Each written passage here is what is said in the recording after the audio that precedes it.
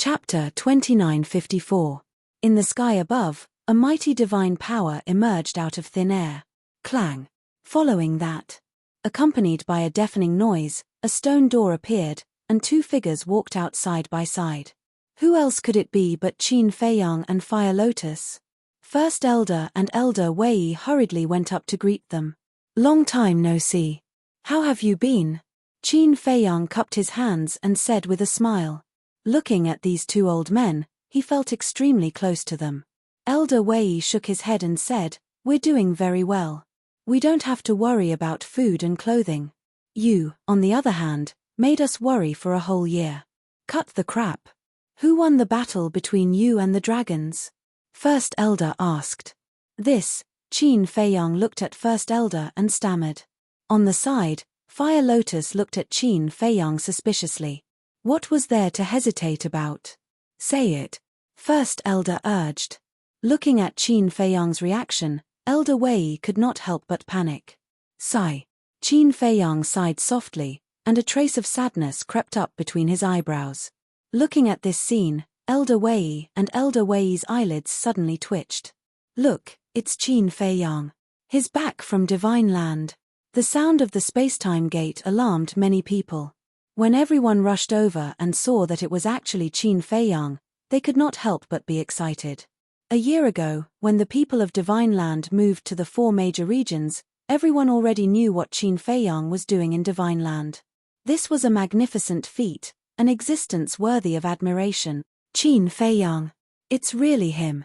More and more people came. Those who were squatting on the coast also swarmed over. They were all from Divine Land. In just 100 breaths, this place became a sea of people. So many people came so quickly. Qin Feiyang was stunned. This means that you have a great influence now, Fire Lotus transmitted with a smile. She had been wearing a mask all this time, and her aura was also concealed. That was why the First Elder and Old Wei didn't recognize her. Qin Feiyang smiled bitterly. What the hell are you doing? Why are you still hesitating? Fire Lotus looked at him in confusion. Qin Feiyang chuckled and said, I just wanted to play with the feeling of my heartbeat. Ooh. Fire Lotus looked at Qin Feiyang in shock. How old are you?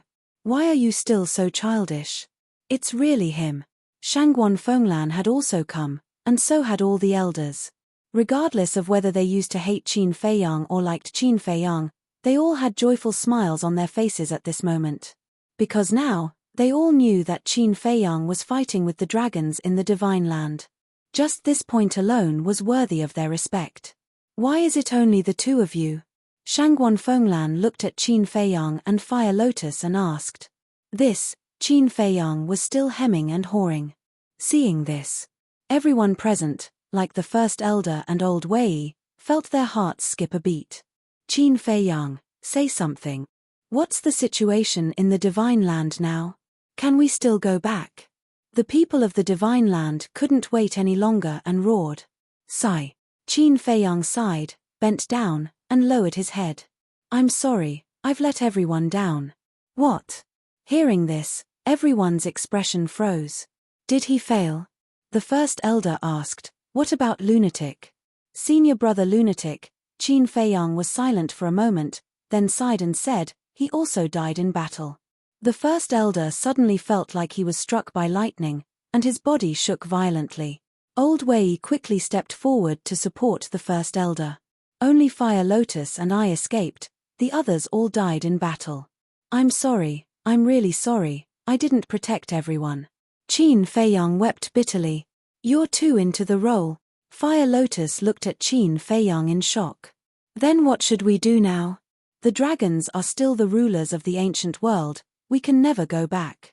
The people of the Divine Land couldn't help but look at the Divine Land, their faces full of sadness. I'm sorry, I'm really sorry, Qin Feiyang blamed himself. What about Hu Yi? Shangguan Fenglan asked. Qin Feiyang looked at Shangguan Fenglan and sighed, he also died in battle. Shangguan Fenglan's eyes trembled, and tears suddenly streamed down her face. Qin Dage, it seems that she really has feelings for Hu Yi. Fire Lotus looked at Shangguan Fenglan and transmitted her voice. Yes. Qin Feiyang replied secretly. Fire Lotus rolled her eyes and transmitted her voice. Qin Dage, I have an idea. What is it? Qin Feiyang was puzzled. Hue Yi was worried that his identity would be exposed and Shangguan Fenglan wouldn't accept him. We might as well play a little trick now and poke a hole in this layer of window paper. Fire Lotus said secretly. Qin Feiyang heard this, pondered for a while, and transmitted his voice. If we can really help Hue Yi, it's a good thing. Okay, you plan it, I'll cooperate with you. Okay. Fire Lotus responded secretly, looked at Shangguan Fenglan, and sighed. Before Hue Yi died, no one mentioned him, except for you. What did he say? Shangguan Fenglan looked at Fire Lotus with tears in her eyes. He said, it's a pity that he couldn't give you a happy home in this life. He said that he let you down.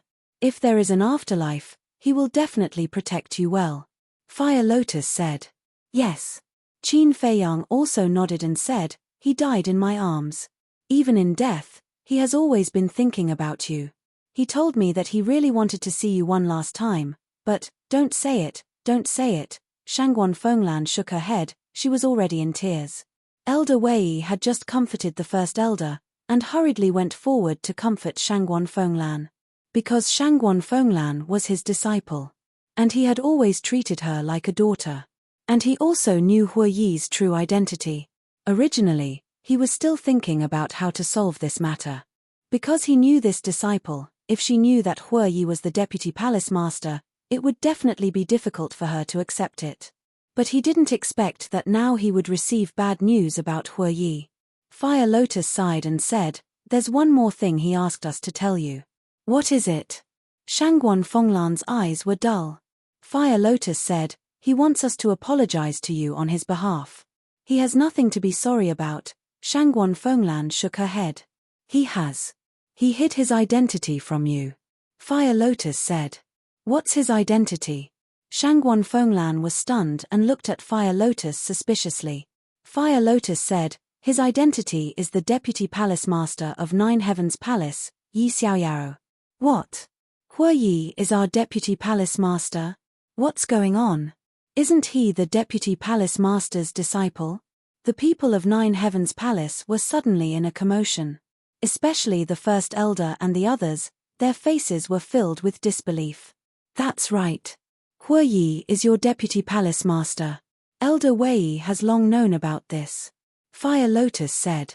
The first elder turned to stare at Elder Wei and asked, Elder Wei, is this true? Master, Shangguan Fenglan also raised her head and looked at Elder Wei. Not only them, but all the people of Nine Heavens Palace present were looking at Elder Wei at this moment. Elder Wei glanced at everyone, nodded and sighed, it's true. How can it be the deputy palace master? This must be a dream. Everyone shook their heads. Some even roared. The fall of the palace master back then had already brought a devastating disaster to Nine Heavens Palace. Now that even the deputy palace master had died in battle, what would happen to Nine Heavens Palace in the future? So, they couldn't accept this matter. Fire Lotus looked at everyone in grief and transmitted her voice. Qin Dage, have we gone too far? Qin Feiyang looked at everyone, gritted his teeth, and transmitted his voice. For Hue Yi's happiness, continue. All right. Fire Lotus secretly responded. Looking at Shangguan Fenglan, she said, although he lied to you, his feelings for you are real. He said, please forgive him. Then why didn't he tell me earlier? Shangguan Fenglan roared. He was afraid that you wouldn't be able to accept him after knowing, so he kept it a secret. He was also afraid of losing you. Qin Feiyang sighed. Shangguan Fenglan smiled sadly and shook her head, it's too late to say anything now. Then, have you forgiven him? Fire Lotus asked. He's already dead, what's the point of being calculative? Shangguan Fenglan shook her head. Fire Lotus asked, then are you still willing to be with him? If he's not dead, I'm willing. Shangguan Fenglan murmured. Really? Fire Lotus said. Shangguan Fenglan nodded, her expression incomparably lonely. Fire Lotus laughed, Hue Yi will definitely be happy to hear this. Can he hear it? He can't hear it. Shangguan Fenglan shook her head, turned around and walked towards the sky stairway, her back view looking incomparably desolate. Great Elder and the others also had a mournful look on their faces. Great Elder, you have to pull yourself together. The Palace Master and Deputy Palace Master are both gone. You are the pillar of our 9 heavens palace. The disciples below shouted. Pillar. Great Elder shook his head and smiled sadly. Lan. But at this moment, a voice suddenly sounded in the void. Shangguan Fenglan's delicate body trembled. This voice, Great Elder, Elder Wei, and everyone in 9 heavens palace immediately looked towards the direction of the voice.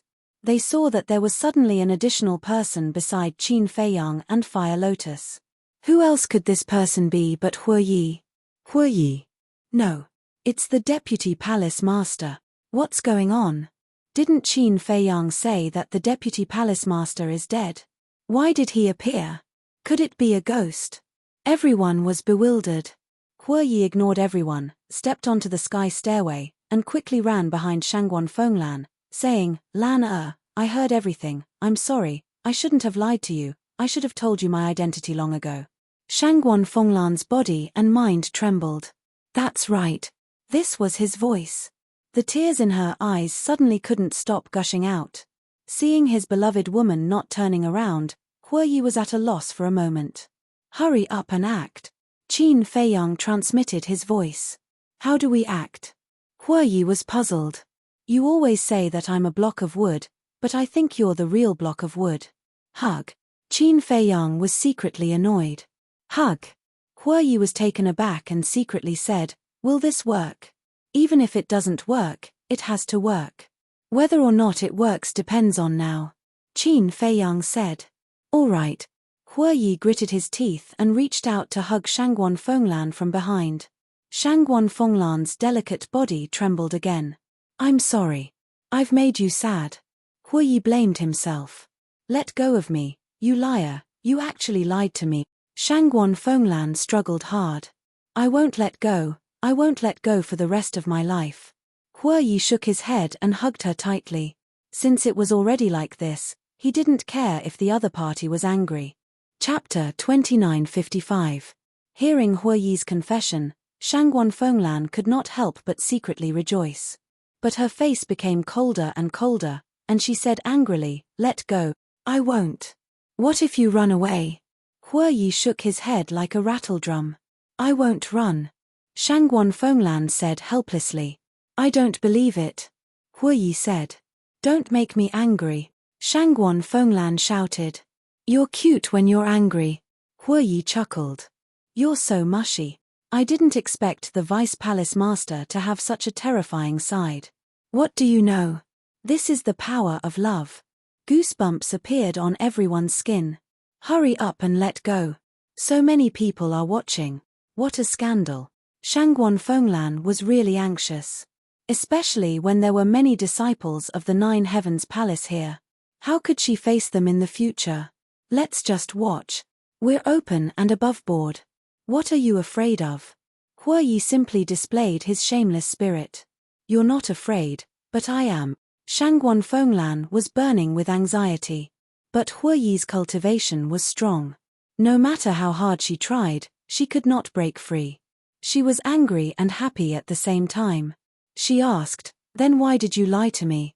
Didn't Qin Feiyang and the others just say that they were afraid that you wouldn't accept me after I confessed to you? So they kept it from you. Hu Yi said. That's not what I'm talking about. Shangguan Fenglan said angrily. Then what are you talking about? Hu Yi was suspicious. What I'm talking about is, why did you let them lie to me that you're dead? Shangguan Fenglan said angrily. I really didn't ask them to do this. They made the decision behind our backs. I swear, if there's even half a lie, I'll be struck by lightning. Hu Yi said. Shut up. Nothing, why are you swearing? Shangguan Fenglan reprimanded. Hehe, you feel sorry for me. Hu Yi said with a smile. No. Shangguan Fenglan shook her head.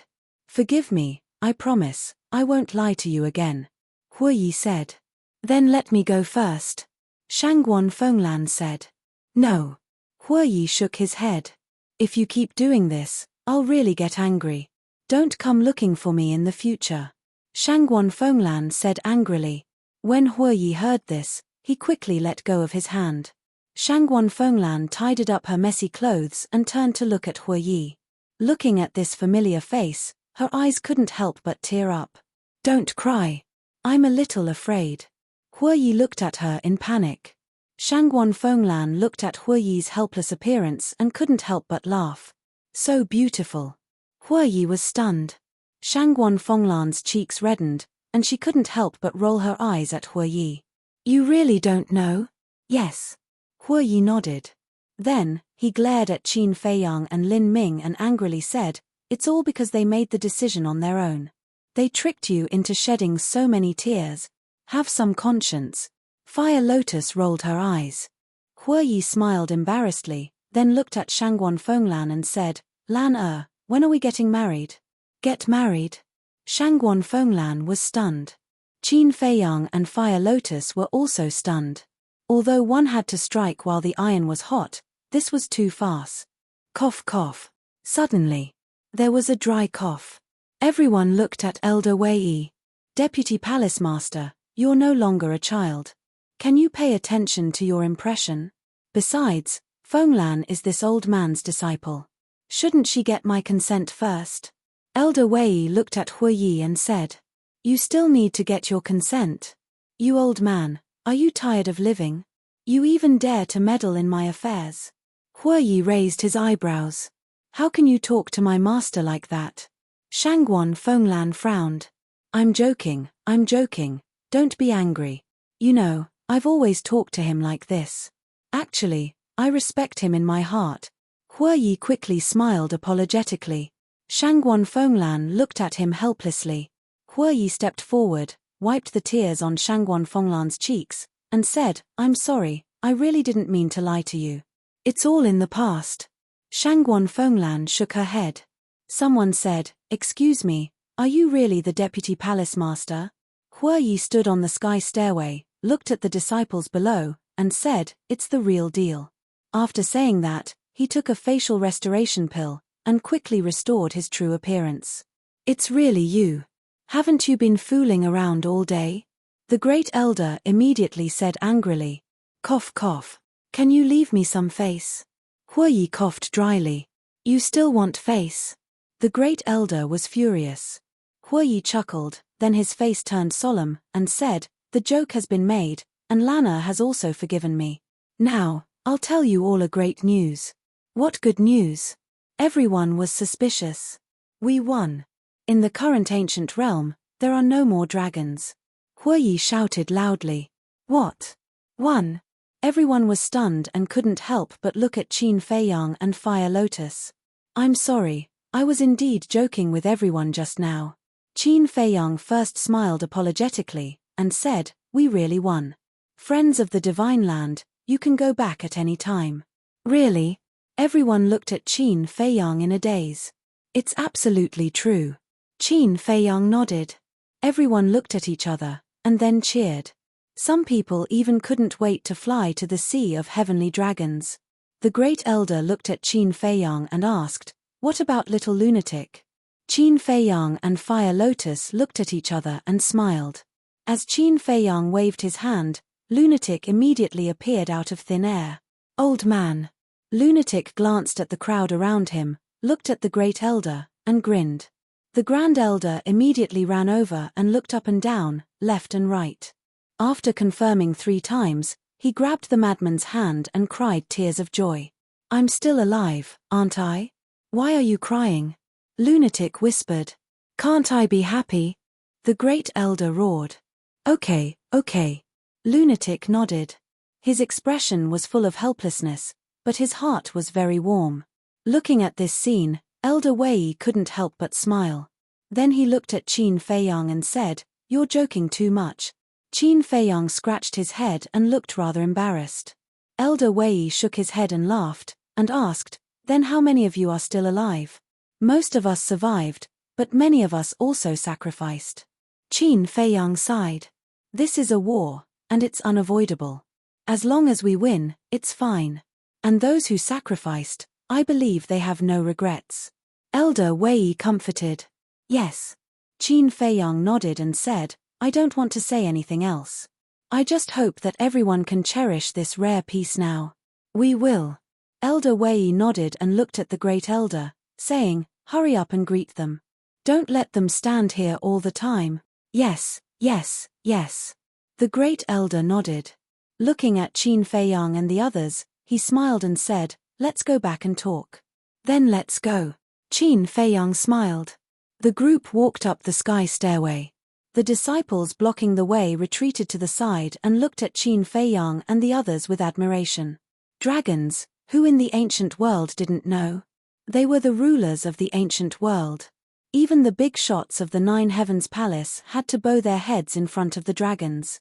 And now, they were actually destroyed by these people. It was really admirable.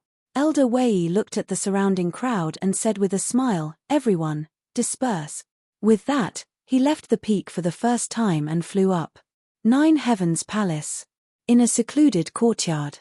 This was the residence of the Great Elder. In the courtyard, the Great Elder asked everyone to sit down and personally made tea. Before the tea was ready, accompanied by a few whistling sounds, 3 figures landed in front of the courtyard. Why are you guys here? The Great Elder looked at the 3 and was stunned. Do I have to report to you first?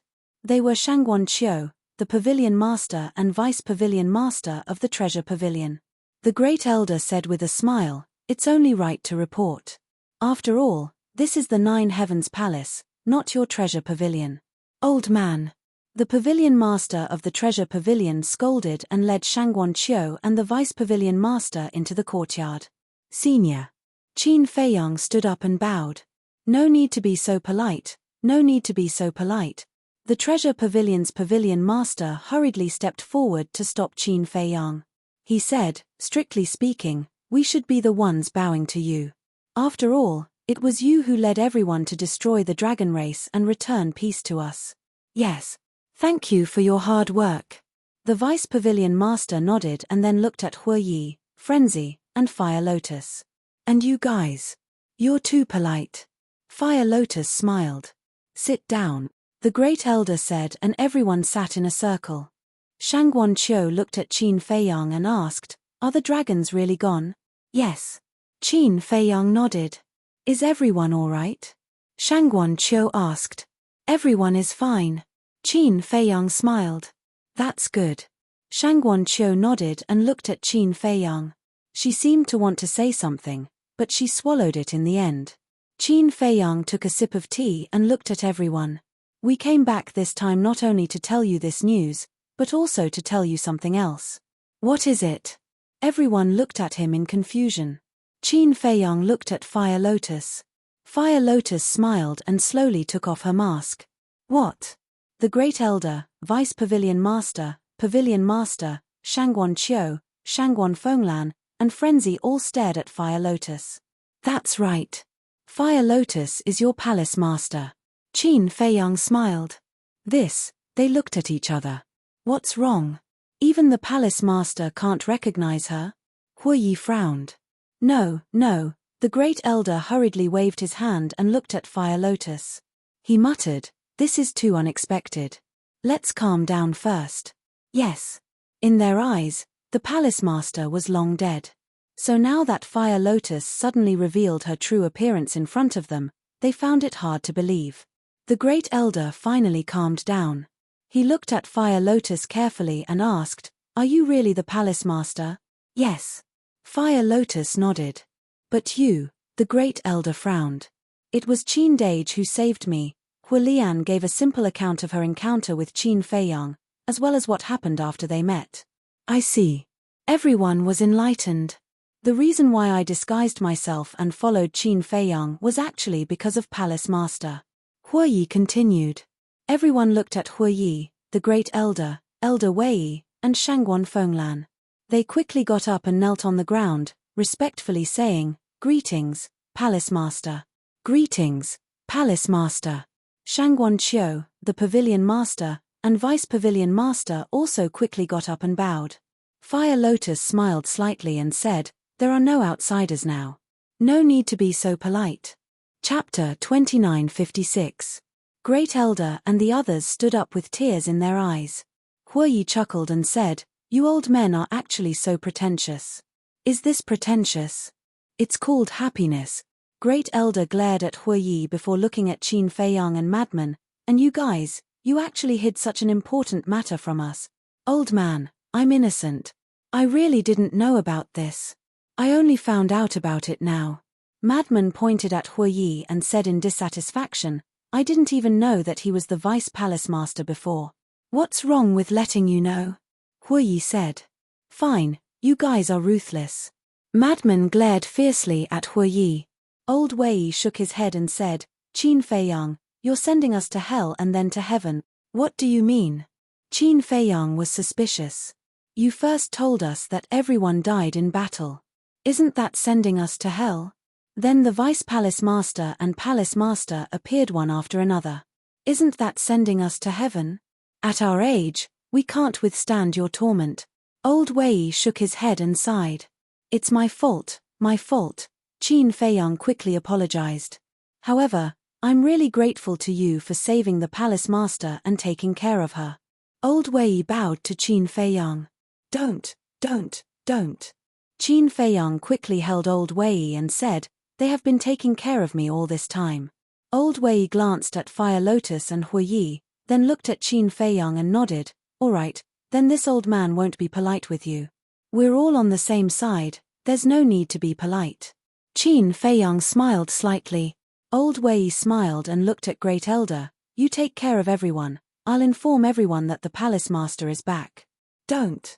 Fire Lotus quickly stopped Old Wei. What's wrong? Old Wei looked at Fire Lotus suspiciously. Fire Lotus smiled, Let's do it as usual. As usual? Elder Wei was taken aback. The Great Elder and the others also looked at the Fire Lotus in confusion. Fire Lotus said, I came back this time mainly to tell you that I'm safe. I don't want too many people to know. How can this be? Now that you've returned, we must announce it. Only then will our Nine Heavens Palace have a backbone. Old Man Wei said. Don't these people have a backbone when I'm not around? Fire Lotus asked. This, Elder Wei was at a loss for words. All these years, the affairs of Nine Heavens Palace have been well managed by all of you, and Nine Heavens Palace has become more and more glorious. So, it doesn't matter whether I'm here or not. Fire Lotus smiled.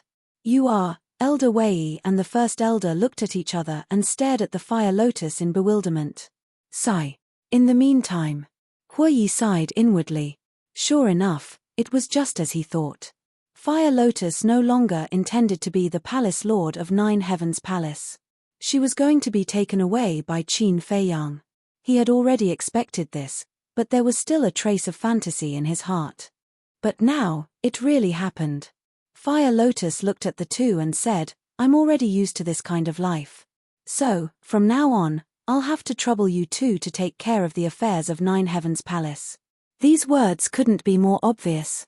Not only the First Elder and Elder Wei, but Shangguan Qiu, Shangguan Fenglan, the Pavilion Master, and the Vice Pavilion Master all understood. She was leaving Nine Heavens Palace. Palace Lord, after the battle with the dragons, Nine Heavens Palace finally recovered. Now is the time when we need you. You can't abandon us at this time. The First Elder hurriedly said. You're exaggerating. I can see that Nine Heavens Palace is getting better and better. It doesn't matter whether I'm here or not. Besides, aren't there Huiyi and Madman? Their abilities are all very outstanding. Especially Madman. Do you know how amazing his performance was in the battle with the dragons? It can be said that he alone took 1/3 of the credit. Fire Lotus smiled. Is it that exaggerated? Everyone looked at Madman in astonishment. Of course. Madman smiled proudly, then looked at Fire Lotus and said, Don't think that I'll listen to you just because you flatter me. Let me tell you, I'm not interested in this. Then what are you interested in? Fire Lotus laughed. Aren't you asking the obvious? Madman rolled his eyes. Of course, it was the 4th floor of the miracle. If he didn't know about the miracle, he would have returned to Nine Heavens Palace after destroying the dragons. But it was different now. Knowing that there was a more exciting world, how could he stop in the ancient world? You, Fire Lotus shook her head, then turned to look at Huiyi. Why are you looking at me? Hue Yi coughed. If not you, who should I look at? Fire Lotus said. Don't force me, okay? You know my personality, I'm a lazy person. It's hard for me to be the Vice Palace Lord, let alone the Palace Lord. Hue Yi said with a bitter face. Fire Lotus said, who doesn't know your ability? As long as you put your mind to it, there's nothing you can't do. Don't flatter me, I really can't. Hue Yi quickly waved his hand. Fire Lotus raised her eyebrows and said, are you not going to listen to my words? What do you want? Forcing good into prostitution? Let me tell you, with so many people watching, you won't be allowed to mess around. Hue Yi hid behind Shangguan Fenglan and shouted. Is that so? Fire Lotus rubbed her fists and stared at him with bad intentions. Shangguan Fenglan looked at Fire Lotus and could see that Fire Lotus was determined to leave. She turned to Hue Yi and asked, do you really want to marry me? Of course, I want to even in my dreams. Hue Yi nodded. Good, as long as you agree to be the Palace Master of Nine Heavens Palace, I will immediately agree to marry you. Shangguan Fenglan said. This, Hue Yi looked at Shangguan Fenglan in a daze. Fire Lotus was also surprised. Do you agree? Shangguan Fenglan asked. Lana, why are you working with her to torture me? Hue Yi cried out in grief and looked at Qin Feiyang for help. Qin Feiyang drank his tea and pretended not to see.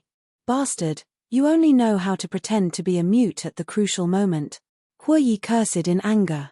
Answer me. Shangguan Fenglan said. Hue Yi looked around. Not only was no one helping him, Frenz's face was filled with schadenfreude. It seems that you were lying to me. Shangguan Fenglan shook her head and sighed. No, no. Hue Yi quickly waved his hand and looked at Fire Lotus, saying, you guys are forcing a duck to a perch. Fine, I'll fulfill your wish. You can go fool around with Qin Feiyang. What do you mean fool around? Qin Feiyang said unhappily. Now you finally know how to speak. I thought you were a mute. Hue Yi glared at Qin Feiyang angrily. Men should be responsible, shouldn't they? Qin Feiyang laughed. What a nice way to put it. Come on then. Hue Yi pouted. I'm definitely not cut out for this. Qin Feiyang waved his hand. Even the dragons were destroyed in your hands. Who else can be more capable than you? Hue Yi looked unhappy. I say, what's wrong with you guys? The position of Ninth Heaven Palace Master is so prestigious. Others can't wait to envy you, and you're not happy. The Treasure Pavilion Master couldn't stand it anymore and scolded. Then why don't you do it? Anyway, Shangguan Qiu is in charge of the Treasure Pavilion now. You have nothing to do. Hue Yi pointed at the Pavilion Master again. The Pavilion Master's mouth twitched. He knew he couldn't speak. Fire Lotus looked at Old Wei and the Great Elder and said, now you won't object, right? The two looked at each other and finally sighed helplessly, as long as you're happy.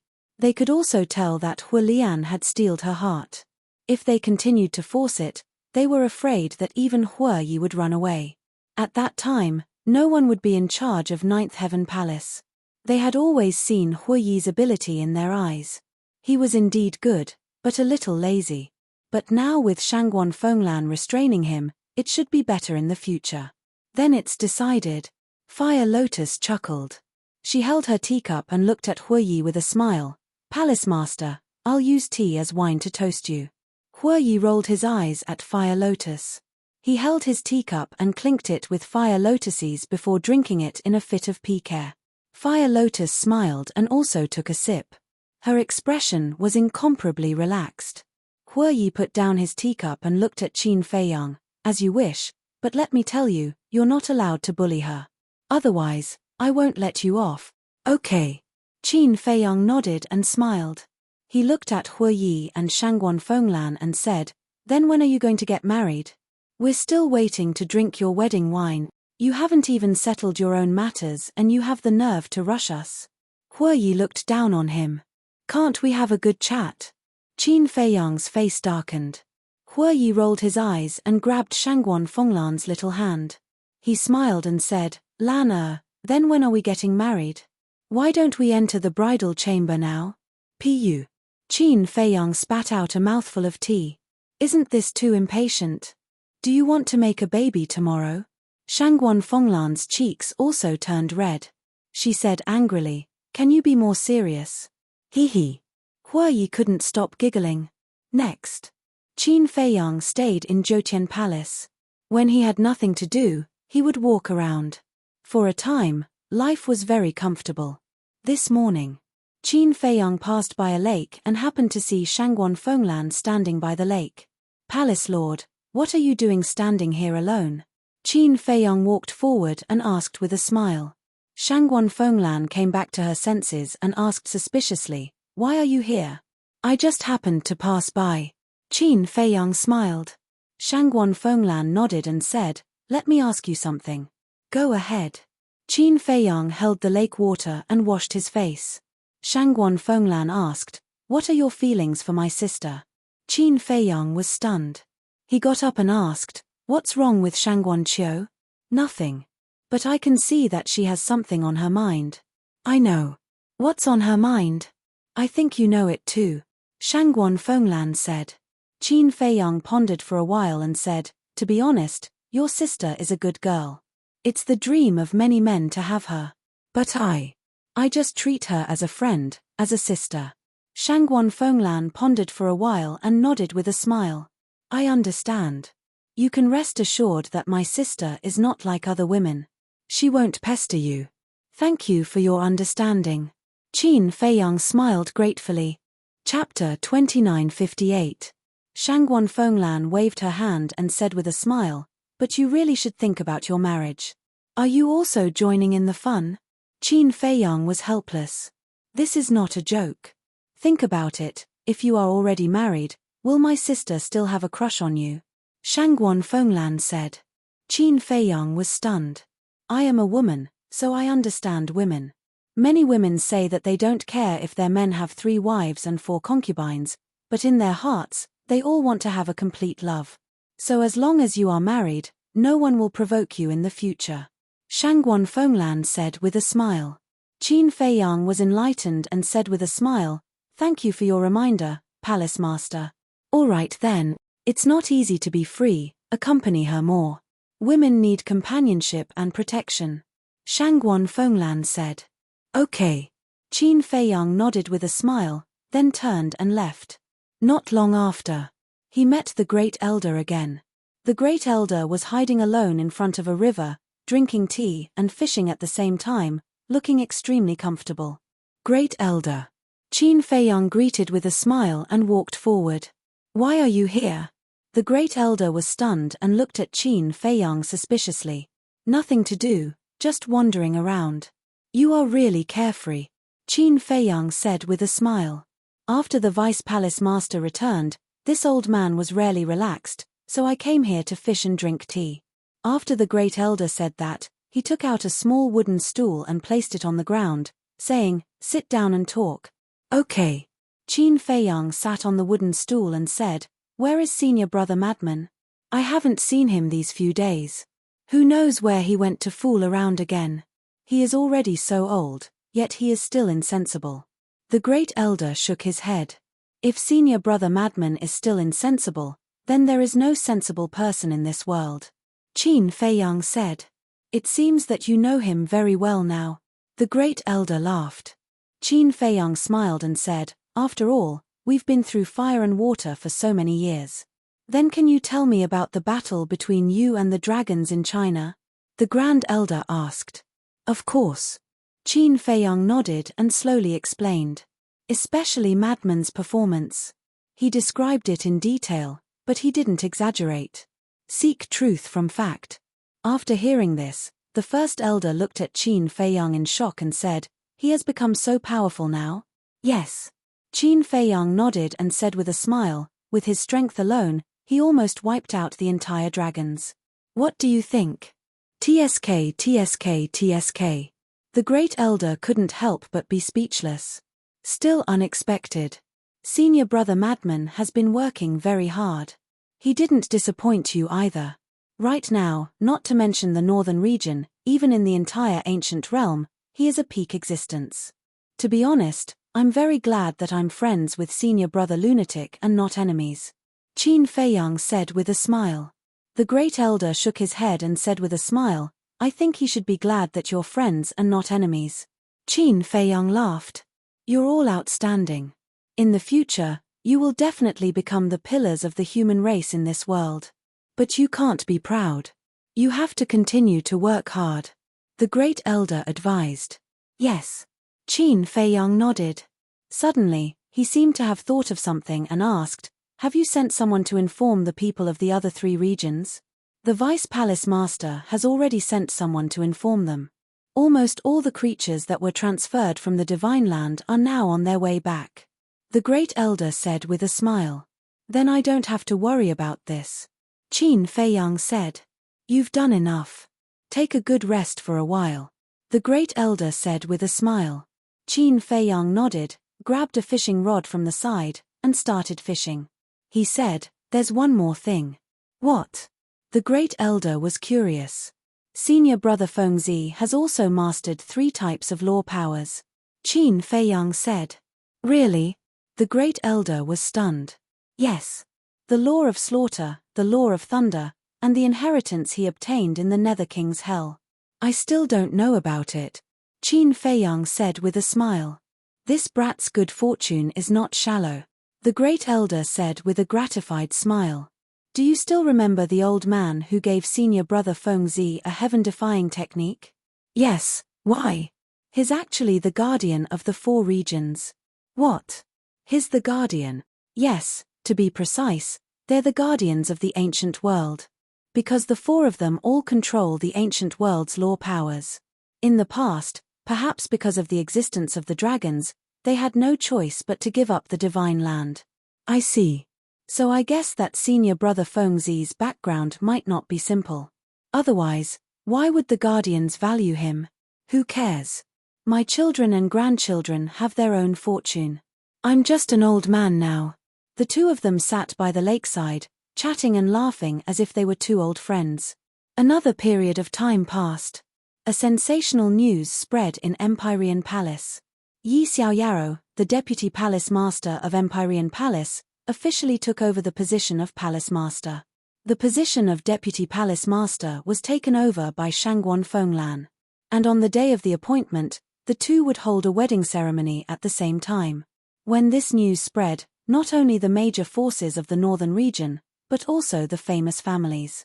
Even the major forces of East Tomb, West Desert, and South Wilderness sent congratulatory gifts. On the same day, Empyrean Palace was bustling with noise and excitement. All the famous forces of the 4 regions sent people to attend the ceremony. Rudong City's Heavenly Cloud Mountain Master. Heavenly Cloud Mountain was the strongest existence in East Tomb. Back then, Qin Feiyang had a grudge with Heavenly Cloud Mountain. Among them, there was a person called Su Mo who left a deep impression on Qin Feiyang. But now, everything was in the past. The East Tomb Treasure Pavilion Master, West Desert Treasure Pavilion Master, and South Wilderness Treasure Pavilion Master also came to congratulate him.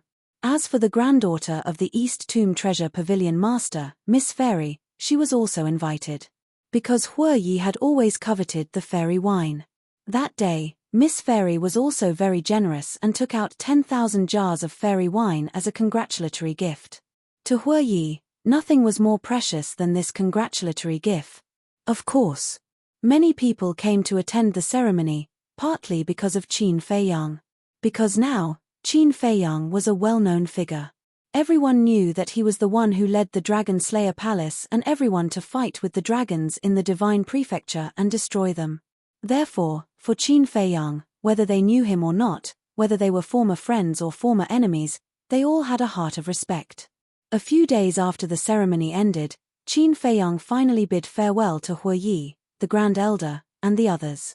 He took the Fire Lotus and went to the Treasure Pavilion. The Treasure Pavilion of the northern region was not affected by the war. Early in the morning, the sun slowly rose from the horizon. When Qin Feiyang arrived at the Treasure Pavilion, the door was just opened. "Greetings, young Master Qin." The guard at the door bowed and saluted. He looked at Qin Feiyang with eyes full of admiration. "Where's Shangguan Qiu?" Qin Feiyang asked with a smile. The guard said, Miss is washing up inside. Shall we ask her to come out? No, we'll go in ourselves. Qin Feiyang smiled and walked into the treasure pavilion with the fire lotus. Knock, knock. In front of a door, Qin Feiyang knocked. Come in. Shangguan Qiu's voice sounded from inside. Qin Feiyang pushed open the door and saw Shangguan Qiu coming out of the bathroom. There were some water stains on her face and between the hair on her forehead. Why are you here? Shangguan Qiu was surprised to see Qin Feiyang and the fire lotus. Can't we come? Qin Feiyang smiled. Yes. You're the savior of the ancient world now. Who dares to stop you? Shangguan Qiu laughed. Why does it sound so ironic? Qin Feiyang shook his head and laughed. I'm praising you. Why? What's the matter? Shangguan Qiu asked. Yes. Qin Feiyang nodded and said with a smile, I just wanted to ask you if you still want to go to the Divine Land. This, Shangguan Qiu hesitated. Qin Feiyang was speechless. Weren't you reluctant to leave when you left? I'm asking you now. Why are you hesitating? Don't you know? It must be because you're not in the Divine Land now. Fire Lotus joked. Ah. Qin Feiyang was shocked. Shangguan Qiu blushed when he heard that. The atmosphere became awkward. Fire Lotus looked at the two and could not help but laugh. She waved her hand and said, Okay, pretend I didn't say anything. Qin Feiyang rolled his eyes at Fire Lotus. He looked at Shangguan Qiu and said with a smile, If you want to go, come with us now. You can also bring your master. Which master? Shangguan Qiu was doubtful. Now, she had two masters. One was the pavilion master of the treasure school in the northern region, and the other was the chief pavilion master of the treasure school, Supreme Cloud. Your master in the northern region, of course. Qin Feiyang said with a smile. She can go too? Shangguan Qiu was stunned. Of course. Qin Feiyang nodded. How about this? I'll send a message to ask my master first. Shangguan Qiu asked. Okay. Qin Feiyang said. Shangguan Qiu took out an image crystal, and a woman's figure quickly appeared. Greetings, senior. Qin Feiyang bowed. No need to be so polite. The woman smiled faintly. Shangguan Qiu said, Master, Qin Feiyang asked you to go to the Divine Land. Will you go? Me? The woman was slightly stunned. She shook her head and said, Why would I go to the Divine Land? It's better to stay at home. But, Shangguan Qiu was a little anxious. I know what you're thinking. Go if you want. Don't worry about me. I can take care of myself. The woman smiled faintly. So I'm really going? Shangguan Qiu asked. Go. No one is tying you up. Besides, your ability is already above mine. The Divine Land is your stage. The woman smiled. Don't praise me like that. It's embarrassing.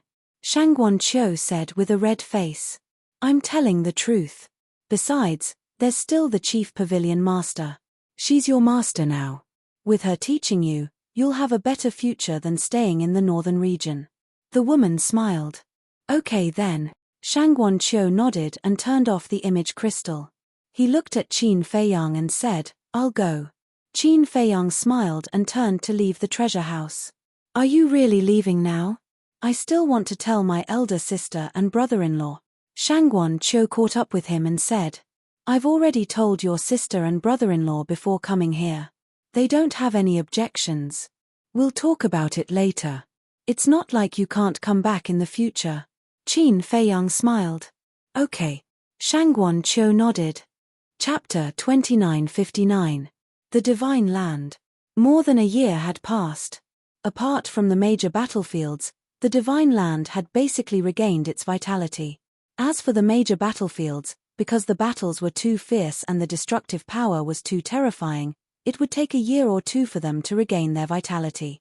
But now, some people had returned to the Divine Land. The people who came back first were all relatively strong. After all, they were the same as Qin Feiyang. Qin Feiyang had the gate of time and space, so he could come and go in an instant. But the others had to fly to the Divine Land through the 4 seas, so their speed was naturally slower. So, The people and beasts who rushed back to the Divine Land were basically all in the Nine Heavens realm. Looking at the major battlefields and the disappearing Divine Dragon Island, everyone was full of shock. Clang! Above Divine Dragon Island. With a loud noise, the gate of time and space appeared out of thin air. Qin Feiyang, Fire Lotus, and Shangguan Qiu walked out one after another. Divine Dragon Island was undoubtedly the center of the battlefield. The battle between Qin Feiyang and the Dragon Godsword, the battle between the Frenzy and the Prince of Dragons, and the battle between the ancient castle and the Ice Dragon Sacred Sword all happened here. So it was even more tragic here. It was estimated that no grass would grow here for decades or centuries. The entire inland sea was filled with the aura of death. Shangguan Qiu glanced down and felt the aura of death. His heart could not help but tremble. After leaving the Divine Land, what kind of earth-shattering battle had happened here? Greetings, Your Excellency. Suddenly, a sea of people came from all directions, tens of thousands of them, all in the Nine Heavens realm. Hello. Qin Feiyang smiled and then said, "You don't have to call me Your Excellency. Just call me by my name." "How can we do that?" Someone shook his head. "I don't like to be called Your Excellency because we are equal." Qin Feiyang smiled. "Your Excellency is really modest." "Well, we'll do as you say." Qin Feiyang, "Thank you so much. You are the savior of the Divine Land. Please accept our bow." Everyone knelt in the void and prostrated themselves. Qin Feiyang did not try to dissuade them because he knew it was useless. He smiled and said, "Get up." Everyone stood up one after another. Someone asked, "Where are the Qin Emperor and the others?" Qin Feiyang smiled, "They are all recuperating in the Black Tortoise world." "That's true. Although I didn't see it with my own eyes, I can tell that the battle between you and the dragons must have been very fierce. Let them rest well. We won't disturb the three of you. After this battle, we still need to rebuild our home. We'll head back first." Everyone laughed. "All right." Qin Feiyang nodded. "Brothers, let's go." The surrounding people immediately scattered and disappeared into the horizon. "Hero, can I have your autograph?" Shangguan Qiu looked at Qin Feiyang with admiration. Qin Feiyang shook his head and laughed. Shangguan Qiu said, "To be honest, don't you feel a sense of accomplishment now that everyone is admiring you?" A sense of accomplishment? Qin Feiyang was slightly stunned. He shook his head and said, "Not really, but I'm happy to see the smiles on everyone's faces." Yeah. This is a smile of relief. After being oppressed by the dragons for so many years, I'm finally free. Fire Lotus smiled slightly. Shangguan Qiu nodded and said, "The destruction of the dragons is indeed very satisfying." Buzz. All of a sudden, the image crystal rang. Qin Feiyang took out the image crystal. A shadow appeared. It was Jiang Dafei. Jiang Dafei smiled and said, "Young lord, you've indeed returned to the Divine Land." "Just returned. You're quite well informed." Qin Feiyang smiled. "Someone just sent me a message saying that you've returned to the Divine Land, so we immediately sent you a message." Jiang Dafei said. "We?" Qin Feiyang was stunned. Jiang Dafei smiled and said, "All the city lords are with me. They also want to meet you. Then come to the Divine Dragon Island." Qin Feiyang gave Jiang Dafei a coordinate. "Okay." Jiang Dafei nodded and the image disappeared. Swish. In a short while, one figure after another descended upon the void in front of them. There were thousands of people in total. "Greetings, young lord." Thousands of people bowed in unison. "Thank you for your hard work." Qin Feiyang smiled slightly. These people did not go to the Black Tortoise realm. Instead, they followed the creatures of the Divine Land and moved to the 4 major domains. Besides, they also had a mission to maintain order. After all, there were so many creatures in the Divine Land. If all of them moved to the 4 major domains at once, it would cause a lot of commotion. Therefore, they needed people to guard. Jiang Dafei and the others were undoubtedly the best candidates. "It's not our hard work. It's yours." Jiang Dafei waved his hand. Qin Feiyang smiled and asked, "Are the city lords of the west, north, south, and east all here?" "Yes." Jiang Dafei nodded. An old man said respectfully, "Young lord, we've long wanted to meet you, but you've been too busy. Why do you want to meet me?" Qin Feiyang smiled. The old man said, "We want to follow you, so please control us." Control?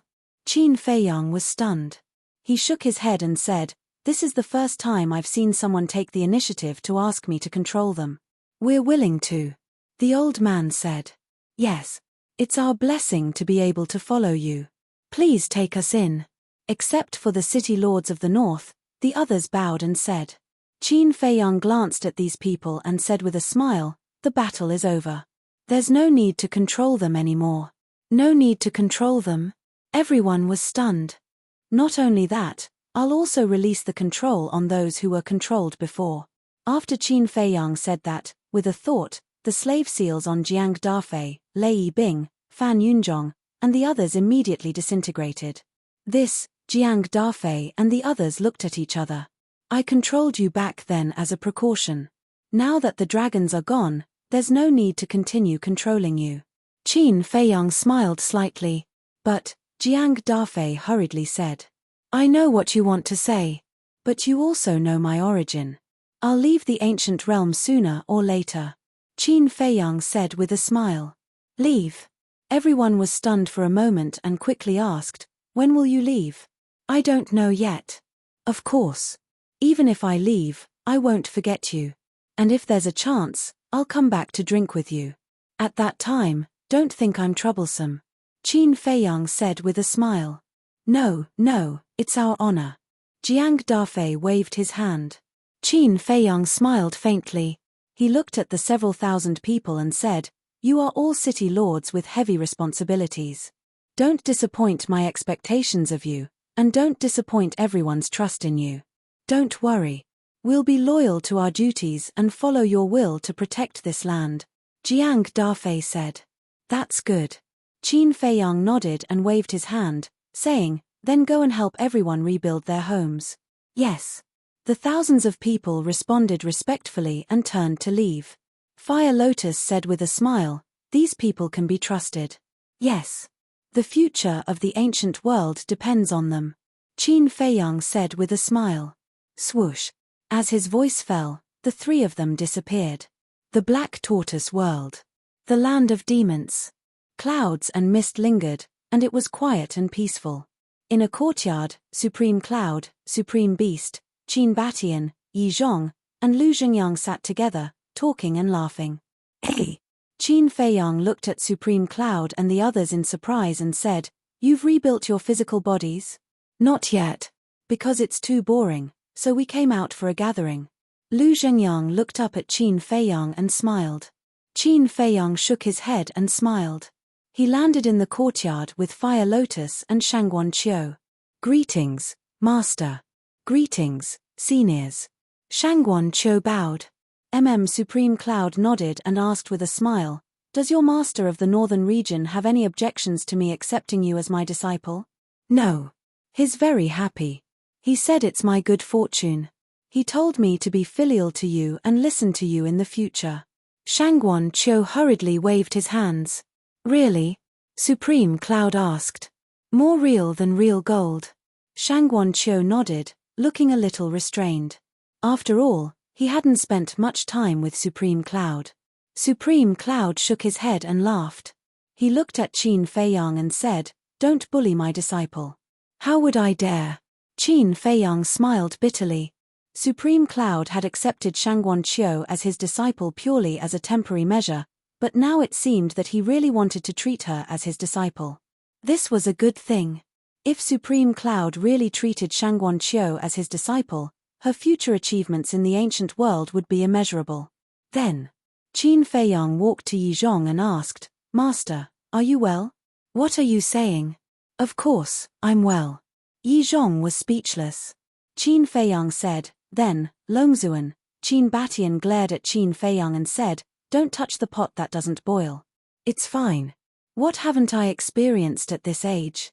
Calm down for a while, and you'll get over it." Yi Zhong waved his hand. "That's good."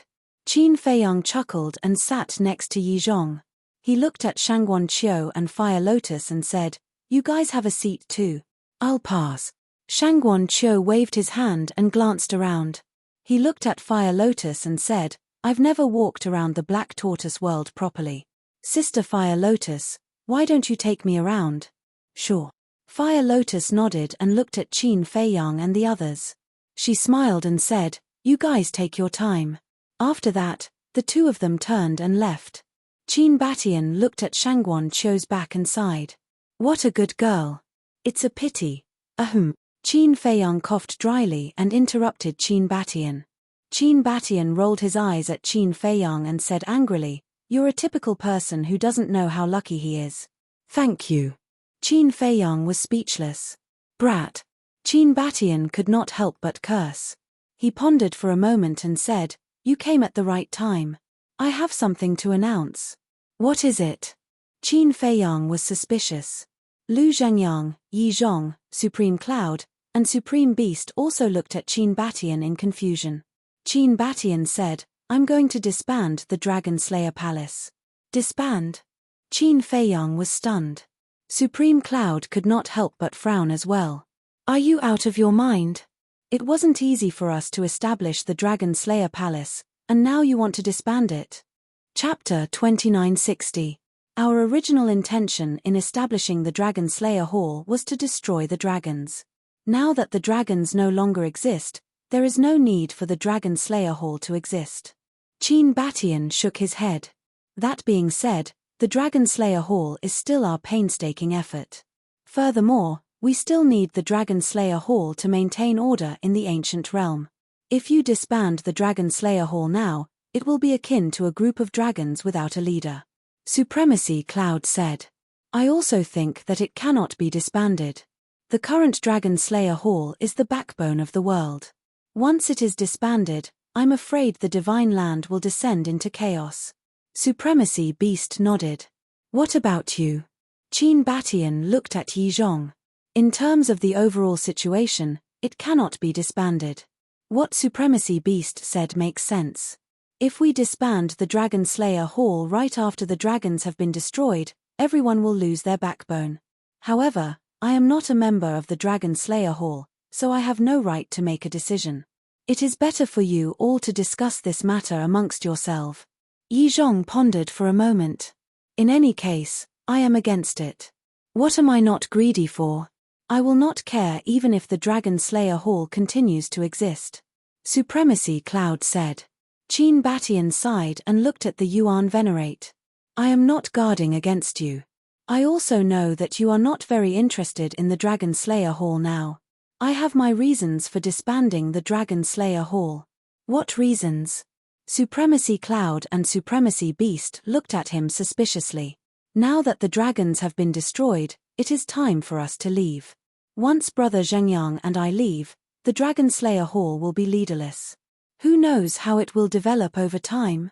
What if one day in the future, I become the next Dragon Clan? Therefore, it is better to disband it. Qin Batian said.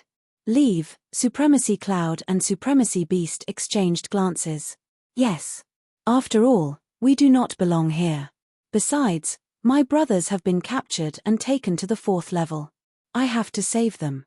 Qin Batian sighed. Supremacy Cloud and Supremacy Beast fell silent. Qin Feiyang suddenly said, it is not necessary to disband it. The 5 of them immediately looked at Qin Feiyang. No matter how you look at it, the existence of the Dragon-Slaying Palace is necessary. Ancestor, you are worried that the Dragon Slayer Temple will become the next Dragon Slayer. You don't have to worry about that. Because we can totally find a reliable person to manage the Dragon-Slaying Palace. Qin Feiyang smiled. Then who do you think is suitable?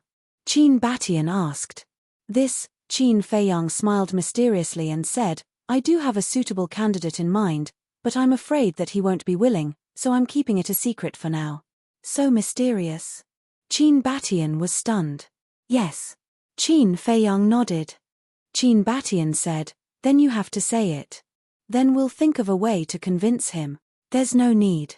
When we leave, we'll just leave this mess to him. I think with his character, he definitely won't sit back and do nothing. Qin Feiyang smiled. Lu Zhengyang looked at Qin Feiyang and said, why does it sound so unreliable? Can I lie to you? Don't worry, I can guarantee that he will definitely take over the dragon-slaying palace. Qin Feiyang smiled confidently. The five of them looked at each other. Qin Batian nodded and said, "All right then, it's up to you. There's one more thing." Yi Zhong looked at Qin Feiyang and said, "Do you still remember what I said back then?" "What did you say?" Qin Feiyang was suspicious. Yi Zhong said, "I'll support you as the master of the ancient world." "Don't. Please don't." Qin Feiyang hurriedly waved his hand. Yi Zhong couldn't help but frown. "Master, you know your disciple's character. In terms of courage, I do have it, but in terms of management, I really can't. We'll talk about it later. Like my ancestor, I have to go to the 4th level of the divine ruins. I can't stay in the ancient world forever." Qin Feiyang sighed. Yi Zhong frowned and said, "Why do you have to go?" "Master, you don't know. When I was born, there were a total of 2 divine artifacts. The castle and Chang Shui respectively. Back then, at the divine ruins, Chang Shui was snatched away by small beast. So, I have to take it back. There's also the blood feud between the inner demons and Big Cousin. I can't just let it go like this," Qin Feiyang said. Yi Zhong fell silent. Actually, after being in the Black Tortoise realm for so many years, he also knew a little. It was just that he didn't expect Qin Feiyang to be so persistent. "I'm a person who is very afraid of trouble, but I have to do these things," Qin Feiyang said. "All right then," Yi Zhong nodded. "A forcibly picked melon is not sweet. But don't worry, your disciple already has a suitable candidate in mind. This person is more suitable than your disciple to be the master of this ancient world." Qin Feiyang laughed. "Are you talking about Lunatic?" Yi Zhong was suspicious. "Him? I'd like to, but he's a wild horse. Can you tie him up?" Qin Feiyang shook his head. Hearing this, everyone couldn't help but shake their heads and laugh. Indeed. With Lunatic's character, no one could tie him up. "Wait. Why don't I see Lunatic? Where is he?" Qin Batian asked. "I don't know. After returning to the North region, he disappeared. He didn't even come back to attend Hui Yi and Shangguan Fenglan's wedding ceremony. I sent him a message, but he didn't respond. I don't know where he is fooling around." Qin Feiyang shook his head. Hearing this, the few of them smiled bitterly. These young people were all very outstanding, but one was more unreliable than the other. Helpless, Qin Feiyang looked at Qin Batian and said, "Ancestor, let's choose a time to go back." Qin Batian pondered for a while and said, "When the physical body is reconstructed, we'll leave." "Okay." Qin Feiyang nodded and looked at Yi Zhong. "Master, do you want to go to our hometown to take a look?" Yi Zhong hesitated. Buzz. Suddenly, the image crystal rang. Qin Feiyang took out the image crystal. A shadow appeared. It was Lunatic. Immediately, Lunatic cursed and shouted, "Damn you, you didn't wait for me when you went back to the divine land. You still have the nerve to say that. Where are you going without saying anything?" Qin Feiyang said angrily. "Cut the crap, I'm outside now, come out and pick me up." Lunatic said. "Just outside?" Qin Feiyang was stunned. An image appeared. Lunatic was really standing in the sky above Divine Dragon Island. Qin Feiyang waved his hand and Lunatic appeared beside him. He said in shock, "How did you come to the Divine Land? So fast." "That old man sent me here." Lunatic pursed his lips. "Old man?" Qin Feiyang was slightly stunned and asked suspiciously, "Which old man?" "It's that old man." "What kind of bullshit guardian is that?" Lunatic said with some annoyance. "Have you been looking for him during this time?" Qin Feiyang was stunned. "Yes." Lunatic nodded, grabbed the teacup on the table, and drank it directly without asking who it was. He said angrily, "This old man is too much. What's wrong?" Qin Feiyang and the others looked at each other suspiciously. "Look, I went to great lengths to look for him. I finally found him in the Western Desert, but look what happened. He actually chased me out without saying anything." Lunatic said angrily, "Why are you looking for him?" Qin Feiyang was puzzled. "Isn't it because of my background?" He gave me a heaven-defying divine art and asked me to go to the Nether King's hell, so he must know my background. But when I found him, no matter how I asked, he just wouldn't tell me. Don't you think I'm angry? Don't I have the right to know my own background? Lunatic became angrier and angrier as he spoke. Qin Feiyang shook his head and said with a smile, when he left, he had already said that he wanted you to find the answer yourself. It's obvious that he doesn't want to tell you, and you still went to him? Aren't you looking for trouble? How? Where can I find it? I don't have a clue at all. Lunatic said angrily. After speaking, his arms drooped down weakly. He was like a frosted eggplant. Take it slow. Look at our ancestors' background, isn't it also a mystery? Qin Feiyang consoled. Lunatic glanced at Qin Batian and said, I'm different from him. He jumped out from a stone. Qin Batian's mouth twitched. Was this something a human should say? Enough. Don't be dejected. Everything has to be done step by step. Also, Huoyi said that he won't see you in the future. He will beat you up every time he sees you. Qin Feiyang said. Why did he beat me up? Lunatic was stunned. Qin Feiyang said, who asked you not to attend his wedding ceremony? Married? Not bad. So be it, he can't beat me anyway. Lunatic waved his hand. Looking at Lunatic's half-dead appearance, Qin Feiyang shook his head and said, actually, I feel that you should go to hell to find your background. Hell? Lunatic was stunned. That's right. Do you still remember the evil moon? When you come into contact with the evil moon, an image will appear in your mind. I guess these images are related to your background. Qin Feiyang guessed. Lunatic immediately lowered his head and pondered. A moment later, he slammed his palm on the stone table. What? You gave us a scare. Qin Feiyang stared at him angrily. Lunatic said, I'm going to hell now. Qin Feiyang was stunned and helplessly said, you have to change your personality. Hell hasn't opened yet, so how are you going to go? Nonsense, of course I'm going to find the guardian of the miracle. Lunatic said. No, it has already helped us a lot. Don't trouble it anymore. Qin Feiyang quickly dissuaded him. Don't worry, after the dragons were destroyed, the old man and the others went to the miracle. The fire python told them that Ice Dragon had lifted the order. In other words, we can enter and leave the miracle as we wish. Lunatic said. Qin Feiyang was stunned and asked, really? Why would I lie to you? Lunatic rolled his eyes. Qin Feiyang suspiciously asked, then why did Ice Dragon lift the order? Is there a need to think? Of course it's us. If he didn't lift the order, how can we go to the 4th floor? If we don't go to the 4th floor, who will he take revenge on? Lunatic shook his head. Chapter 2961. Revenge, Qin Feiyang murmured, it seems that there is a big shot behind Ice Dragon, and it is because of this big shot that he does not dare to interfere with the dragon's affairs. I think so too. The madman nodded and said, let's not talk about it anymore. Hurry up and send me out, and give me Venerable Beast's divine artifact for teleportation. Divine artifact? Qin Feiyang was taken aback. I forgot. Back then, you killed your way into the inner sea and took away his divine artifact. The madman said. Qin Feiyang patted his head and said, there is such a thing. I really forgot about it. Give it to me. The madman said. But this is Venerable Beast's. You have to ask him first. Qin Feiyang said and began to search in the interspatial ring. Venerable Beast smiled and said, take it if you like it. After a while, Qin Feiyang took out an ancient bronze mirror and threw it to the madman, saying, be careful. With our relationship with the blood demon race, what threat is there? The madman pursed his lips. It's better to be careful. After all, the old patriarch has always wanted to possess you. Qin Feiyang said. Got it, got it. The madman waved his hand impatiently. Then when I go to the 4th level, should I come and pick you up? Qin Feiyang asked.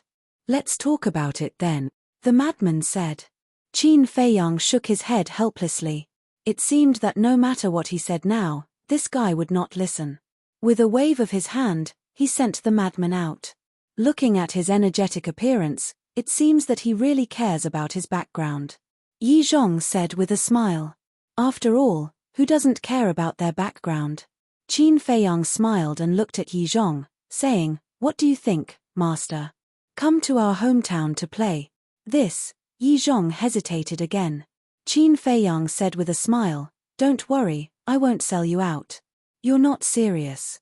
Yi Zhong rolled his eyes at Qin Feiyang and said, "Since Ice Dragon has already lifted the order, then let's go take a look." "All right. You guys chat then, I'll get back to work." Qin Feiyang stood up. Suddenly, he seemed to have thought of something.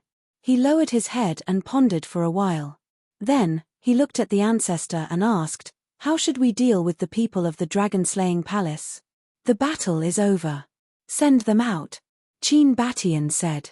"Go out." Qin Feiyang was taken aback.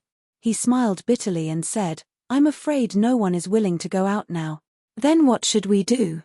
Are we just going to let them stay in the Black Tortoise world?" "That won't do. They're originally from the ancient world, so they can't follow us to the fourth floor and risk their lives," Qin Batian said. Qin Feiyang said, "All right then. Find some time and ask them to clean up." "Yes." Qin Batian nodded. Qin Feiyang turned and walked into the ancient castle. He swept his gaze across the hall and sat on a chair. His senses extended infinitely. Whoosh. Very soon, one by one, figures appeared in the ancient castle. They were Li Qiong, Li Changhe, Wang Daoyuan, the three Black Leopard brothers, Big Black Wolf, the five-clawed Golden Dragon, Feng Dazhi, Yang Li, Wang Ming, and the straw-sandal old man. "What's the matter?" They looked around and looked at Qin Feiyang suspiciously. "The battle is over," Qin Feiyang said with a smile. "Yes." Yang Li nodded. "It was not easy." With a thought, Qin Feiyang also removed everyone's enslavement seal. "Young master, what are you doing?" Wang Ming looked at Qin Feiyang in surprise. "I promised everyone that I would remove the control after the battle. You are free from now on." Qin Feiyang smiled slightly. "Free," everyone murmured and lowered their heads. They felt a little disappointed. "Why do you still look unhappy?" Qin Feiyang asked with a smile. "Young master, to tell you the truth, I really wanted to get rid of your control in the past. But after interacting with you for a long time, I realized that you are a good person. Righteous, responsible, and good to us. Young master, I know what you mean, but I don't want to leave." Wang Ming said. Qin Feiyang asked, "Are you willing to die on the fourth floor with me?" "Yes." Wang Ming nodded without hesitation. "Thank you." Qin Feiyang smiled and said, "But all good things must come to an end. We will be separated sooner or later. Boss, you are burning the bridge after crossing the river. From the moment I followed you into the Black Tortoise world, I had no intention of leaving." Big Black Wolf looked at Qin Feiyang with dissatisfaction. "Us too." The three Black Leopard brothers nodded. "Young master, since you have given us freedom, please let us make our own decisions." Yang Li glanced at Big Black Wolf and the three Black Leopard brothers before looking at Qin Feiyang. Qin Feiyang looked at Yang Li, Wang Ming, the three Black Leopard brothers, and Big Black Wolf with a smile. "All right, you guys can make the decision. I choose to stay." Wang Ming said immediately. "Me too." Yang Li added. "Us too." Big Black Wolf and the three Black Leopard brothers ran out. "I knew it." Qin Feiyang shook his head and laughed. "Hee hee." Big Black Wolf grinned. "What about you guys?" Qin Feiyang looked at Feng Dazhi and the others. Feng Dazhi pondered for a moment and looked at Qin Feiyang. "Young master, let me say this first. I am not afraid of death. I know. If you were, you wouldn't have self-destructed in the internal sea to save us." Qin Feiyang smiled. "You still remember." Feng Dazhi scratched his head. "How can I forget the favor of saving my life? And Li Changhe, when I entered the Dragon God's palace, you also stood in front of me without hesitation." Qin Feiyang smiled. "It's a small matter." Li Changhe waved his hand. Qin Feiyang looked at the group and said with a smile, "Tell me what you really think in your hearts at this moment." "Okay." Feng Dazhi nodded and said, "I have always worked for the dragons in the past, and I have always felt guilty. So now that the dragons have been destroyed, I want to stay and do something for China and the ancient world. That's a good thing. Qin Feiyang nodded. Me too. I want to stay and atone for the sins I have committed in the past. Li Qiong looked at Qin Feiyang and said, "It's really rare for you guys to have such a heart. If it were someone else who fought against the dragons and won, they would have been smug. But you guys have never let go of the self-blame and apology in your hearts. This makes me admire you very much." Qin Feiyang said with a smile. "Thank you." Feng Dazhi and Li Qiong smiled gratefully. "What about you guys?"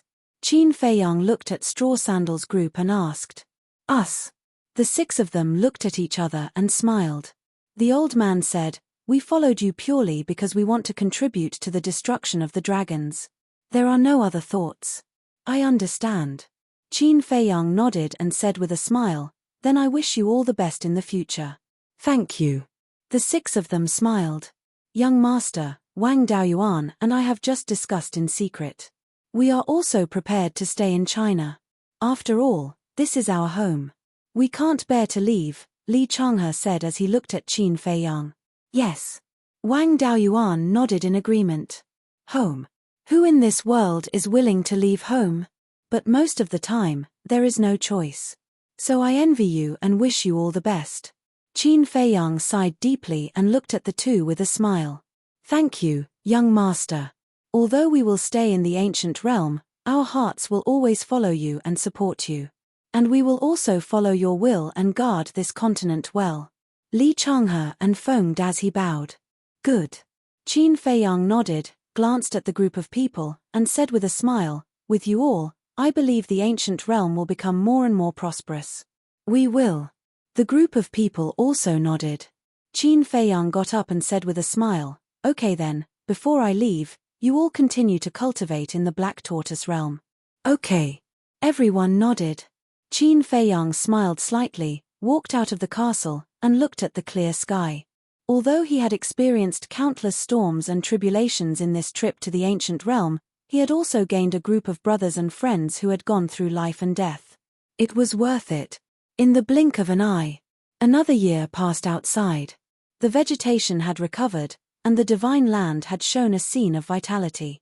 Moreover, under the leadership of Jiang Dafei and the others, the major cities had also risen from the ground, returning to their former glory. Qin Feiyang was really pleased with the performance of Jiang Dafei and the others. They were orderly and conscientious. Yi Zhong and the others had also reconstructed their physical bodies. On this day, Qin Feiyang, Qin Batian, Yi Zhong, Supreme Cloud, and Beast Supreme left the Black Tortoise realm and traveled to every corner of the divine land. Looking at the brand new cities and the smiling faces, their hearts were incomparably warm. As long as everyone was living well, they would be satisfied. The next day, outside the Holy Dragon City, early in the morning, a sea of people gathered in the sky above the city. The leaders were the city lords of the western, northern, southern, and eastern regions. Everyone was looking at the void, as if waiting for something. Suddenly, a group of figures appeared out of thin air in the void outside the city. There were hundreds of millions of them. They were the members of the dragon-slaying palace. In the past, there were only tens of millions of them, but over the years, the number had multiplied several times over. However, at this moment, their faces were filled with disappointment and reluctance. Swish.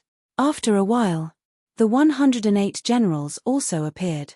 They were also disappointed and reluctant. After a while, many people appeared again. Qin Feiyang, Yi Zhong, Supreme Cloud, Beast Supreme, Qin Batian, Lu Zhengyang, Ice Emperor, Rain Emperor, and Shangguan Qiu were among them. "They're out." The people in the sky above the city were in an uproar. So many people. Qin Feiyang was stunned. Jiang Dafei smiled and said, "Young Lord, Emperor Qin, Emperor Yang, we're all here to see you off.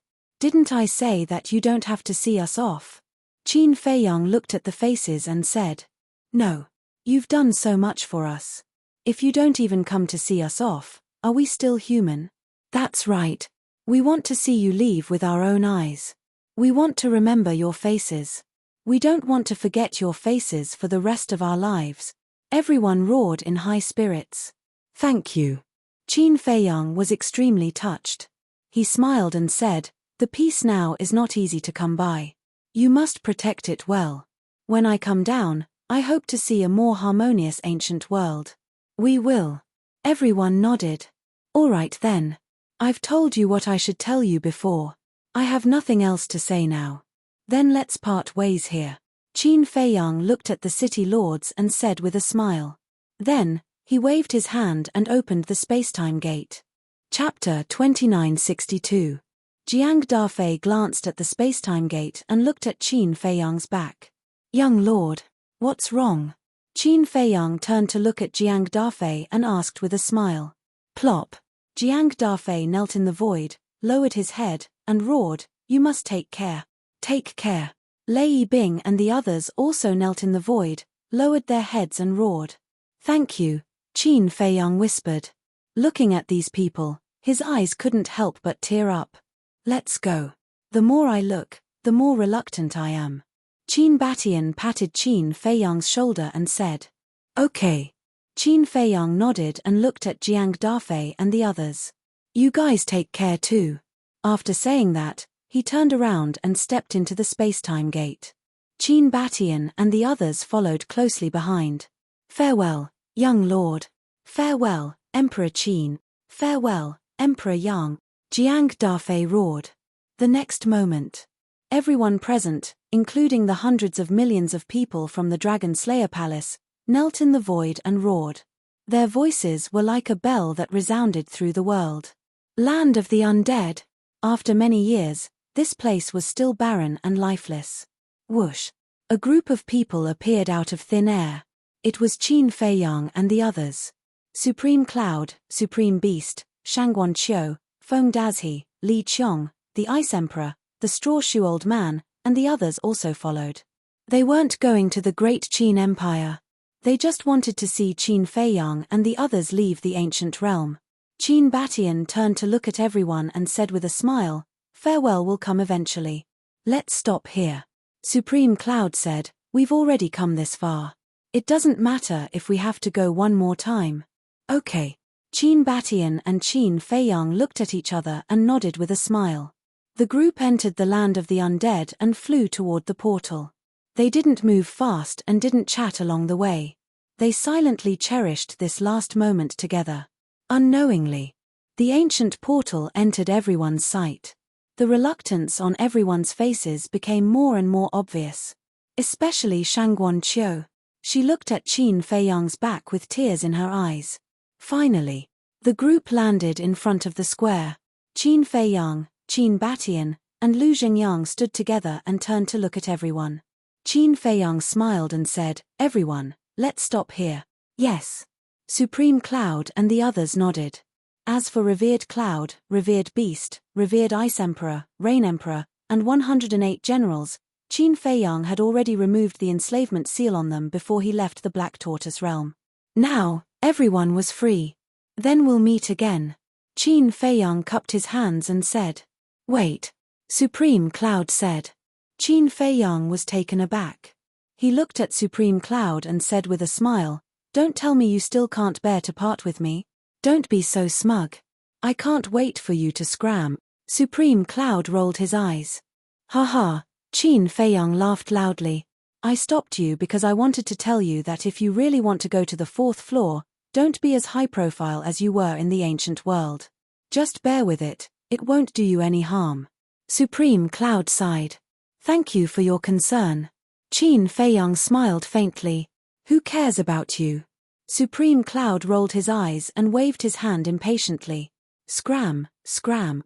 Qin Feiyang shook his head and laughed. "I'll say one more thing." Revered Beast looked at Qin Feiyang, Qin Batian, and Lu Jingyang, and said with a smile, "The gates of the ancient world are always open to all of you. You're welcome to return." "Thank you." The three of them cupped their hands and smiled. Qin Feiyang glanced at everyone and couldn't help but look at Shangguan Qiu. Seeing her tearful face, he couldn't help but feel his heart ache.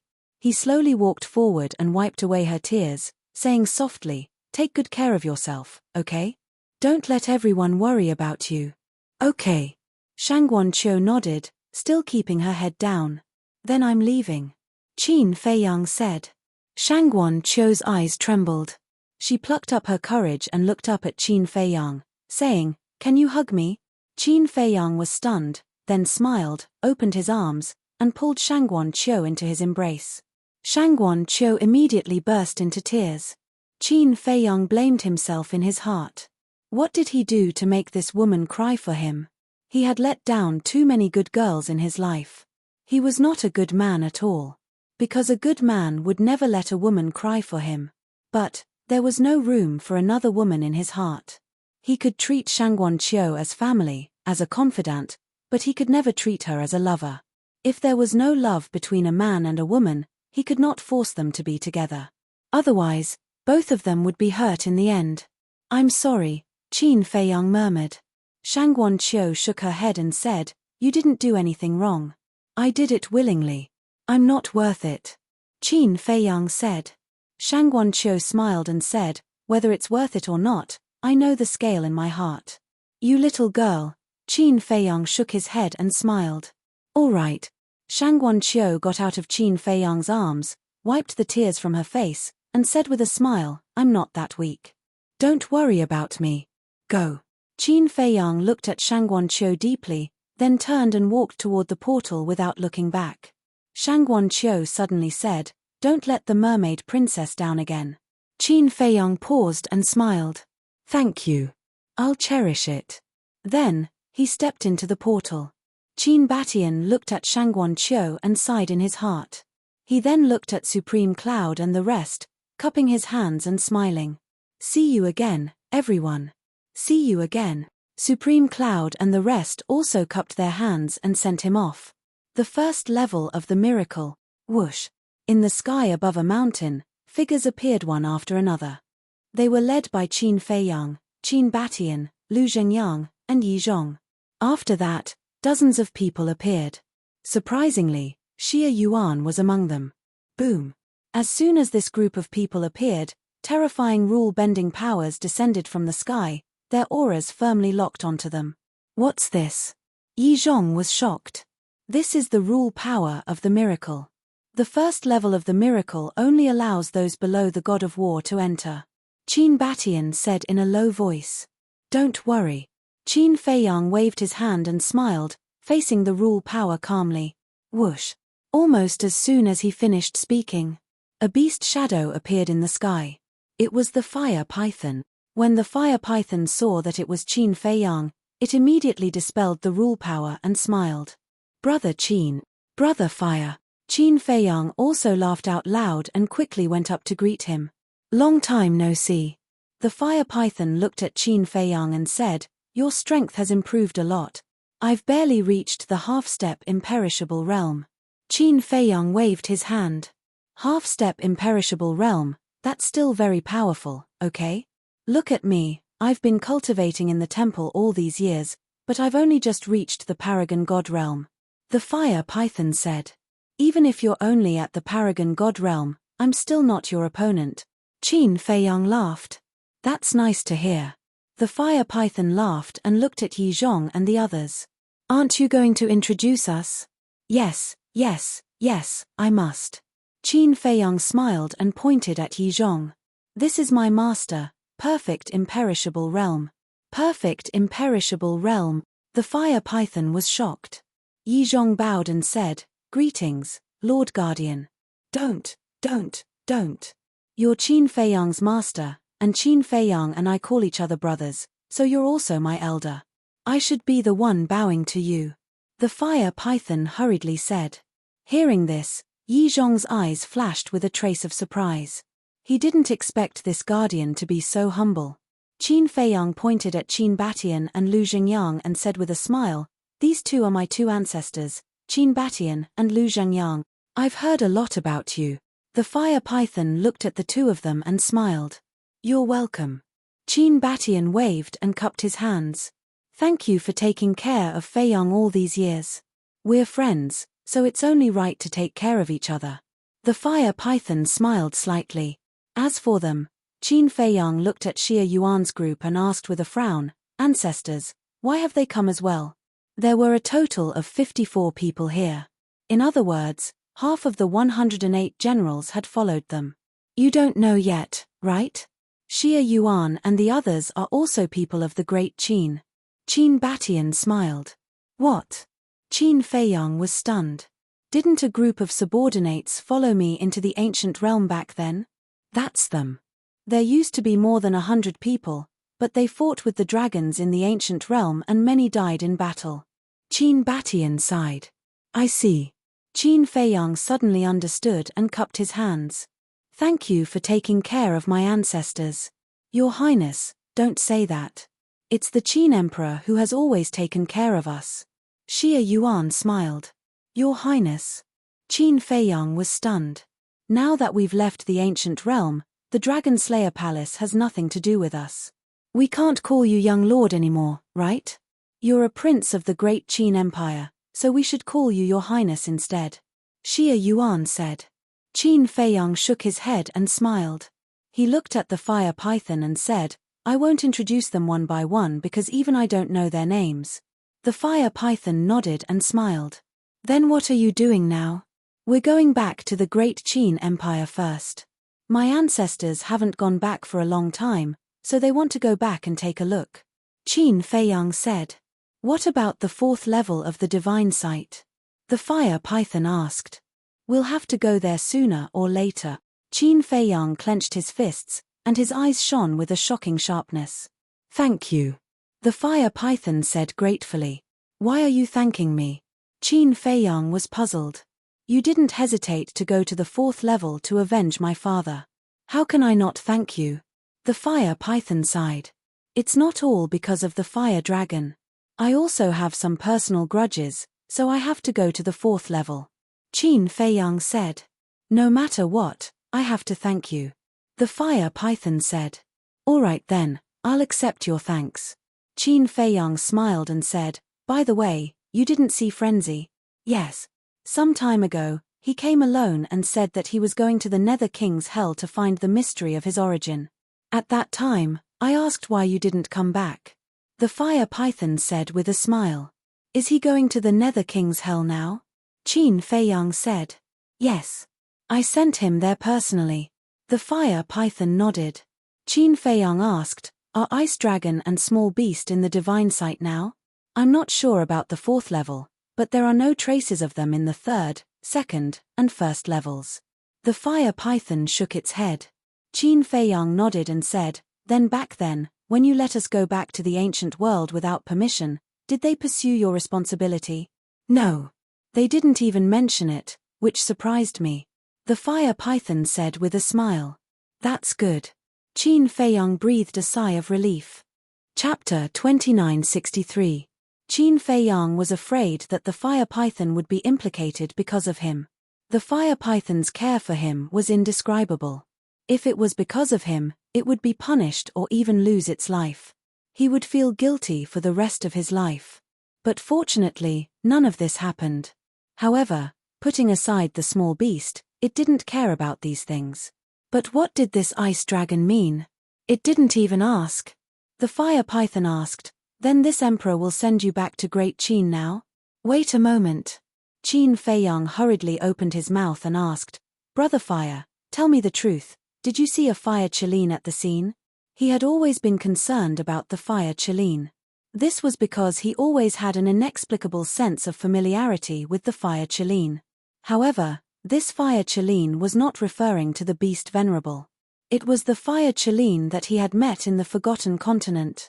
The fire python hesitated. Qin Feiyang asked, looking at your reaction, you have seen it before, right? To tell you the truth, I have indeed seen it before. Back then, when you were training in the miracle, it had already gone to the 3rd floor. And there was a divine beast with it. The fire python said. Then why didn't you tell me earlier? Qin Feiyang was suspicious. The fire Qilin didn't want me to say it. Because at that time, we didn't know what was on the 3rd floor. The fire Qilin was afraid that you would take the risk to look for it. The fire python said. Qin Feiyang frowned, and was suddenly stunned, and said in surprise, wait, you just said that there was another divine beast. Yes. He had the appearance of a human, but I could tell that he was a divine beast. And at that time, he had the cultivation of a false god. The fire python said. The appearance of a human, the cultivation of a false god. Qin Feiyang was slightly stunned, and a figure gradually appeared in his mind. Immediately, with a wave of his hand, the figure of a middle-aged man condensed. The fire python nodded. That's right, it's him. I didn't expect them to be together. Qin Feiyang murmured. He looked at Qin Batian and said, Ancestor, you should be familiar with this person, right? Qin Batian glanced at the middle-aged man and nodded. That's right, he's the mythical beast from the endless ocean of the forgotten continent. That's him. Back then, you sealed him, causing his cultivation to remain at the false god realm. The last time he entered the divine site, it was to find you. Because at that time, they all said that you entered the third floor. Qin Feiyang said. Actually, it wasn't me who sealed it, it was the broken sword.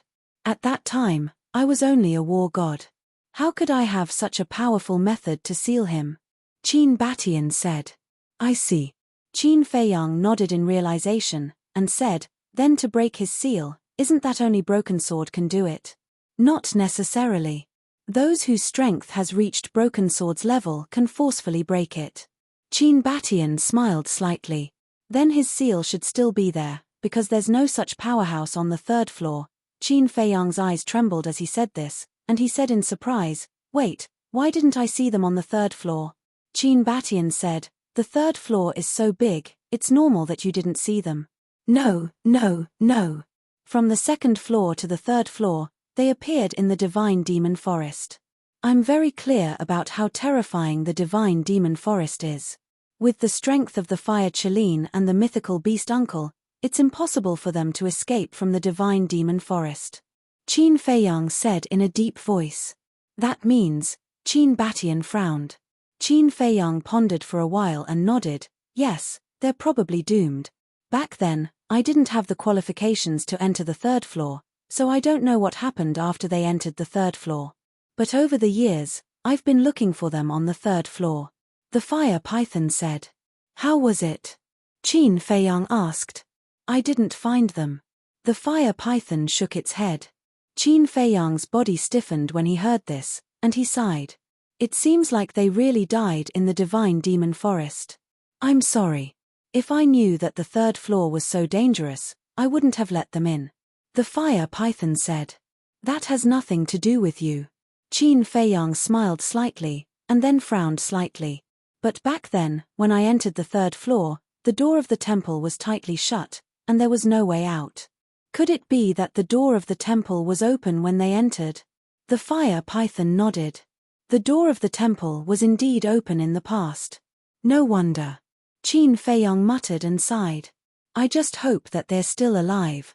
Putting the fire Qilin aside, let's talk about the mythical beast uncle. Back then, when he was beheaded in public, the mythical beast uncle came all the way to the great Qin to save him. Although it was his great-grandmother who invited him, he couldn't forget this kindness. Heaven helps the worthy, don't worry too much. Taking a step back, even if they died in the Nether King's hell, I believe that they won't blame anyone. The fire python said. The fire Qilin won't, but this mythical beast uncle. Qin Feiyang couldn't help but look at Qin Batian when he said this. Why are you looking at me? If he hadn't stirred up trouble back then, would the broken sword have sealed his cultivation? To be honest, if it were me, if it were someone else, they wouldn't have given him a way out at all. Qin Batian said. That's true.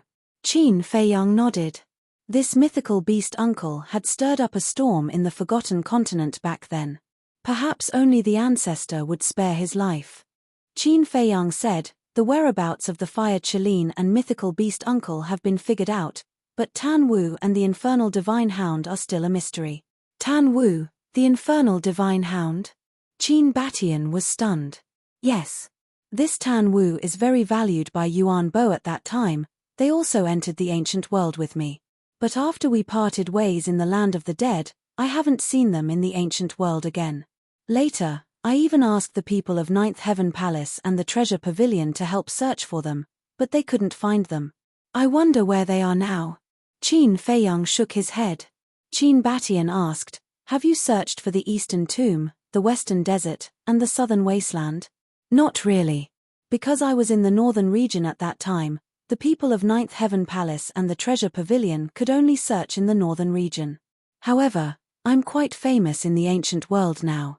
Even if they're in the Eastern Tomb, the Western Desert, and the Southern Wasteland, they should have heard of me. Let's talk about it later. The four regions are very far away. Apart from the teleportation altar, can they reach the Western Desert, the Southern Wasteland, and the Eastern Tomb with their cultivation? Qin Feiyang frowned. Qin Batian pondered for a while and sighed. Even if it's possible, it's likely that they're already dead. It's not possible. There's a 99% chance that they're dead. After all, the northern region is not Great Qin. It's not something they can deal with. Lu Xingyang shook his head. Dead, Qin Feiyang murmured. He also thought so, but he didn't want to believe it in his heart. Because Tan Wu was indeed a good person. Forget it. Everyone has their own fate. There's no need to investigate to the end. We'll talk about it later. If they're really dead, I'm afraid that even if you turn the entire ancient world upside down, you might not be able to find their bones. Qin Batian said. Sigh. Qin Feiyang shook his head and sighed. Then let's go back. By the way, Brother Fire, can you leave the divine site now? Me? The fire python was stunned. Yes. Qin Feiyang nodded. Lord Beast God and Lord Ice Dragon aren't here, so I can sneak out. The fire python said. Qin Feiyang said with a smile, if there's a chance, come and attend my wedding. Wedding?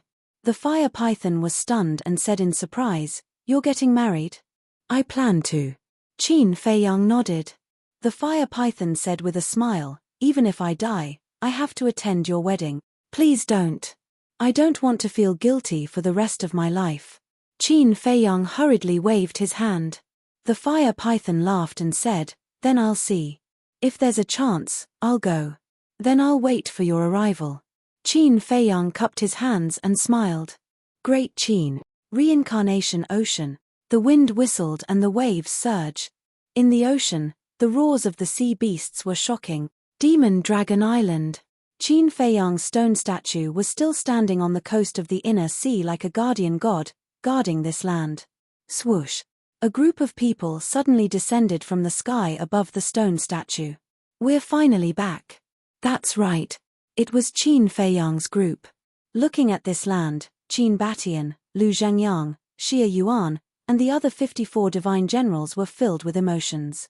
It had been more than 10,000 years since they left the Great Qin. Although so much time had passed, everything in front of them was still very familiar. Even the air and sea breeze here gave them a strange sense of familiarity. This is the Great Qin. Yi Zhong looked around curiously. This place was too small. With his cultivation, he could almost see the entire Reincarnation Ocean at a glance. Master, our small place definitely can't compare to the ancient world. Please don't mind. Qin Feiyang said with a smile. Yi Zhong couldn't help but laugh. Suddenly, he noticed the stone statue below and asked in surprise, this is you, right? Isn't it very powerful and handsome? Qin Feiyang chuckled. Shameless. Yi Zhong rolled his eyes and asked, why is there a stone statue of you here? Qin Batian and the others were also puzzled. Isn't this because I defeated the demon ancestor and Mu Tianyang back then and protected this land, so everyone erected a stone statue of me? Qin Feiyang explained a little and hurriedly clarified, don't misunderstand, I didn't ask for this. I only found out when I came back last time. Then you're amazing now. I'm afraid that the entire Great Qin and Forgotten Continent have such statues now. Qin Batian said. Qin Feiyang nodded embarrassedly. Don't be embarrassed, this is what you deserve. And I have a feeling that the ancient world will be like this in the future. When that time comes, there will be statues of you everywhere. Qin Batian shook his head and smiled. Hee hee. Qin Feiyang rubbed his head, looking charmingly naive. Let's go. Let's go for a walk. Qin Batian smiled. Qin Feiyang was stunned and asked, aren't we going back to the imperial capital directly? No hurry. Qin Batian waved his hands as he surveyed the surroundings with a warm smile on his face. Swoosh. Just as the group was about to leave, a figure appeared in front of them. It was an old man with white hair, but his body was extremely strong. Today's second chapter, chapter 2964. At the same time, Qin Feiyang and the others also looked at the old man. Immediately, Qin Feiyang's face was full of joy as he hurriedly ran towards the old man. That's right. This old man was Qin Yuan, Uncle Yuan. Qin Feiyang was extremely excited. Although it had only been more than 10 years since the last time he came back, he missed it very much. It's really you. Qin Yuan was also overjoyed and said, "Let Uncle Yuan see if you have become thinner. Then take a good look." Qin Feiyang chuckled. Qin Yuan looked up and down, left and right. After a long time, he smiled and said, "Not only have you not become thinner, but you have gained weight." "Is that so?" Qin Feiyang looked at himself and said with a smile, "Then you have to pay more attention in the future." "Pay attention to what?" "It's good to be fatter. In the future, give birth to a fat boy for Uncle Yuan. Then Uncle Yuan will not be bored in the future." Qin Yuan chuckled and said. Qin Feiyang said, "That's for sure. When the time comes, I will let you carry me until your arms go soft." Ha ha, Qin Yuan laughed loudly, unable to hide the joy in his heart. At this moment, Qin Batian and the others also walked over. "You are," when he saw Qin Batian and Lu Xingyang, Qin Yuan's eyes suddenly widened. "It's us." Qin Batian nodded. Qin Yuan's gaze trembled, and he immediately wanted to kneel down and bow. Qin Batian and Lu Xingyang were quick to react and hurriedly pulled Qin Yuan. Qin Batian said, "Please don't do this. We can't afford it." "Yes. We have heard from Ruoxue and the others about your contributions to the Great Qin and your care for the Qin clan and our Lu clan. If it weren't for you silently protecting them, the Qin clan and the Lu clan would have long disappeared from the Great Qin. So, the people who should really thank are us," Lu Xingyang said. The two of them looked at each other and bowed with their heads lowered. "Thank you. You're welcome, you're welcome. We're all family. This is my duty." Qin Yuan hurriedly waved his hand, his eyes filled with tears. He was back. He was finally back. "Uncle Yuan, let me introduce you." Qin Feiyang pulled Qin Yuan and walked in front of Yizhong, saying, "His name is Yizhong, he is my master." Qin Feiyang then looked at Yizhong and said with a smile, "Shizuan, this is my distant uncle. He has been taking care of me since I was young. If it weren't for him, I wouldn't be who I am now. Hello, old Qin." Yizhong smiled and cupped his hands. "Hello, Elder Yi." Qin Yuan hurriedly returned the greeting. "You're welcome. You can just call me by my name. You've taught a good child. You don't know how outstanding Feiyang's performance was in the ancient realm." Yizhong smiled. "You're flattering me. It's his own hard work that made him a talent." Qin Yuan hurriedly waved his hand. "That's true, but a good guide is also very important.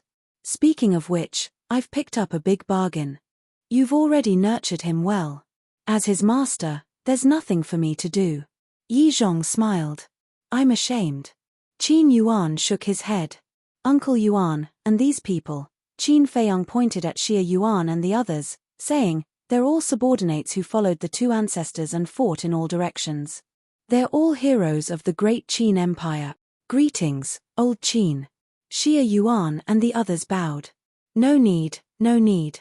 Qin Yuan waved his hand and said, "You're all respectable heroes and the pride of the great Qin Empire.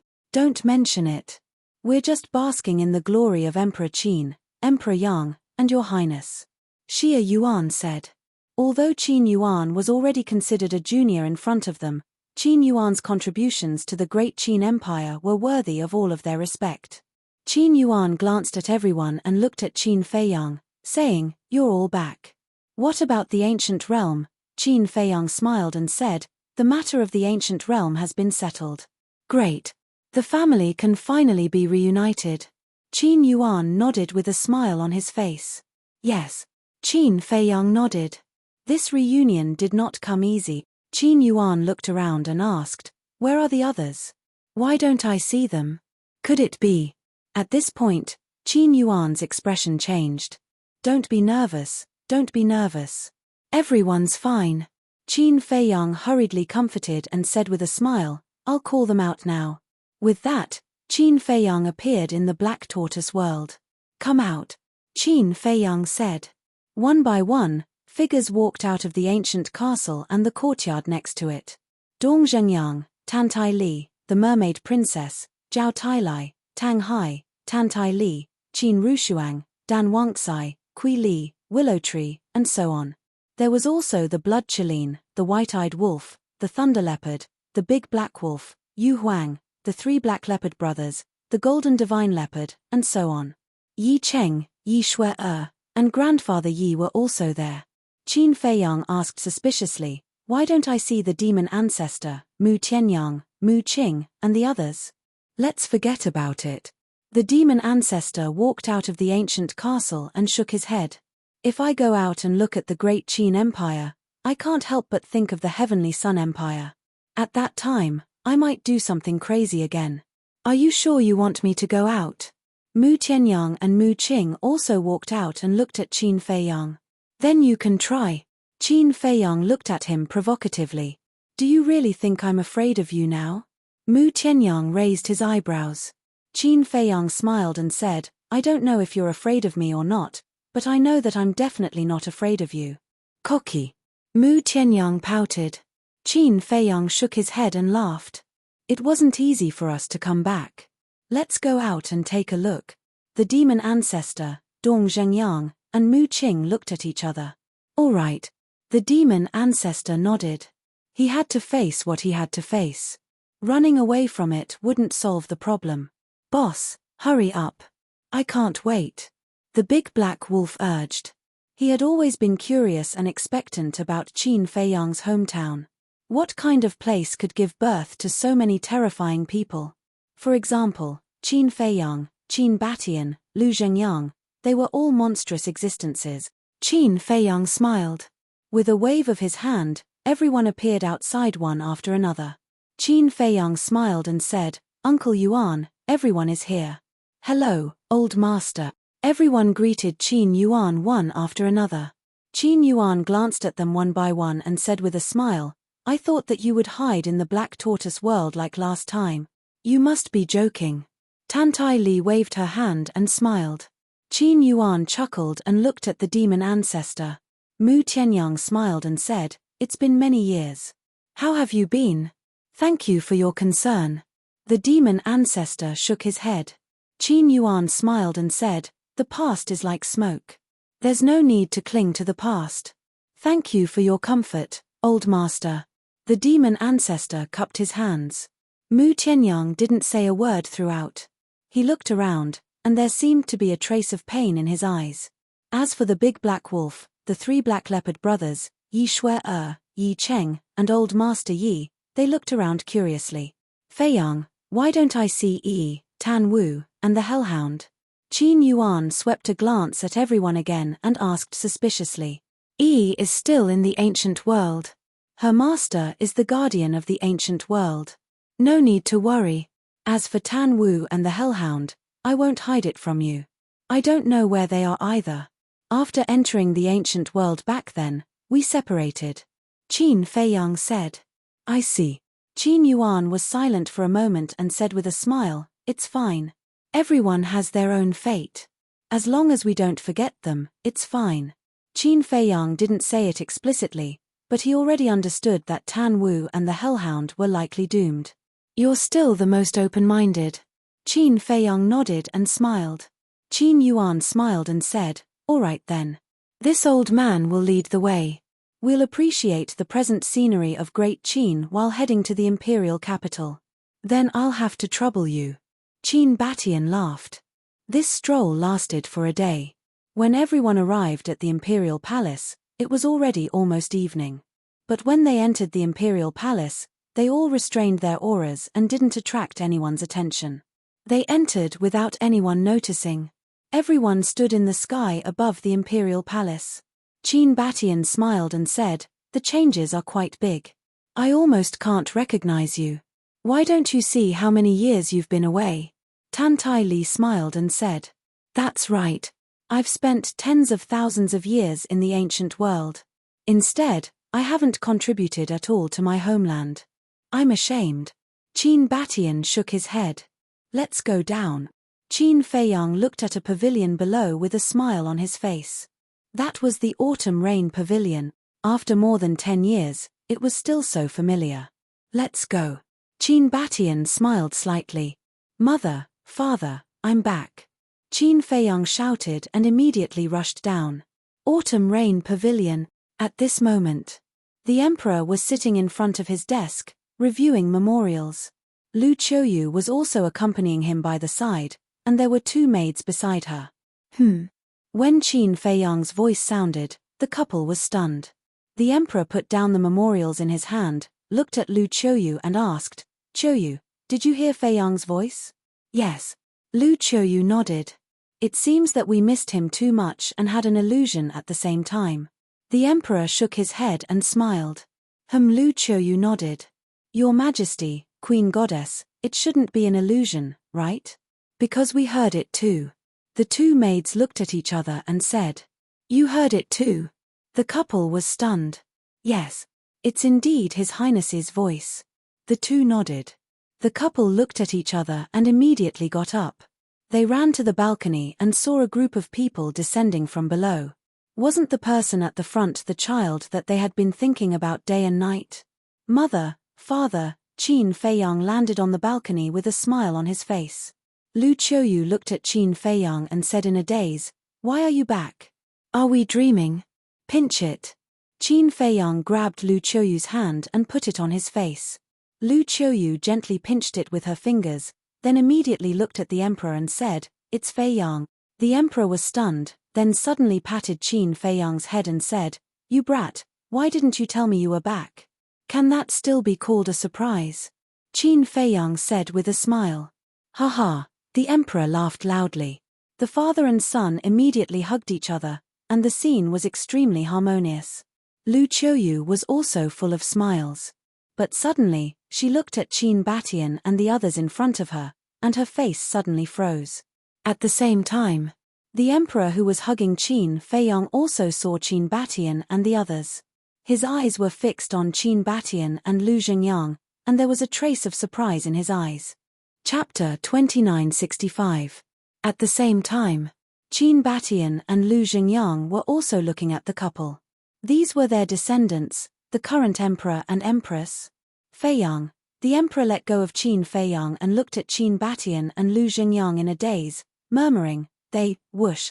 At this moment, accompanied by the sound of breaking through the air, several more figures broke through the air.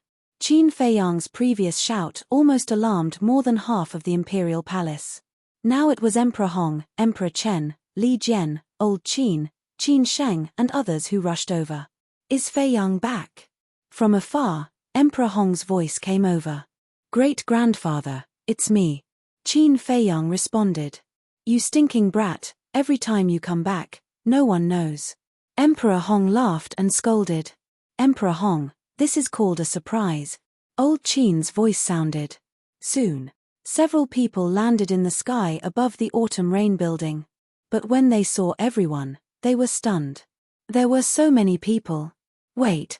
Suddenly, several people also looked at Qin Batian and Lu Xingyang, their faces full of disbelief. Qin Batian and Lu Xingyang also looked up at several people. Father, Emperor Hong looked at Qin Baishan's face, and his mind suddenly felt like a bolt from the blue. That's right. This was father.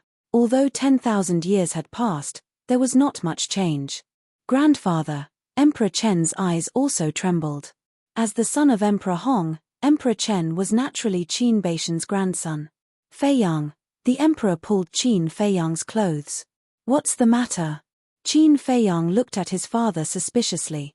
The emperor looked at Qin Batian and Old Qin, bewildered to the extreme. Qin Feiyang smiled and said, They are standing in front of you, how can you not recognize them? Of course, he knew that his father had already recognized him.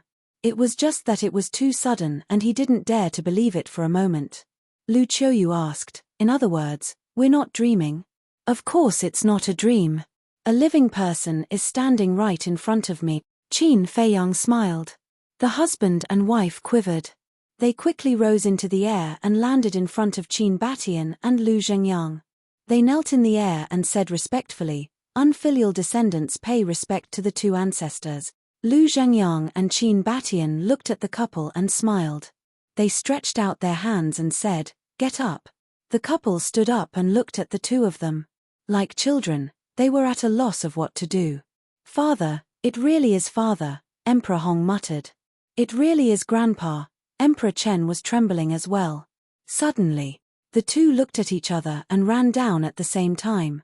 They knelt in front of Qin Batian and said, "Unfilial son Qin Hong, unfilial grandson Qin Chen, kowtow in salute to father and grandfather." "Good, good, good." Qin Batian nodded repeatedly. He personally helped the two of them up, only to see that the two of them were already in tears. "Father, you're finally back." Emperor Hong grabbed Qin Baishan's hand, his eyes full of tears. I'm back." Qin Batian nodded. His eyes could not help but moisten. He looked at Emperor Hong and said with a smile, "That little guy from back then has become so old." "Yes. This child is old, but father, you're still strong. You haven't changed at all." Emperor Hong nodded, snot and tears running down his face. "Sigh. I've let you down. Back then, when you were still so young, I left you behind and went to the ancient world. I put all the burden of great Qin on you. Child, do you hate me?" Qin Batian said. Emperor Hong lowered his head. "I know, you must hate me. I also admit that I'm not a dutiful father. I can face everyone in the world calmly, but only you. I'm sorry." Qin Baishan's face was full of self-blame. "No," Emperor Hong hurriedly shook his head. He looked up at Qin Batian and said, "I did blame you before. Great Qin had just been established and hadn't even stabilized yet, but you left, leaving me to face it alone. At that time, I really didn't know what to do.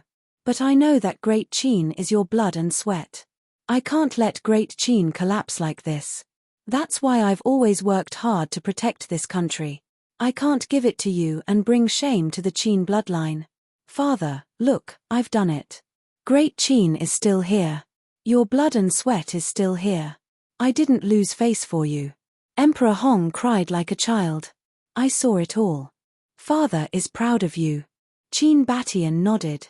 "Hate, if it were anyone else in this situation, they would be filled with hatred.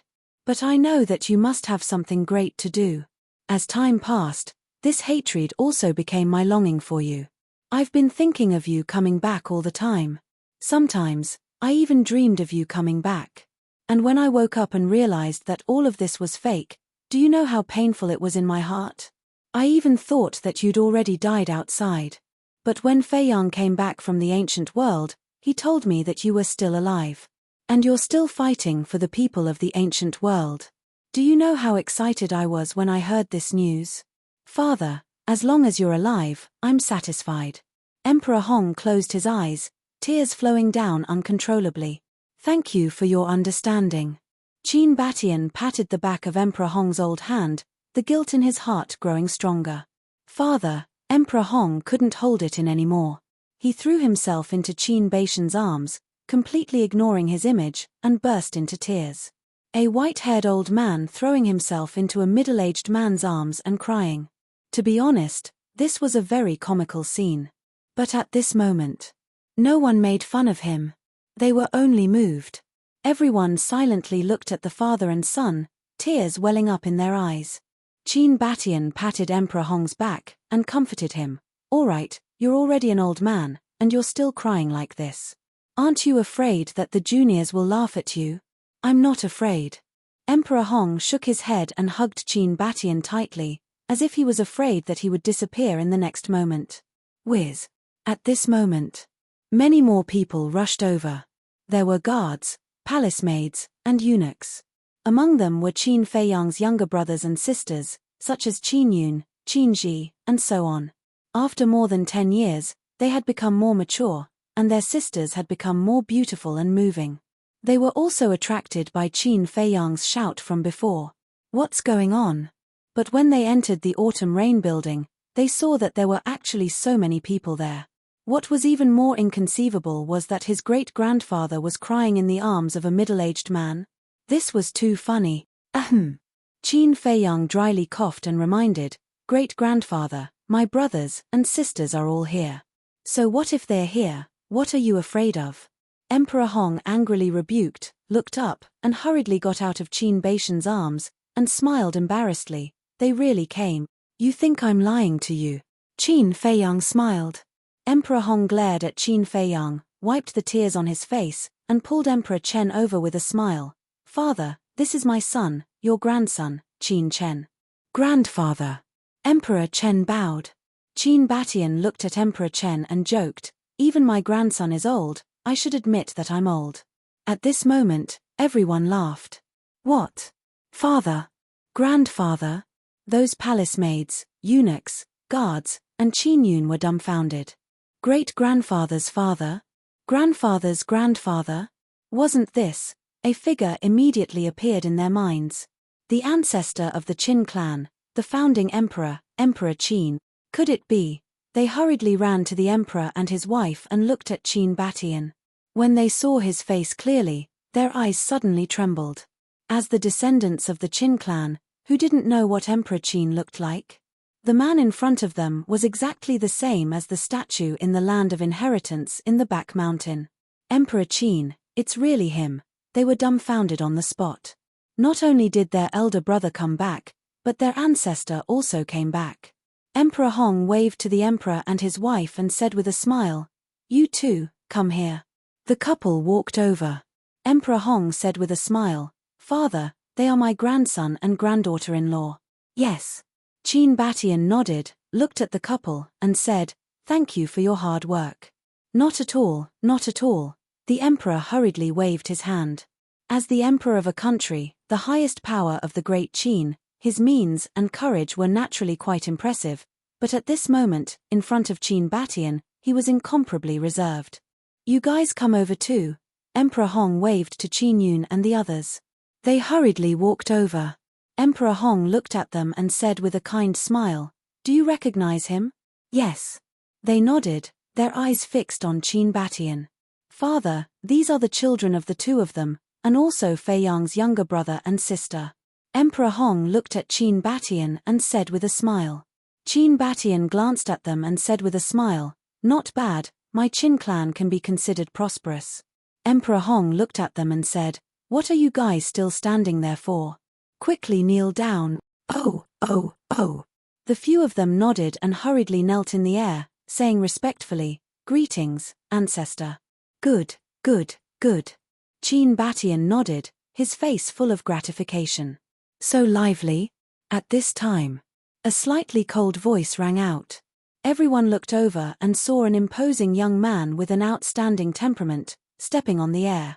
Qin Feiyang looked up, and a smile suddenly appeared on his face. That's right. This person was Qin Haotian. He was also attracted by Qin Feiyang's voice. Originally, he thought that only Qin Feiyang had returned, but he didn't expect there to be so many people. Haotian, come here quickly. Emperor Hong waved his hand. Qin Haotian scanned the audience, and when his gaze fell on Qin Batian and Lu Zhengyang, his pupils suddenly shrank. But then, he returned to normal and landed directly in front of Qin Feiyang. Emperor Hong frowned and said, I told you to come over, what are you doing in front of your big brother? Qin Haotian didn't say a word, looking at Qin Feiyang, as if to distinguish between real and fake. Don't look, it's the real deal. Qin Feiyang laughed. Greetings, big brother. Qin Haotian smiled and bowed.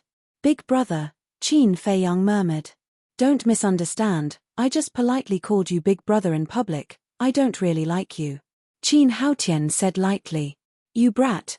Qin Feiyang shook his head and laughed. Batian, this kid's temperament is not bad. Lu Zhengyang looked at Qin Haotian and laughed in a low voice.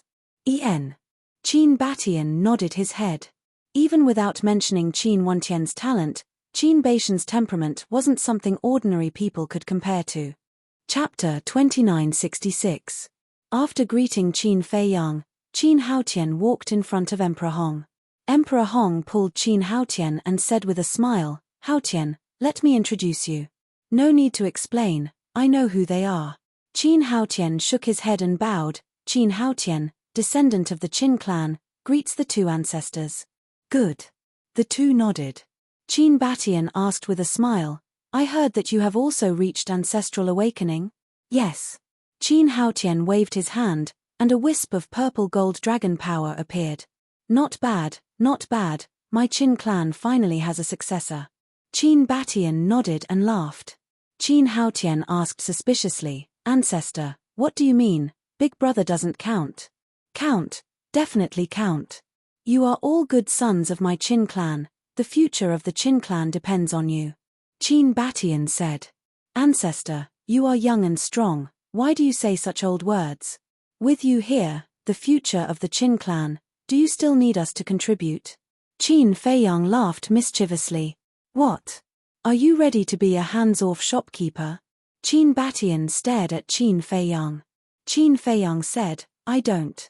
If there's anything you need me for, just say the word. You stinking brat. Look at yourself, even your great-grandfather and grandfather are so old, let alone me. Shouldn't I be a little older? Qin Batian rolled his eyes. Yes, yes. Qin Feiyang nodded repeatedly. Emperor Hong said, Father, don't keep standing here, let's go in and talk slowly. There are so many of us, can we sit in the room? Qin Batian smiled. Of course, of course. The emperor nodded and hurriedly led the way. A group of people entered the hall one after another. Don't say. There were too many people, it was really crowded. But no one cared. Beside the coffee table, Qin Batian looked at Yi Zhong and said with a smile, Brother Yi, please take a seat. No need, this old man is fine. Yi Zhong waved his hand and smiled. How can that be? You are our esteemed guest. How can we neglect you? Qin Batian shook his head. At this moment, Emperor Hong and the others finally noticed Yi Zhong. In fact, they had seen them before, but they only thought that they were Qin Baishan's subordinates. But looking at it now, it didn't seem right. He was actually so polite. Emperor Hong looked at Qin Batian and asked suspiciously, Father, this is? I haven't had the chance to introduce him yet. This is Yi Zhong. He's a famous figure in the ancient realm. This time, we invited him to visit the great Qin Empire. Furthermore, he has another identity. Qin Batian smiled mysteriously and kept them in suspense. What identity? Everyone was surprised. Qin Batian smiled and said, he is Feiyang's master. Feiyang's master. Everyone's heart trembled. They were very clear about Qin Feiyang's strength. It was not an ordinary strength. But this old man was actually Qin Feiyang's master. Then how terrifying was his strength? It can be said that in the current ancient realm, he can be considered one of the strongest. Qin Batian said with a smile. One of the strongest. Everyone was shocked and hurriedly bowed, saying, Greetings, old senior Yi, including Emperor Hong and Emperor Chen. Not to mention this person's strength, just saying that he was Qin Feiyang's master was enough to treat him as an esteemed guest. You're welcome. Yi Zhong waved his hand and smiled, and said, Don't listen to Qin Baishan's nonsense. This old man is just an ordinary person.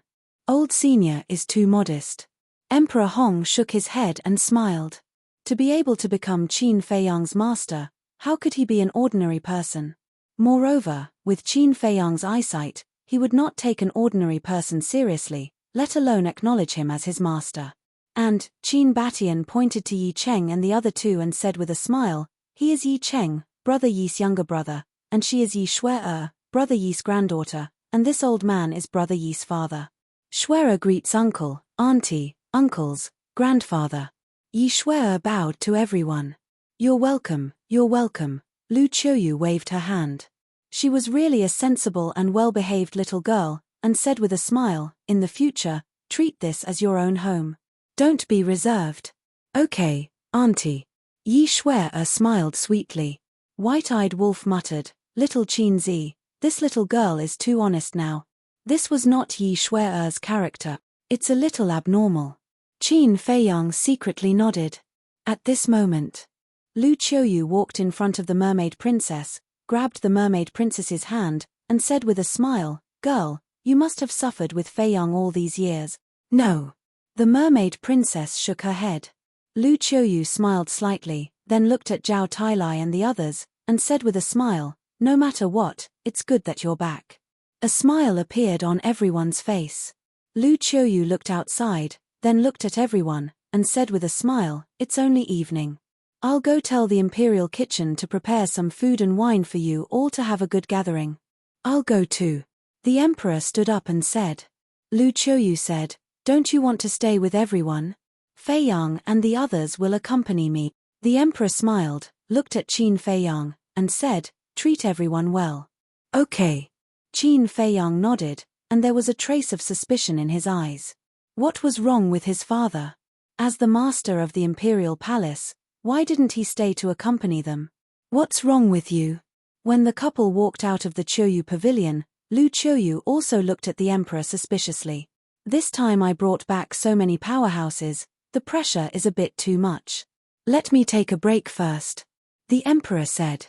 Lu Qiuyu was stunned, and then she laughed. "Laugh all you want."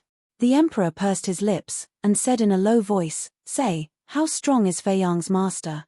"How would I know? But seeing how the two old ancestors are so polite, he must be extraordinary," Lu Qiuyu said.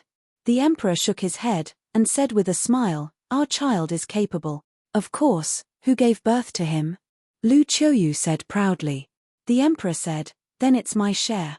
"What does it have to do with you?" "Feiyang came from my stomach," Lu Qiuyu said. The Emperor looked around, and seeing that there was no one around, he laughed and said, "Then if I don't sow seeds, would you be able to conceive him?" "What nonsense are you talking about?" Lu Qiuyu's cheeks turned red, and she glared at the man in front of her. The older he got, the more indecent he became. In the hall, the two maids kept bringing chairs, and everyone took their seats one after another. The big black wolf and other fierce beasts turned into palm-sized beasts, either lying on Qin Feiyang's legs or lying on Qin Feiyang's shoulders. The five-clawed golden dragon transformed into a human form and sat with Zhao Tailai and the others. Qin Feiyang took a sip of tea, looked at Lu Zhengyang, and asked with a smile, "Do you want to inform the Lu family?" Lu Zhengyang waved his hand and said with a smile, "No need, I'll go to the Lu family tomorrow to take a look. Then I'll go together and see the Lu family's descendant." Qin Batian said with a smile. Emperor Hong said, "Then father, tell us about the ancient world now." The ancient world. "It's a place full of opportunities, but also full of danger," Qin Batian slowly explained. Everyone was fascinated. Qin Haotian looked at everyone and said, "Big brother, let's go out and talk." Qin Feiyang was slightly taken aback, looked at Qin Haotian, and nodded. Then the two got up, walked to the pavilion outside, and sat opposite each other. "Tea or wine?" Qin Haotian asked. "Wine." Qin Feiyang smiled slightly. "En." Qin Haotian looked at Qin Feiyang in surprise. Qin Feiyang said with a smile, "Brothers are reunited, of course we have to drink, right?" "Okay." Qin Haotian nodded and took out a wine jar and 2 wine cups from his cosmos bag. As he poured the wine, he said, "I thought that it would be another few hundred years or even longer before you could return after you left." Qin Feiyang said with a smile, "Things went smoothly beyond my imagination. Then this time, you won't leave again." Qin Haotian pushed the wine cup in front of Qin Feiyang. "What's wrong? You want to unload the burden so soon?" Qin Feiyang held the wine cup, took a sip, and said with a smile, "You don't know, but I've been following my father for more than 10 years, learning how to deal with the state affairs. It's really annoying." Qin Haotian shook his head and sighed, then raised his head and drank the wine in the cup. "You've only just arrived, and you're already annoyed. When you succeed the throne in the future, won't you complain all day long?" Qin Feiyang was speechless. "I really didn't think of that. I was looking forward to you coming back sooner. Now that you're back, it's better for you to do it," Qin Haotian said. Qin Feiyang murmured, looked up at the night sky, and a cold light gradually appeared in his eyes. "What's wrong? The matter of the ancient world hasn't been settled yet?" Qin Haotian was suspicious. "The matter of the ancient world has been settled, but there's a new battle waiting for me. And it's more dangerous than the ancient world." Qin Feiyang retracted his gaze and said with a faint smile, Again? You're not done, right? Qin Haotian frowned. Who doesn't want to live a normal life? But you also know that most of the time, we don't have a choice. Just like when you succeed the throne, you have to do it even if you don't want to. Qin Feiyang sighed. So, this time you're back, you're only staying for a few days? Qin Haotian raised his eyebrows. Prepare to choose a date to marry your sister-in-law. Qin Feiyang smiled. Marry? Qin Haotian was stunned. Qin Feiyang said, after so many years, it's time to give her a status, right? Qin Haotian looked at the attic, then looked at Qin Feiyang, and couldn't react for a while. They're actually going to get married? What's wrong? You seem to be a little unhappy. Qin Feiyang smiled. This is a matter between you and sister-in-law. Why would I be unhappy? It's just that it's too sudden. Qin Haotian shook his head. Then when the time comes, you have to prepare a big gift. I don't want it if it's too light. Qin Feiyang smiled. With your current strength and status, is there anything that can catch your eye? Qin Haotian pursed his lips. Qin Feiyang shook his head and smiled, saying, how is it? Have you met a girl you fell in love with at first sight? Qin Haotian was stunned and looked a little uncomfortable, saying, I'm talking about you. Why are you talking about me? You're not young anymore. You can go find one. Qin Feiyang smiled. If you're not in a hurry, why should I be? You'd better deal with your own affairs first. Qin Haotian took a sip of wine and said indifferently. Qin Feiyang also picked up his wine glass again and said with a smile, it's really good for us brothers to sit together like this, drinking wine calmly and chatting. Hearing this, Qin Haotian's eyes couldn't help but ripple, and then he smiled at Qin Feiyang. Let's vote, brothers. Chapter 2967. You two brothers are already drinking? Lu Qiuyu and the emperor walked in hand. They looked at Qin Feiyang and Qin Haotian sitting in the pavilion and smiled. Just a little bit. Qin Feiyang smiled. Then I'll drink with you too. Qiuyu, go in and entertain everyone. The emperor patted Lu Qiuyu's shoulder and strode into the pavilion. Lu Qiuyu shook her head and followed into the pavilion. Father, why don't you go in? Qin Feiyang was puzzled. There's pressure. The emperor shook his head. What pressure? Qin Haotian took out a wine cup and poured wine while asking. The emperor said, how can there not be pressure when so many experts are gathered together? What does that have to do with anything? We're not outsiders. Qin Feiyang couldn't help but laugh. We're not outsiders, but we're not familiar with each other yet. Let me get used to it first. The emperor held the wine cup and drank it in one gulp. He looked at Qin Feiyang and said, what's your master's cultivation level? Perfection imperishable stage. Qin Feiyang said. Is he very strong? The emperor was stunned. Very strong. I'm only a half-step imperishable stage now. Let's put it this way. Master's strength is not inferior to our ancestors. He can destroy the entire Great Qin with a flick of his finger. Qin Feiyang smiled. Impressive. The emperor was speechless. There is such a huge difference between your cultivation and that of your master. Can you defeat him? Qin Haotian looked at Qin Feiyang suspiciously. Qin Feiyang was stunned and shook his head. That's going against your master. I'm just saying. What does it matter? Qin Haotian pouted.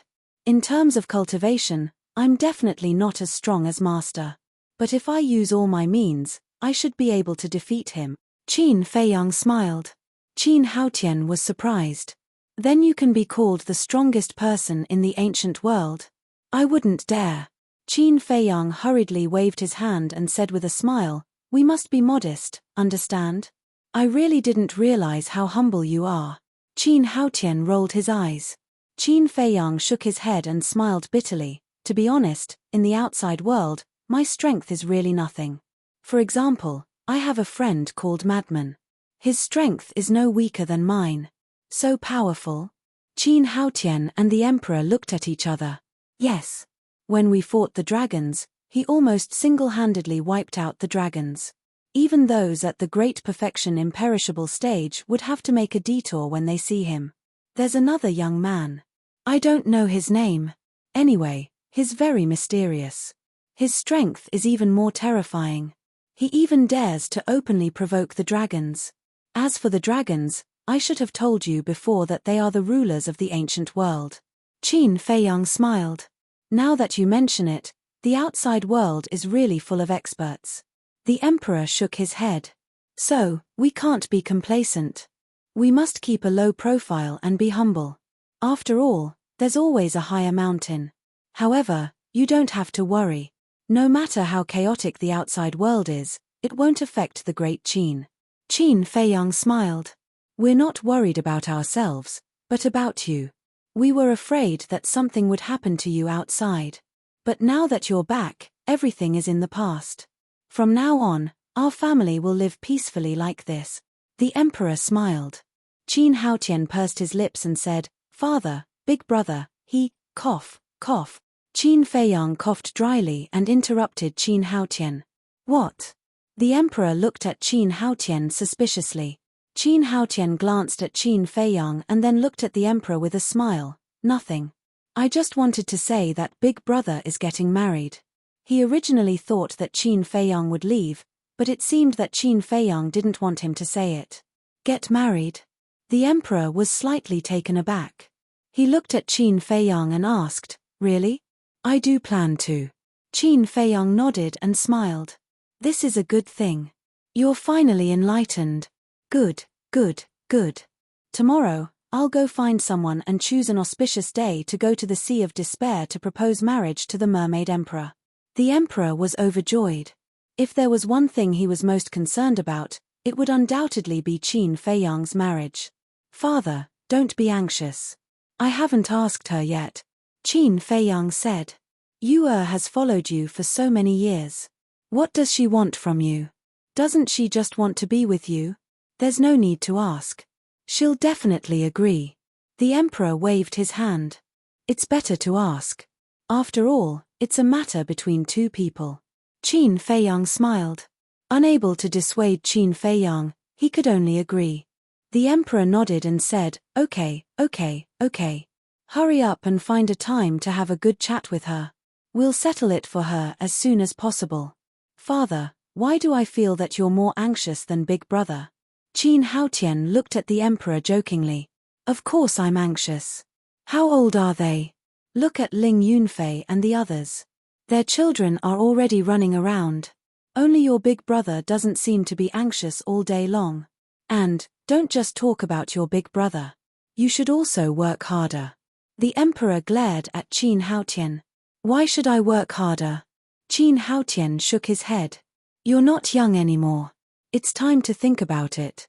But let me tell you, finding a wife is the most important thing in life. You must choose carefully.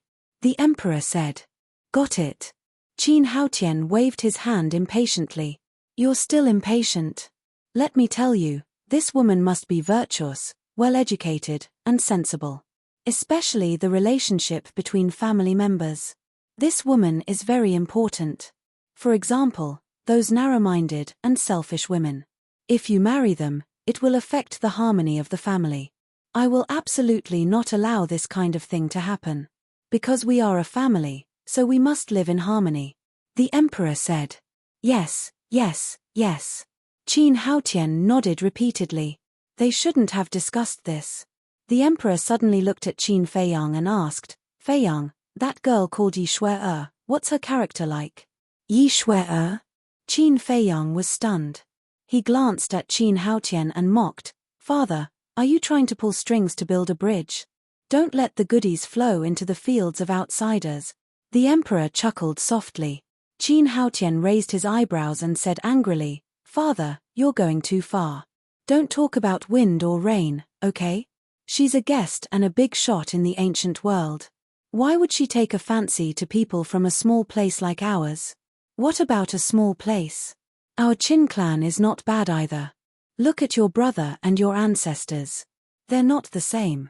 They're all famous big shots. The emperor said. Enough. I don't have such thoughts now. Besides, can't you see that she's interested in big brother? Qin Haotian was helpless. The emperor was stunned. Qin Feiyang was also stunned. He looked at Qin Haotian unhappily and said, What nonsense are you talking about? You're really hopeless. I knew something was wrong when I saw the way Yi Shuera looked at you. You've known her for so long, but you didn't notice it at all?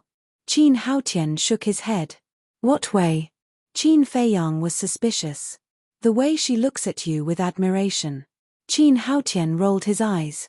Qin Feiyang was stunned. No way, why didn't I see it? The emperor also looked suspicious. Sigh. Qin Haotian shook his head and sighed. Why are you sighing? The emperor frowned. There's an old saying that's true. Like father, like son. You're hopeless. Qin Haotian shook his head. Qin Feiyang and the emperor looked at each other and suddenly got up and said angrily, You brat, are you looking for a beating? Qin Haotian was also prepared. He grinned and immediately got up to slip away. Brat. The emperor laughed and then looked at Qin Feiyang and said, If that's the case, then you can consider it. Consider what? Qin Feiyang was suspicious. Your brother is right. You're hopeless. The emperor glared at Qin Feiyang angrily and also got up and walked to the attic with his hands behind his back. Who did I offend? Qin Feiyang was speechless. Then, while drinking, he looked up at the night sky and recalled the scene when he was with Yi Shuera. Was there?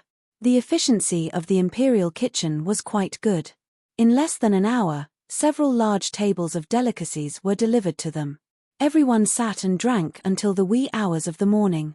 Then, Lu Qiuyu arranged a place for everyone to stay. As a dignified imperial palace, there were countless palaces. No matter how many people came, they would all stay.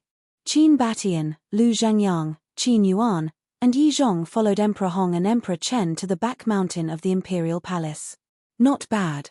Grandpa Hong, Grandpa Chen, you really know how to enjoy yourself. Yi Shuera looked around and giggled. Emperor Hong chuckled and said, If you like it, you can stay here in the future. Yi Shuera said, Then it's a deal, don't find me annoying in the future. No, no. We're happy to have more people to talk to.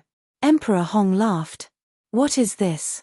Suddenly, Yi Shuera looked at the stone platform in the middle of the lake. There were a few statues on the stone platform. Qin Batian, Lu Zhangyang, Yi Zhong, Yi Cheng, and Old Man Yi also looked over suspiciously. This is the place of inheritance that Feiyang created for our Qin clan. Emperor Hong smiled. Place of inheritance. The few of them were stunned. Yes. All the skills he mastered were left here. And here, there is his blood essence. This is specially left for the future descendants of our Qin clan.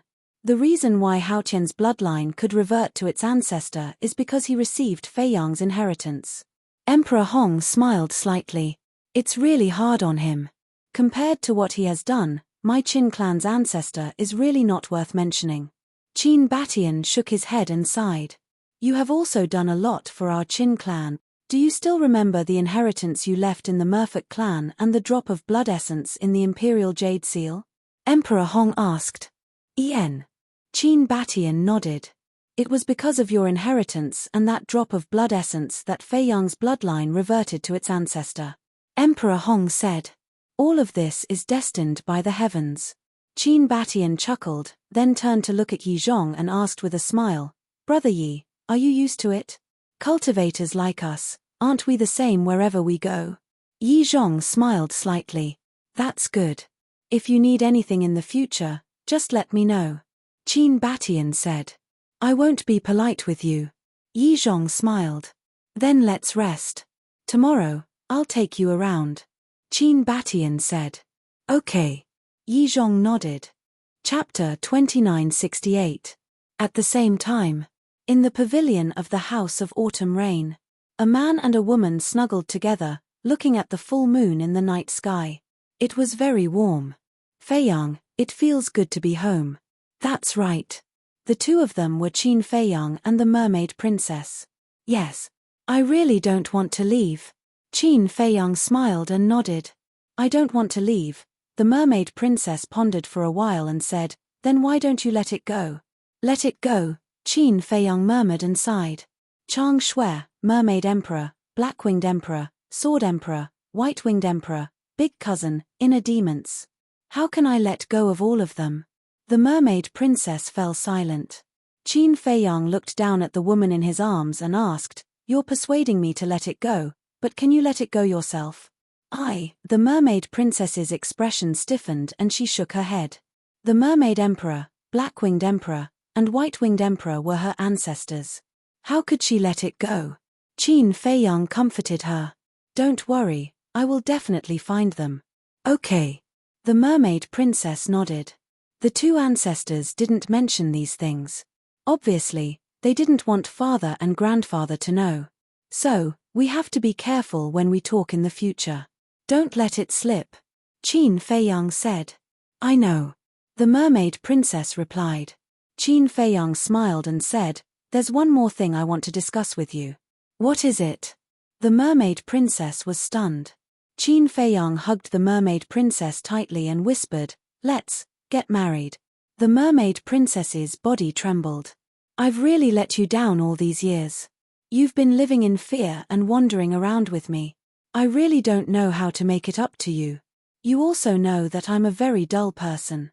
I don't know how to sweet talk. But I promise that for the rest of my life, I will take good care of you, protect you, and make sure that you will never be sad or cry again." Qin Feiyang muttered. The mermaid princess couldn't help but tear up. She had been waiting for this moment for a very long time. Sometimes, she even wanted to bring it up. However, she knew that Qin Feiyang was an ambitious and responsible man, so she didn't say anything and just quietly accompanied him. And now, Qin Feiyang had taken the initiative to speak. How could she not be happy? "Will you marry me?" Qin Feiyang lowered his head and looked into the eyes of the mermaid princess. Looking at Qin Feiyang's affectionate eyes, the mermaid princess's heart was beating wildly, and she couldn't calm down for a while. Qin Feiyang's heart skipped a beat. Was she going to reject him? His heart was in a state of panic. "Yes, I know. If you marry me, you will definitely be afraid in the future. After all, I still have to go to the 4th floor. But I swear that I will protect you with my life. Whoever dares to bully you, I will kill them." Qin Feiyang roared. "Lower your voice, don't startle everyone." The mermaid princess quickly covered Qin Feiyang's mouth and looked around. Seeing that no one was paying attention, she was relieved. "Don't be afraid." Qin Feiyang shook his head, grabbed the hands of the mermaid princess, and said, "Marry me, I believe. No, I believe that I have the ability to take good care of you." Looking at Qin Feiyang's expectant eyes, the mermaid princess turned her head and leaned on the stone table, holding her chin with both hands. "I'll think about it." "What's there to think about?" Qin Feiyang was anxious. The mermaid princess said without turning her head, "Of course I have to think about it. But, Qin Feiyang was really anxious. Looking at the side of the mermaid princess's face, for a moment, he was at a loss and didn't know what to do. The mermaid princess chuckled, lowered her head, and said with a red face, "Silly, why would I refuse?" Qin Feiyang was stunned, and then his spirit was lifted. "Then you agree? What else?" The mermaid princess rolled her eyes at him. Qin Feiyang suddenly cheered, picked up the mermaid princess, and spun around in the pavilion. "What are you doing? Put me down, don't startle everyone." The mermaid princess struggled and said, "No. If mother and the others see it, they will be happier than me."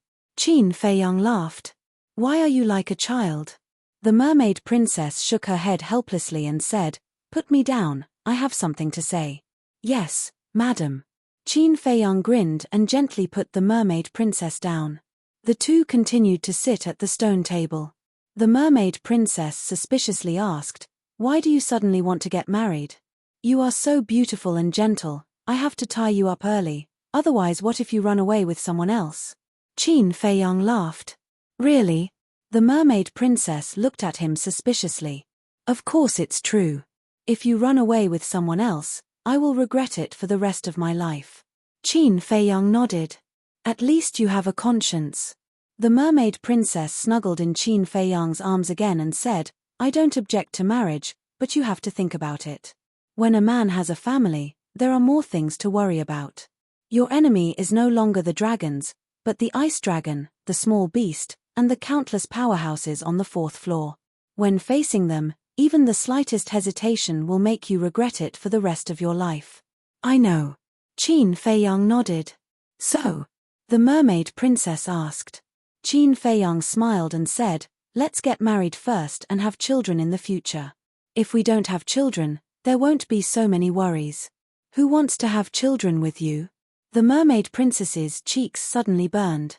Qin Feiyang said suspiciously, if you don't have children with me, who will? Some women. Look at Sister Shangguan, Sister Yu and Yi. Which one of them isn't infatuated with you? Also, Shui is also interested in you. The mermaid princess said. Ah. Qin Feiyang was stunned. Only a fool like you can't see it. The mermaid princess shook her head. Qin Feiyang hurriedly said, but you know, I only have you in my heart. I know. However, I really don't object to you marrying home. The mermaid princess said with a smile. Are you testing me? Qin Feiyang frowned. Am I in the mood? I'm telling the truth. The princess of the human race was helpless. But Shangguan Fenglan told me that all women in the world actually want a complete relationship. Qin Feiyang said. Then you can treat me as an exception. Actually, if it were other women, I would definitely not agree. If you dare to take the initiative to provoke them, I will hate you for the rest of my life. However, Shangguan Qiu and the rest are different.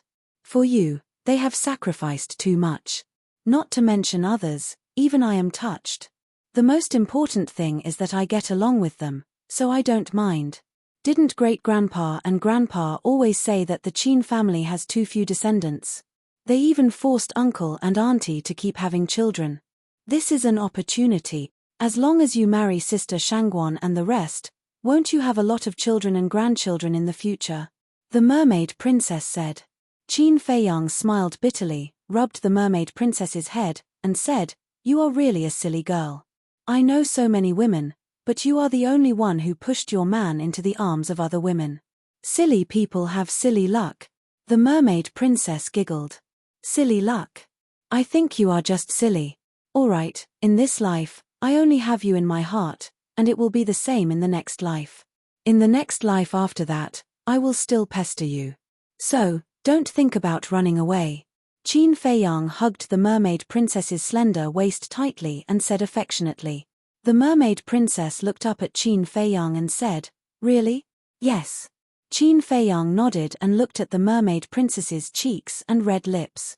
For a moment, there was a different kind of restlessness in his heart. He said in a low voice, how about we enter the bridal chamber tonight? Dirty. The mermaid princess immediately began to struggle. But Qin Feiyang hugged her tightly and couldn't break free. Then she gave up and let Qin Feiyang do whatever he wanted. Be gentle, it hurts. I'm very gentle, okay? Come here for a while. Yes, yes, yes, here. Is it comfortable? Yes, it's comfortable. In front of the attic. Lu Qiuyu looked at the pavilion suspiciously and said, what are these two children doing? A man and a woman alone, what else can they do? The emperor walked over, looked at the pavilion in the night, and smiled.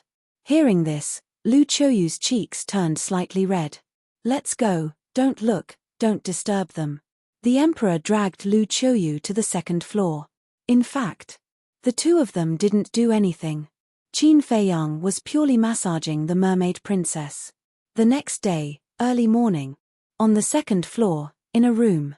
The mermaid princess woke up and found that Qin Feiyang had been holding her tightly.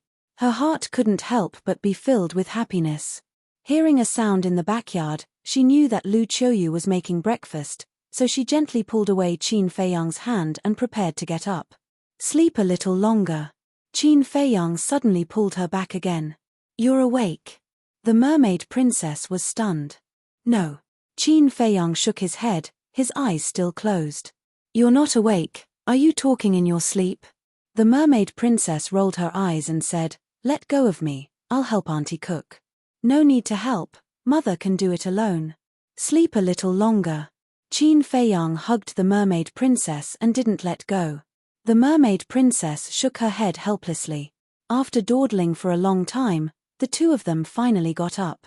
Qin Feiyang stretched and said, I slept so well.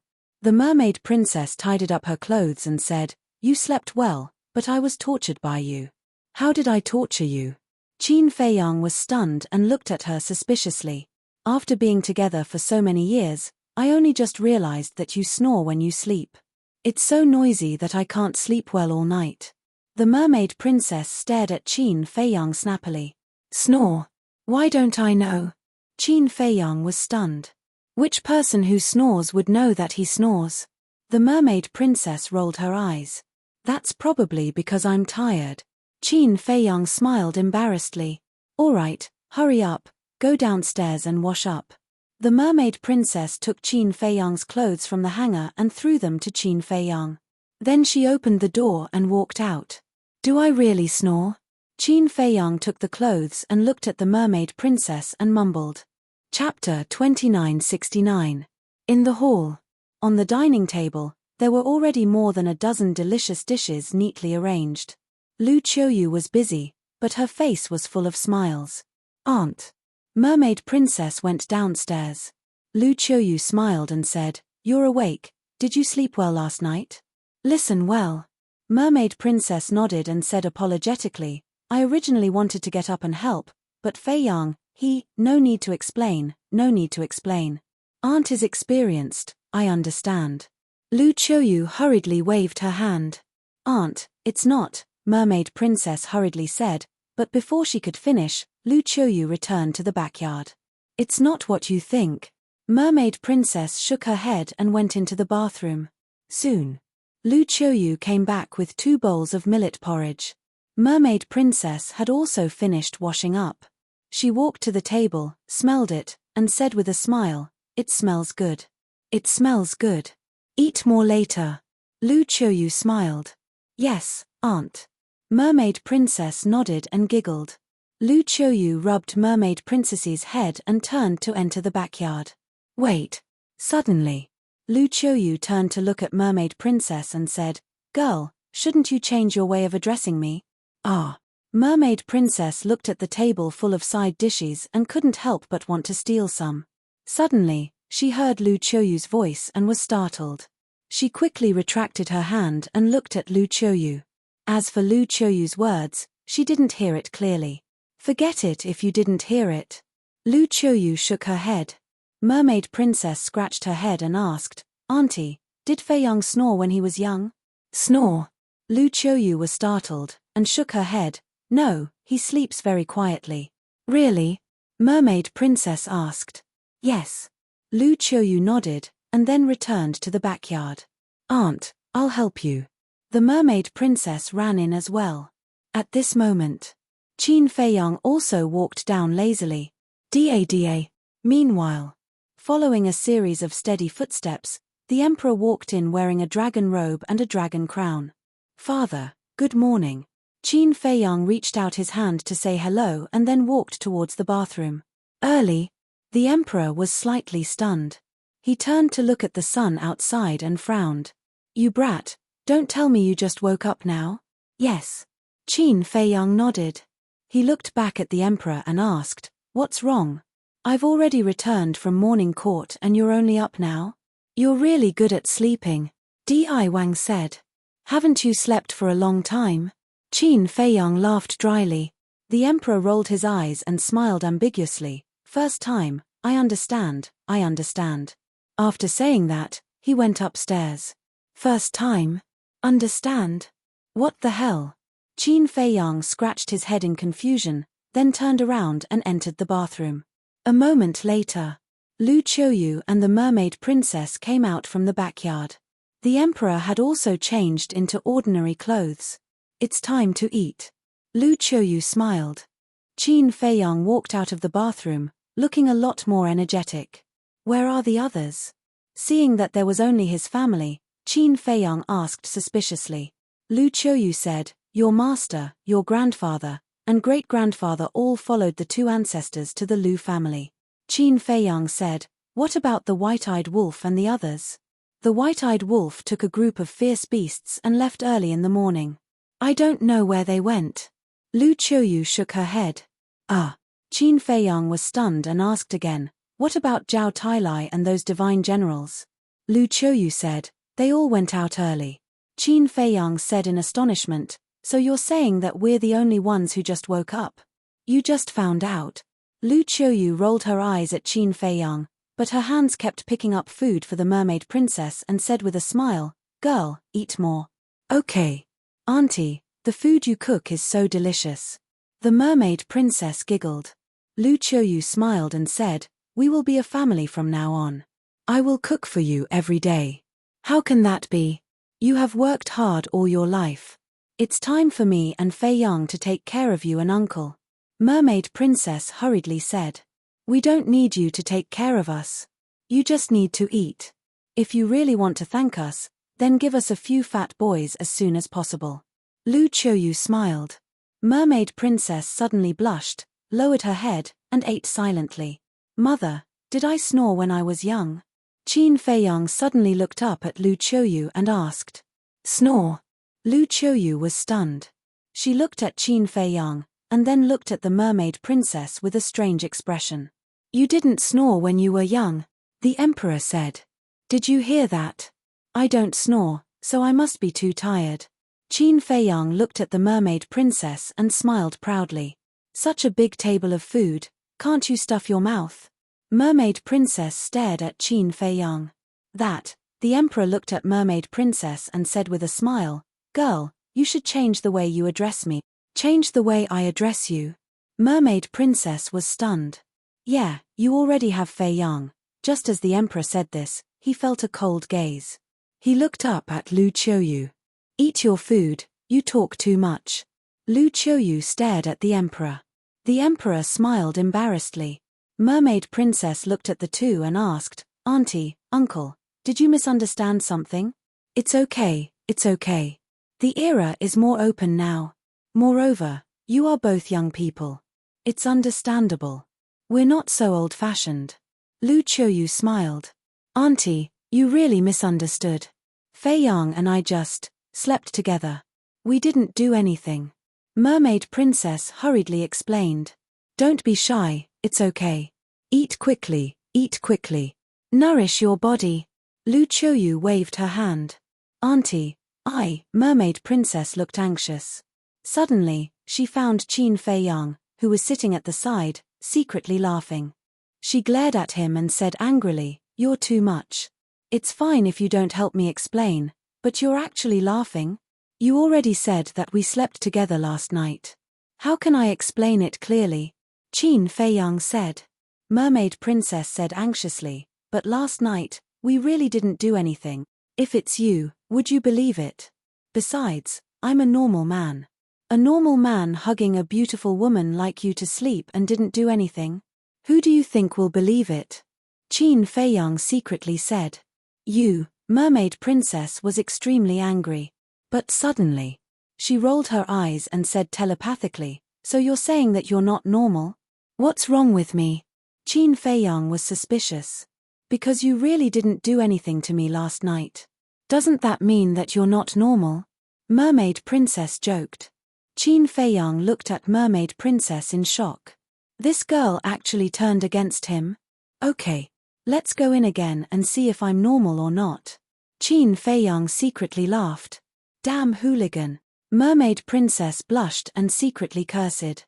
Lu Qiuyu looked up at the two of them and asked suspiciously, "What are you mumbling about? Hurry up and eat." Okay. The two of them nodded repeatedly.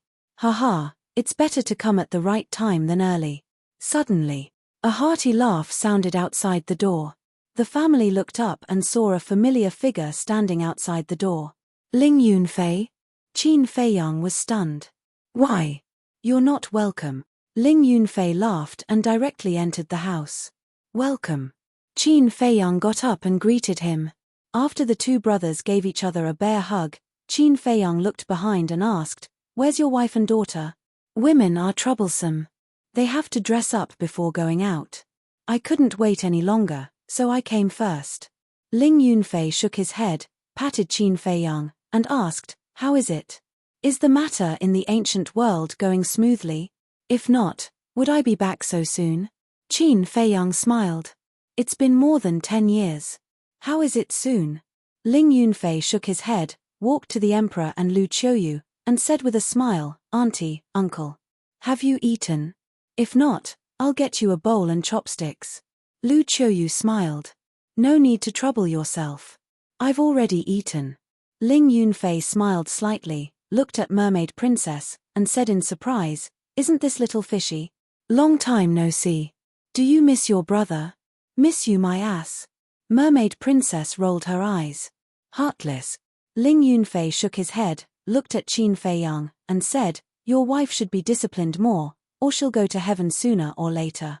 You're a henpecked man. Are you qualified to say that?" Qin Feiyang despised and walked to the table to continue eating. "What do you mean by that? I'm a henpecked man. I just don't want to bicker with a woman. If I really go crazy." Ling Yunfei was speaking with a smile of exultation, but the complexions of Qin Feiyang and the others had become strange. Because at this time, 3 more people came in. These 3 people were Zhao Shuang'er, Liu Ji, and a girl. Zhao Shuang'er made a gesture to Qin Feiyang and the others to keep quiet. She quietly walked behind Ling Yunfei with Liu Ji and the girl. Qin Feiyang's face suddenly became playful. He looked at Ling Yunfei and said, "What if I go crazy?" Ling Yunfei didn't notice Zhao Shuang'er behind him and said, "If I go crazy, that woman surnamed Zhao will have to lie down obediently immediately." "Really?" Qin Feiyang looked surprised.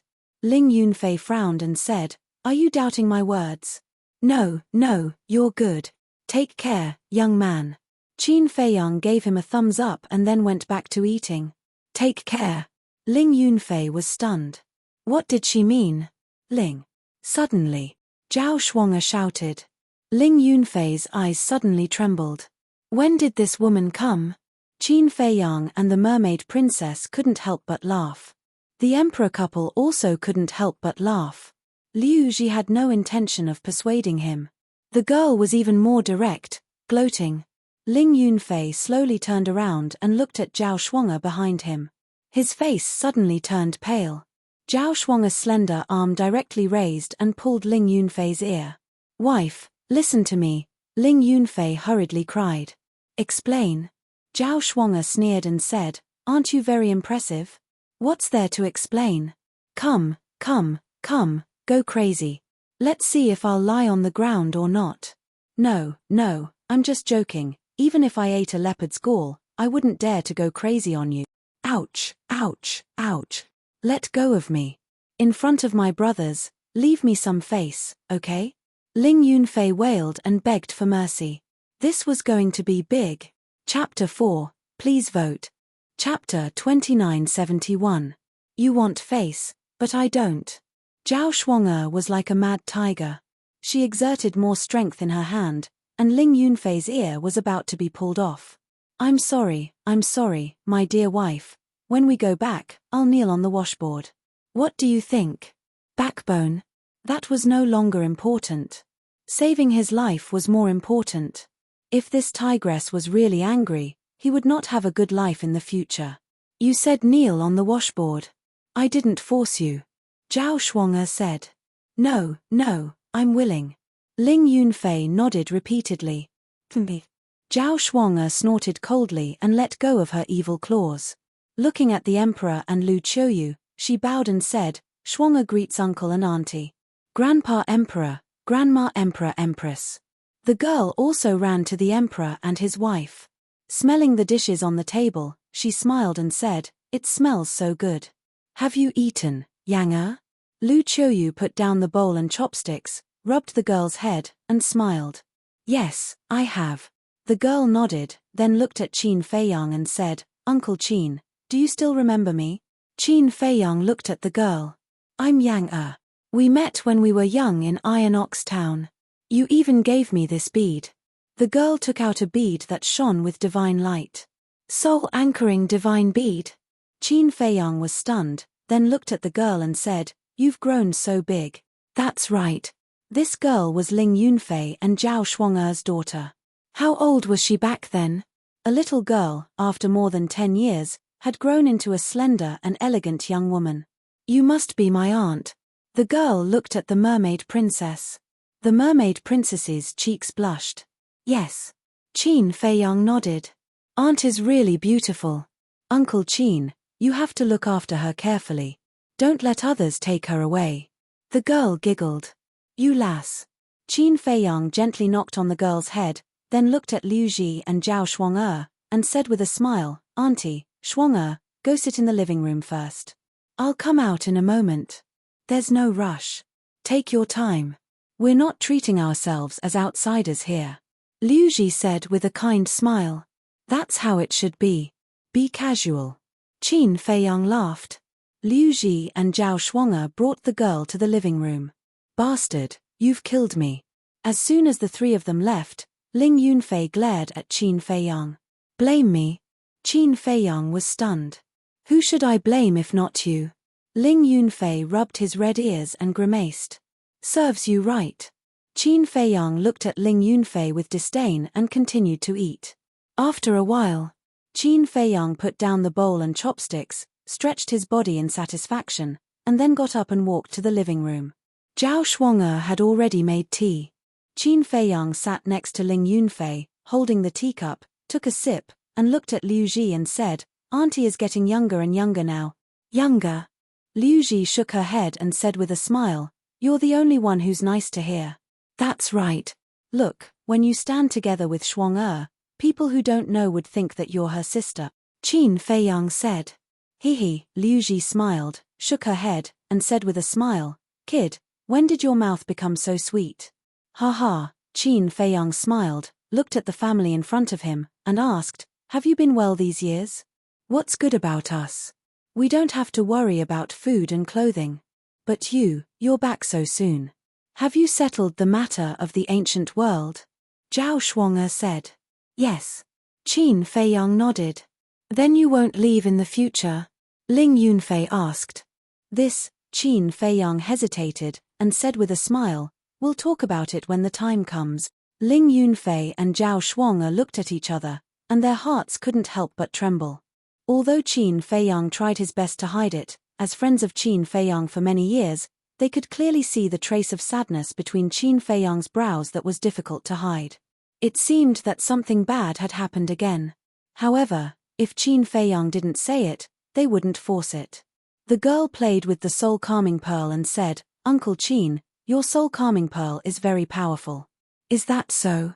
Qin Feiyang asked with a smile. Yes. The girl nodded and said, Once, I went out and met a few bad people who wanted to kill me for money. One of them even wanted to destroy my soul. In the end, the soul calming pearl appeared and not only protected my soul, but also killed them all. That's natural. This soul calming pearl is a supreme divine artifact. Although it doesn't have any lethality, just a wisp of divine power is not something that ordinary people can withstand. Qin Feiyang said with a smile. Then Uncle Qin, you gave me the soul calming pearl. What will you use to protect my soul? Why don't I return it to you? The girl said. Qin Feiyang was stunned, then looked at Ling Yunfei and his wife, and said with a smile, You girls are quite filial. Don't you know who taught you? This is a must. Ling Yunfei smiled proudly. Look at how proud you are. Qin Feiyang shook his head and looked at the girl. Yang Uncle Qin doesn't need it anymore. Why? The girl was puzzled. Yang don't you understand? Your Uncle Qin is too strong. No one can hurt him. Zhao Shuang-er said with a smile. Really?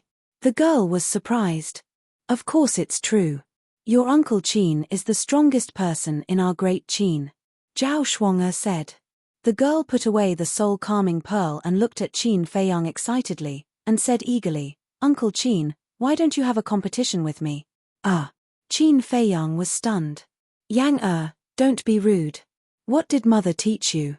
A girl should be educated and reasonable. Look at you now, you are like a violent maniac. Where is your decency? Zhao Shuang-er berated. Who said that a girl must be educated and reasonable? Besides, mother, aren't you the same? You bully father all the time. The girl mumbled. Ling Yunfei immediately said with snot and tears, Daughter, I didn't raise you for nothing. You have a conscience, and you know that I am bullied by your mother every day. Shut up. Zhao Shuang-er glared at him. Ling Yunfei shrunk his neck and became obedient again. It seemed that being afraid of his wife was already deeply rooted in him. The girl looked at Qin Feiyang pleadingly, and said, "Uncle Qin, just compete with me." "You're still talking," Zhao Shuang'er said angrily. It's fine, it's fine." Qin Feiyang waved his hand at Zhao Shuang'er, looked at the girl and smiled. "All right, Uncle Qin will compete with you. As long as you can stand under Uncle Qin's pressure for 3 breaths of time, Uncle Qin will give you another divine art." "All right." The girl nodded. Liu Ji shook her head and laughed. "Truly a newborn calf is not afraid of a tiger." Zhao Shuang'er said, "Forget it, let her suffer a little." Qin Feiyang sized up the girl. She had the cultivation of the War Emperor, not bad. Boom. At that moment, a strand of divine might appeared and pressed towards the girl. This was a strand of divine might, but even though it was only a strand, it was not something that the War Emperor could withstand. Bang! There was no suspense. The girl immediately laid on the ground in a sorry state. Qin Feiyang quickly retracted his pressure, lowered his head to look at the girl, and laughed. "How is it? Is this all of your strength?" The girl stared blankly at Qin Feiyang. "All of my strength?" Qin Feiyang was startled, and laughed. "Maybe only 1,000th of my strength." "So strong." The girl was extremely shocked. She immediately got up and looked at Qin Feiyang with a face full of admiration, and said, "Then Uncle Qin, please teach me how to cultivate." "Me?" Qin Feiyang was startled. "Yes." The girl nodded. Qin Feiyang asked suspiciously, "Didn't your mother and father teach you? How can they compare to you, Uncle Qin?" The girl said. Cough cough. Zhao Shuang'er and Ling Yunfei immediately coughed and stared at the girl. "That's how it is," the girl muttered. Qin Feiyang looked at the girl and smiled faintly. "Learning from me will be very difficult. I'm not afraid." The girl shook her head. "You might even die," Qin Feiyang said again. "So serious?" The girl was startled. "En." Qin Feiyang nodded. I'm not afraid either." The girl hesitated for a moment and said firmly. Qin Feiyang laughed and said, "All right, if there's a chance in the future, I'll bring you to a place, and I guarantee that you'll become stronger quickly." "Thank you, Uncle Qin." The girl beamed with joy. Qin Feiyang rubbed the girl's head, looked at Ling Yunfei and asked, "By the way, how did you know that I'm back?" "Brother Wolf told us," Ling Yunfei said. "White-eyed wolf?" Qin Feiyang was startled. En. Before dawn, it brought a group of berserk beasts and ran to Iron Ox Town, saying that you were back. Then we immediately rushed over. Ling Yunfei said. "It really knows how to run." Qin Feiyang shook his head and asked, "Then where are they now?" Ling Yunfei shook his head and said, "I don't know, they said that they were preparing to go to Forgotten Continent for a stroll." Qin Feiyang shook his head and laughed, and said, "Then Old Man Ren and the others should also know that I'm back. They're in Butterfly Valley, so of course they know. They should be here soon," Ling Yunfei said. At this moment, Mermaid Princess walked out and looked at Liu Ji with a smile. "Hello, Auntie." Good, come and sit." Liu Ji nodded repeatedly, patted the chair beside her, and smiled. Mermaid Princess walked over. Liu Ji smiled and said, "Child, did Feiyang bully you outside? If he bullies you, tell Auntie. Auntie will help you take care of him." "No." Mermaid Princess shook her head. Zhao Shuang'er asked, "Does your father know that you're back?" "I don't know yet," Mermaid Princess said. "Then this time you're back, are you preparing to settle the marriage matter?" Ling Yunfei said. "It's time to settle it." The Emperor's voice came, and the Emperor strode over and said, "We've all slept together. If we don't settle it, people will gossip. Tomorrow, I will personally go to the Sea of Despair and propose marriage to the Mermaid Emperor." "What? Slept together?" Ling Yunfei looked at Qin Feiyang in shock. Cough cough. Qin Feiyang coughed dryly and looked at the Emperor. "Father, can't you be more reserved?" "What's wrong with that?" The Emperor waved his hand indifferently and said, "Back then, your mother and I, what happened back then?" Lu Qiuyu's voice rang out. The Emperor's body stiffened, and he turned to look at Lu Qiuyu, who was walking over, and said with a smile, "Nothing, nothing." Qin Feiyang looked at his father, then looked at his mother, and shook his head with emotion. This was another man who was afraid of his wife. Chapter 2972. Haha, this brat is indeed back. I can already feel his aura. Suddenly, accompanied by hoarse laughter, a group of people descended outside the pavilion. Qin Feiyang and the others looked at each other, hurriedly stood up, and walked out of the pavilion, their faces full of smiles. The people who came were Old Master Ren, Yang Nanshan, and the others. Old Master, Uncle Yang, Uncle Jiang, Aunt Shui, Aunt Yun, you're all here. Qin Feiyang laughed. Yang Nanshan said, since you're back, how can we not come and take a look? Then I'm quite popular. Qin Feiyang said. Shameless, who welcomes you? We're just here to see if you're missing an arm or a leg. Feng Ling looked at Qin Feiyang and said. Qin Feiyang looked at Feng Ling and said, your mouth is too vicious, you deserve to be unable to get married. Scram. Feng Ling's face darkened. At the side, Ren Wushuang and Luo Qingzhu could not help but cover their mouths and snicker. Let's talk inside. Lu Qiuyu laughed. Then we'll be disturbing you. Old Master Ren smiled slightly. Everyone entered the living room. Master. Suddenly, another excited cry rang out. Qin Feiyang was startled. He raised his head and saw three figures appear in the sky. It was Wang Xiajie, Yang Wei, and Wang Yangfeng. Young Master. Yang Wei and Wang Yangfeng were also very excited. Qin Feiyang smiled slightly, and said, how have you been these 10 years?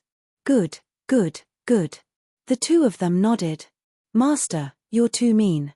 What did you say back then? Qin Chen had already returned, but when I returned, I didn't see him at all. Wang Xiajie looked at Qin Feiyang in dissatisfaction.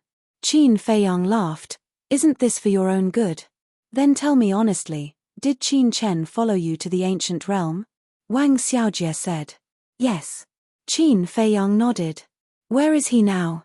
Wang Xiaojie asked. He is in seclusion in the Black Tortoise world. Qin Feiyang smiled.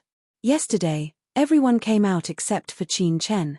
As expected, you've gone too far. I'm your disciple, okay? Wang Xiaojie coldly snorted. Don't I want you to stay in the clan and take good care of your sister and mother? How are they now? Qin Feiyang said. Not bad.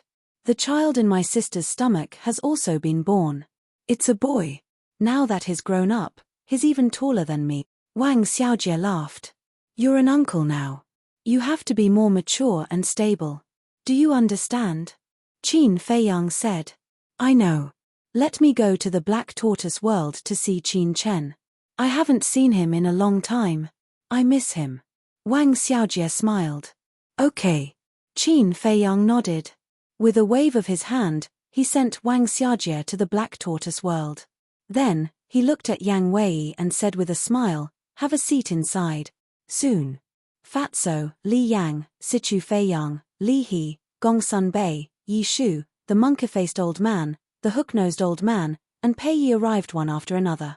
Everyone was familiar with each other, so they greeted each other and started chatting. In the evening, a large group of people returned. Zhao Tailai and the others, White-Eyed Wolf and the other beasts, Qin Batian, Yi Zhong, Lu Zhengyang, including Lu Zheng, Lu Hong, Li Xiaofei and his sister, the few grandpas, everyone gathered at the Autumn Rain Inn. Wang Xiajie and Qin Chen also came out of the Black Tortoise world. This time, the Autumn Rain Inn was lively. There were people both inside and outside the inn. Everyone gathered in twos and threes, laughing and talking, forming an extremely harmonious scene. At night, at the wine table, Pei Yi held a wine glass and said with a smile, Brother Qin, here's a toast to you. Qin Feiyang smiled and gently clinked his wine glass with Pei Yi's before downing it in one gulp. Then, he looked at Gongsun Bei and said, Brother Gongsun, have you settled Pei Yi? Yes. He's now the hall master of the law enforcement hall of our main tower. However, in order to settle him, I really put in a lot of effort. Gongsun Bei smiled. Great. Qin Feiyang nodded. Hearing the conversation between the two, Pei Yi immediately looked at Qin Feiyang in displeasure and said, So it was you who came up with this stupid idea behind the scenes. Qin Feiyang said, You really can't blame me for this. You're just too outstanding. Bullshit. Pei Yi shook his head. What about Sister Yu? The mermaid princess asked. I haven't seen her all these years and she hasn't come back either. I wonder where she went. Gongsun Bei shook his head.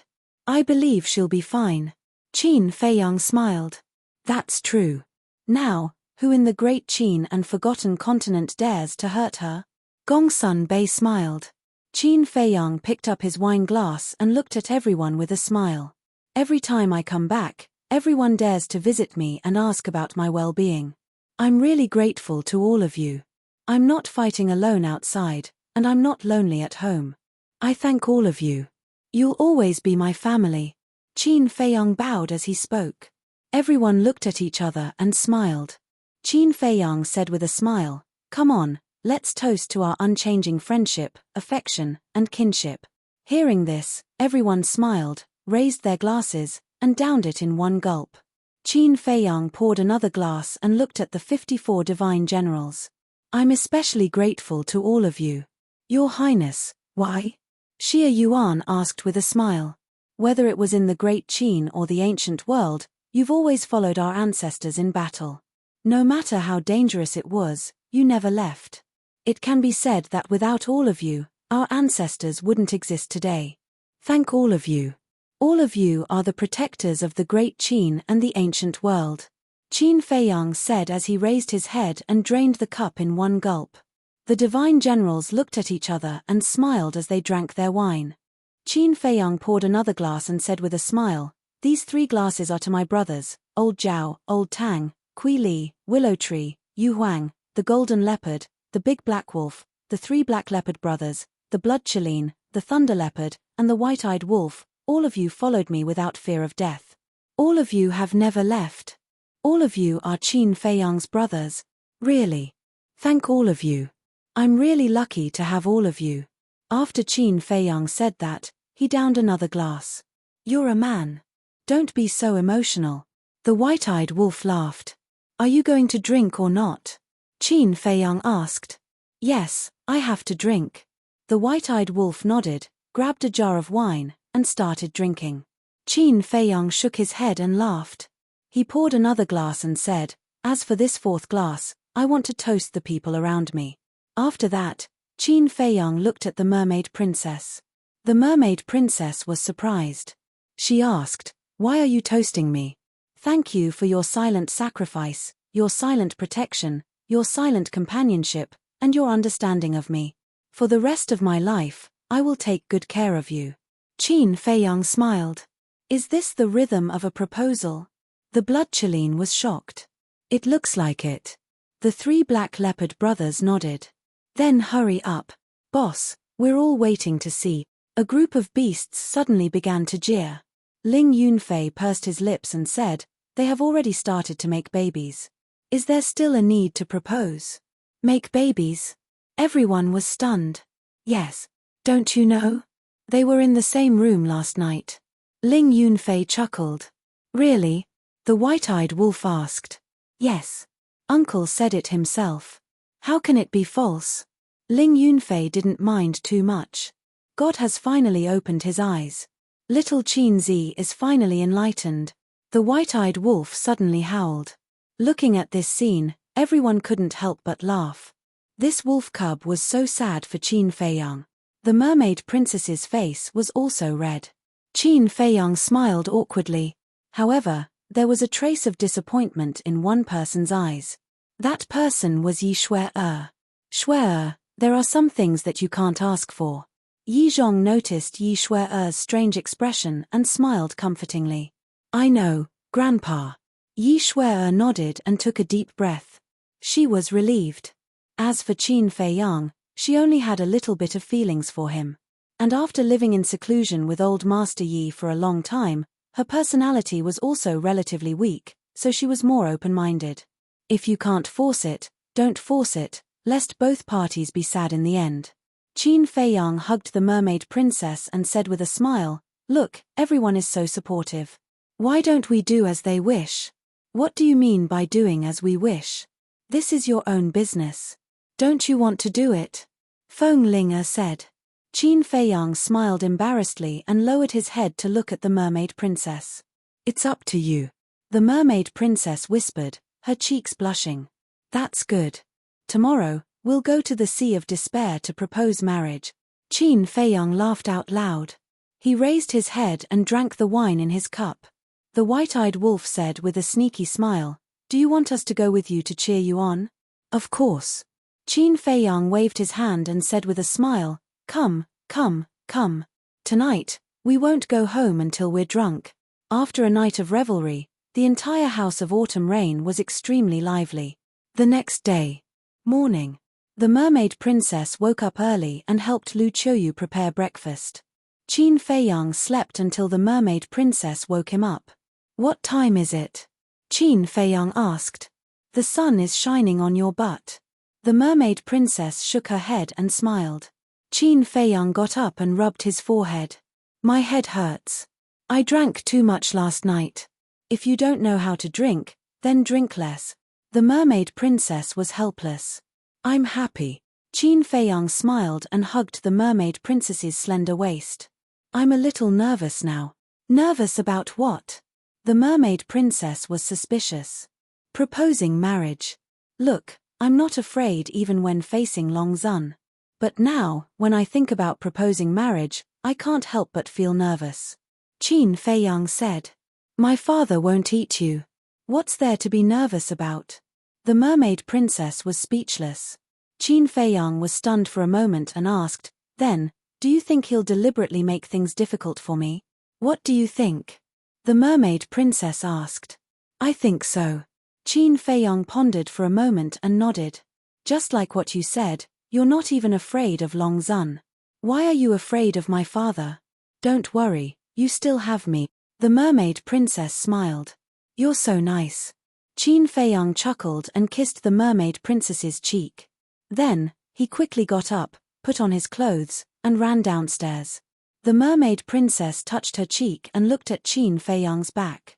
She revealed a happy smile and followed him downstairs. Chapter 2973.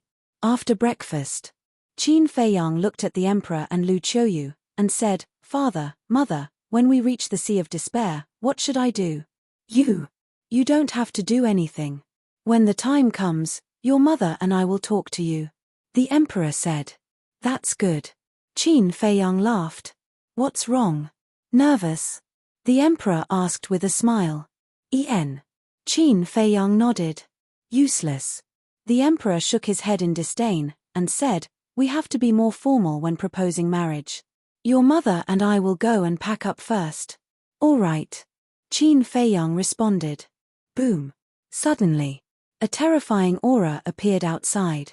Qin Feiyang hurriedly walked out and saw a group of people standing in the sky in an orderly manner, all dressed in black armor, looking extremely heroic. "You guys." Qin Feiyang looked at these people in a daze. "Your Highness, it's us," one of them said. When Qin Feiyang heard this voice, he smiled and said, "Xie Yuan, what are you guys doing? I almost couldn't recognize you. Aren't you going to propose marriage? We're going to cheer for you. Look, we're not bad, right?" Xie Yuan said. "Cheer?" Qin Feiyang was stunned. "That's right. You said last night that we should go and cheer for you, so we started preparing early in the morning." Xie Yuan nodded. Qin Feiyang shook his head and laughed. "I drank too much and forgot." "Then do you think we can do this?" Xie Yuan asked. "Yes." Qin Feiyang nodded. 54 divine generals were going to cheer for him. This was a great honor. This kind of battle was also unprecedented in history. Swish. At this time, Qin Batian, Qin Yuan, Lu Zhengyang, Emperor Hong, Emperor Chen, Elder Qin, Li Jian, Qin Sheng and the others also appeared one after another. All of them were also dressed up. "Ancestor, great-grandfather, grandfather, what are you guys doing?" Qin Feiyang was suspicious. "Proposing marriage for you," Qin Batian said.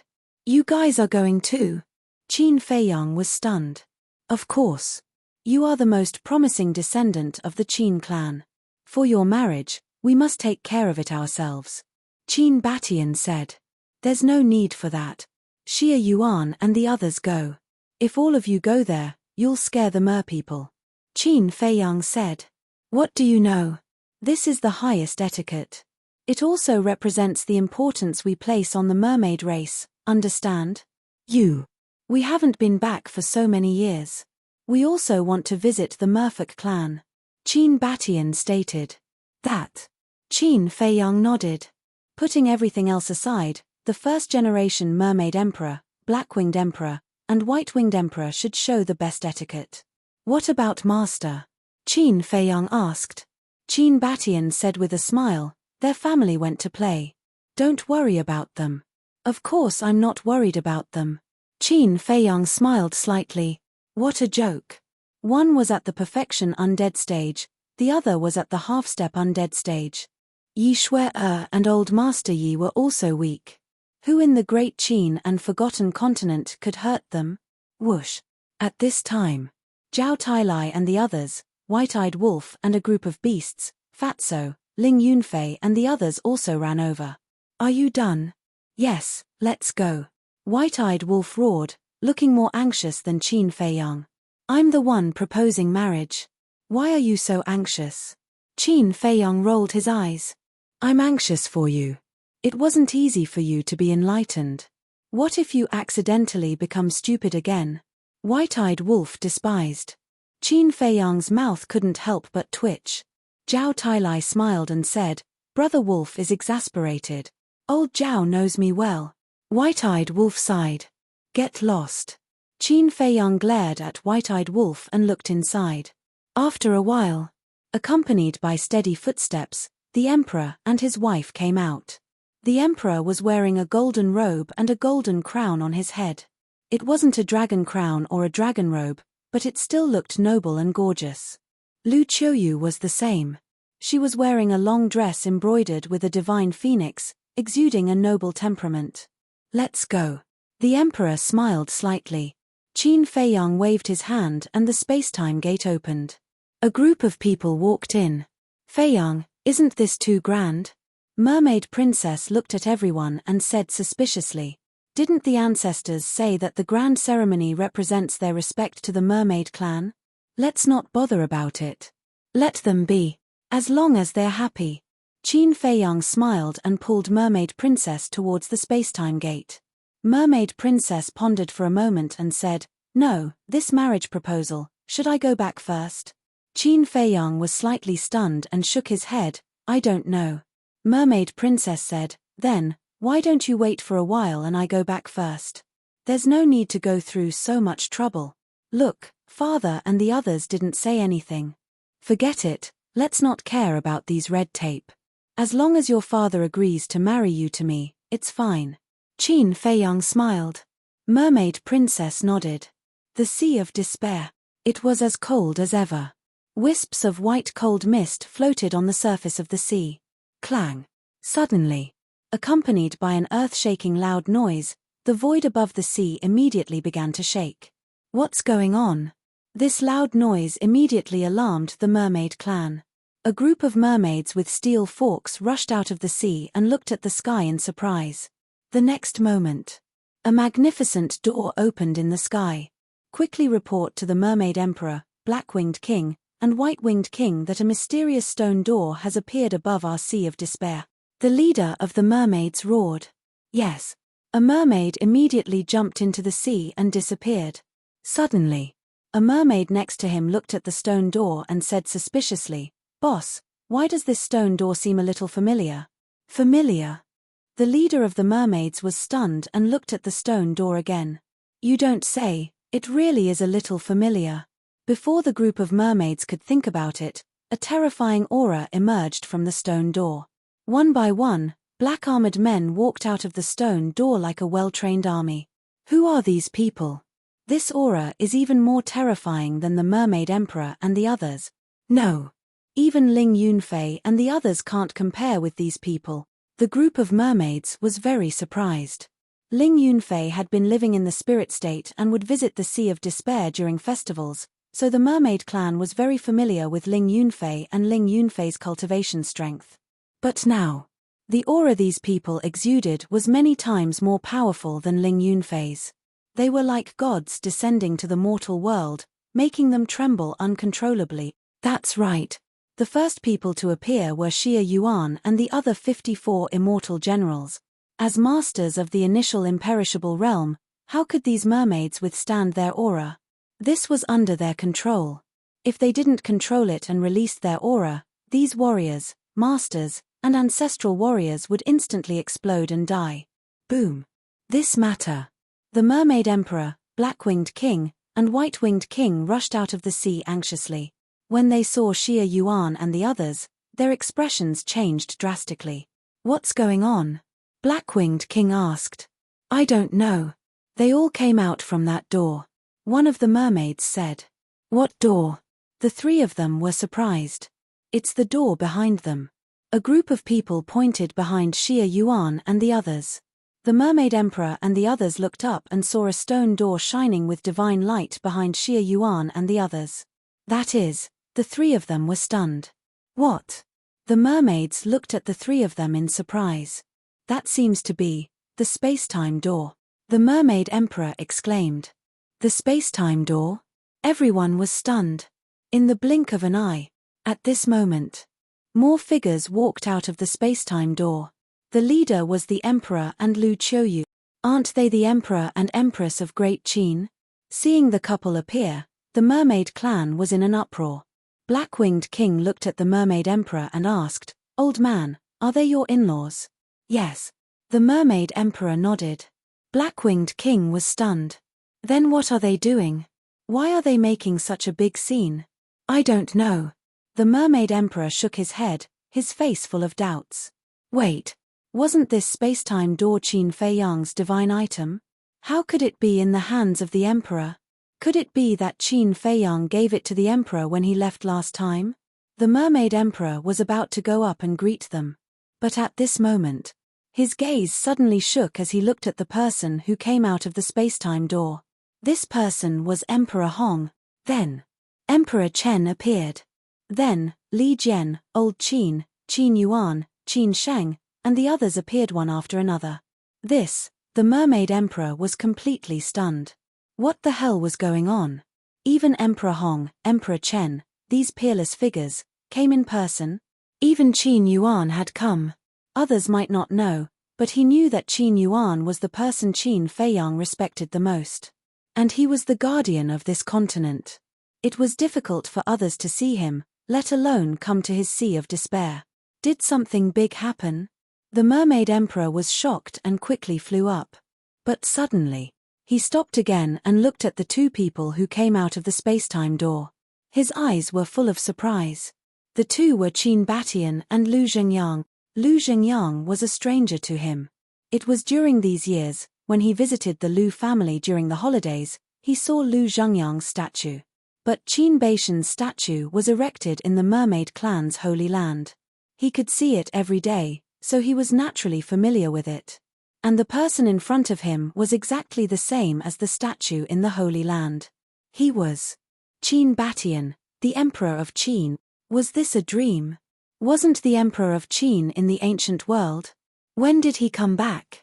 The Emperor of Qin, these two words, that was the legend of the Great Qin, the founding Emperor of the Great Qin, and the master of the first Mermaid Emperor of the Mermaid clan, the Black-Winged Emperor, and the White-Winged Emperor followed. That was a man full of legends. Not only the Mermaid Emperor, the Black-Winged Emperor, the White-Winged Emperor, and even all the mermaids present were dumbfounded, staring at Qin Batian. They were all wondering if their eyes were playing tricks on them. It was simply unbelievable. Chapter 2974.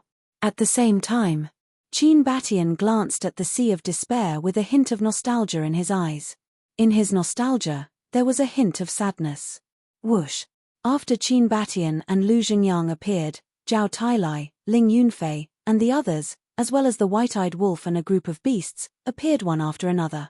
Wolf cub. Blood Kirin. Golden panther. Zhao Tailai. Looking at those familiar figures, the Mermaid Emperor's eyes trembled. Could it be, in the next moment, a man and a woman walked out of the space-time gate hand in hand? It's the princess. It's Prince Feiyang. The mermaid clan was immediately in an uproar. The Mermaid Emperor, White-Winged King, and Black-Winged King also looked at the two in surprise. "Father!" The Mermaid Princess shouted and immediately let go of Qin Feiyang. In a flash, she landed in front of the Mermaid Emperor. "Daughter, is it really you?" The Mermaid Emperor looked at his daughter in front of him in disbelief. "It's me." The Mermaid Princess nodded. "That's great." The Mermaid Emperor grabbed the Mermaid Princess's hand and said, "Look, it's only been 10 years, and you've become thinner." "Really?" The Mermaid Princess was stunned. "Of course. Father, you're old, but your eyes are still sharp. How did Qin Feiyang take care of you?" The Mermaid Emperor said angrily. "Father, don't talk nonsense. Feiyang is very good to me." The Mermaid Princess lowered her head. "A grown girl can't be kept at home." The Mermaid Emperor shook his head and looked at Qin Batian and the others. He asked suspiciously, "What's going on?" The Mermaid Princess blushed and hesitated before saying, "Let Feiyang and the others tell you." At the same time, Qin Feiyang also put away the space-time gate and looked at the Mermaid Emperor with a trace of anxiety in his eyes. "What are you afraid of?"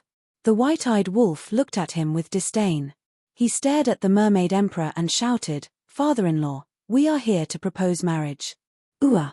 Qin Feiyang was stunned. The Emperor and the others were stunned. This was too direct. Couldn't they be more reserved? Marriage proposal? In the meantime, the Mermaid Emperor and the others looked at each other. "You may leave." Qin Batian smiled. Immediately, 54 divine generals cleared the way and flew down in a grandiose manner. After going down, the 54 divine generals spread out in all directions. They stood on the surface of the sea and looked straight ahead. Qin Feiyang and the others stood in the center.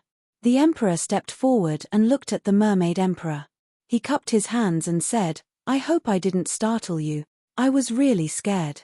The Mermaid Emperor smiled bitterly and bowed. "Greetings, Your Majesty and Empress." "You're welcome." The Emperor and his wife hurriedly waved their hands. Now that he was here to propose marriage, how could he put on airs? "Your Majesty, Empress, these two." The Mermaid Emperor immediately looked at Qin Batian. Without waiting for the couple to speak, Qin Batian nodded and smiled. "Yes, I am Qin Batian, and this is the ancestor of the Lu family, Lu Zhangyang." "Greetings, Emperor Qin." "Greetings, Lord Lu." The Mermaid Emperor trembled and hurriedly knelt on the surface of the sea and bowed. The Black-Winged Monarch, the White-Winged Monarch, and the other mermaids also knelt. Don't. We're all family, why are you being so polite?" Qin Batian hurriedly helped the Mermaid Emperor up and looked at the Black-Winged Monarch and the others. "Quickly get up."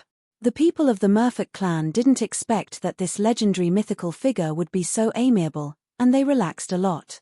"Uncle." Qin Feiyang also stepped forward and bowed under the Emperor and his wife's signal. The Mermaid Emperor was angry when he saw Qin Feiyang. He said angrily, "You brat, if you want to propose marriage, so be it. Why do you have to make such a big fuss? I thought someone was going to attack the Mermaid clan. They were the ones who wanted to come here." Qin Feiyang scratched his head. The Mermaid Emperor looked at Xia Yuan and the other 54 people and asked, "Who are they?" "They're all subordinates of the ancestor." Qin Feiyang said. "I see, no wonder they're so scary." The Mermaid Emperor nodded and asked suspiciously, "When did you guys come back?" "The day before yesterday." Qin Feiyang said. The Mermaid Emperor was speechless. "You came back the day before yesterday, and now you're here to propose marriage. You're too impatient." "Ha!" Qin Feiyang laughed dryly. The Mermaid Emperor shook his head and smiled. He looked at Qin Batian and the others and said, "Thank you for your hard work, everyone. Let's go down and have a chat." "Okay." Qin Batian nodded. The Mermaid Emperor immediately pulled the Mermaid Princess into the sea and flew to the bottom of the sea.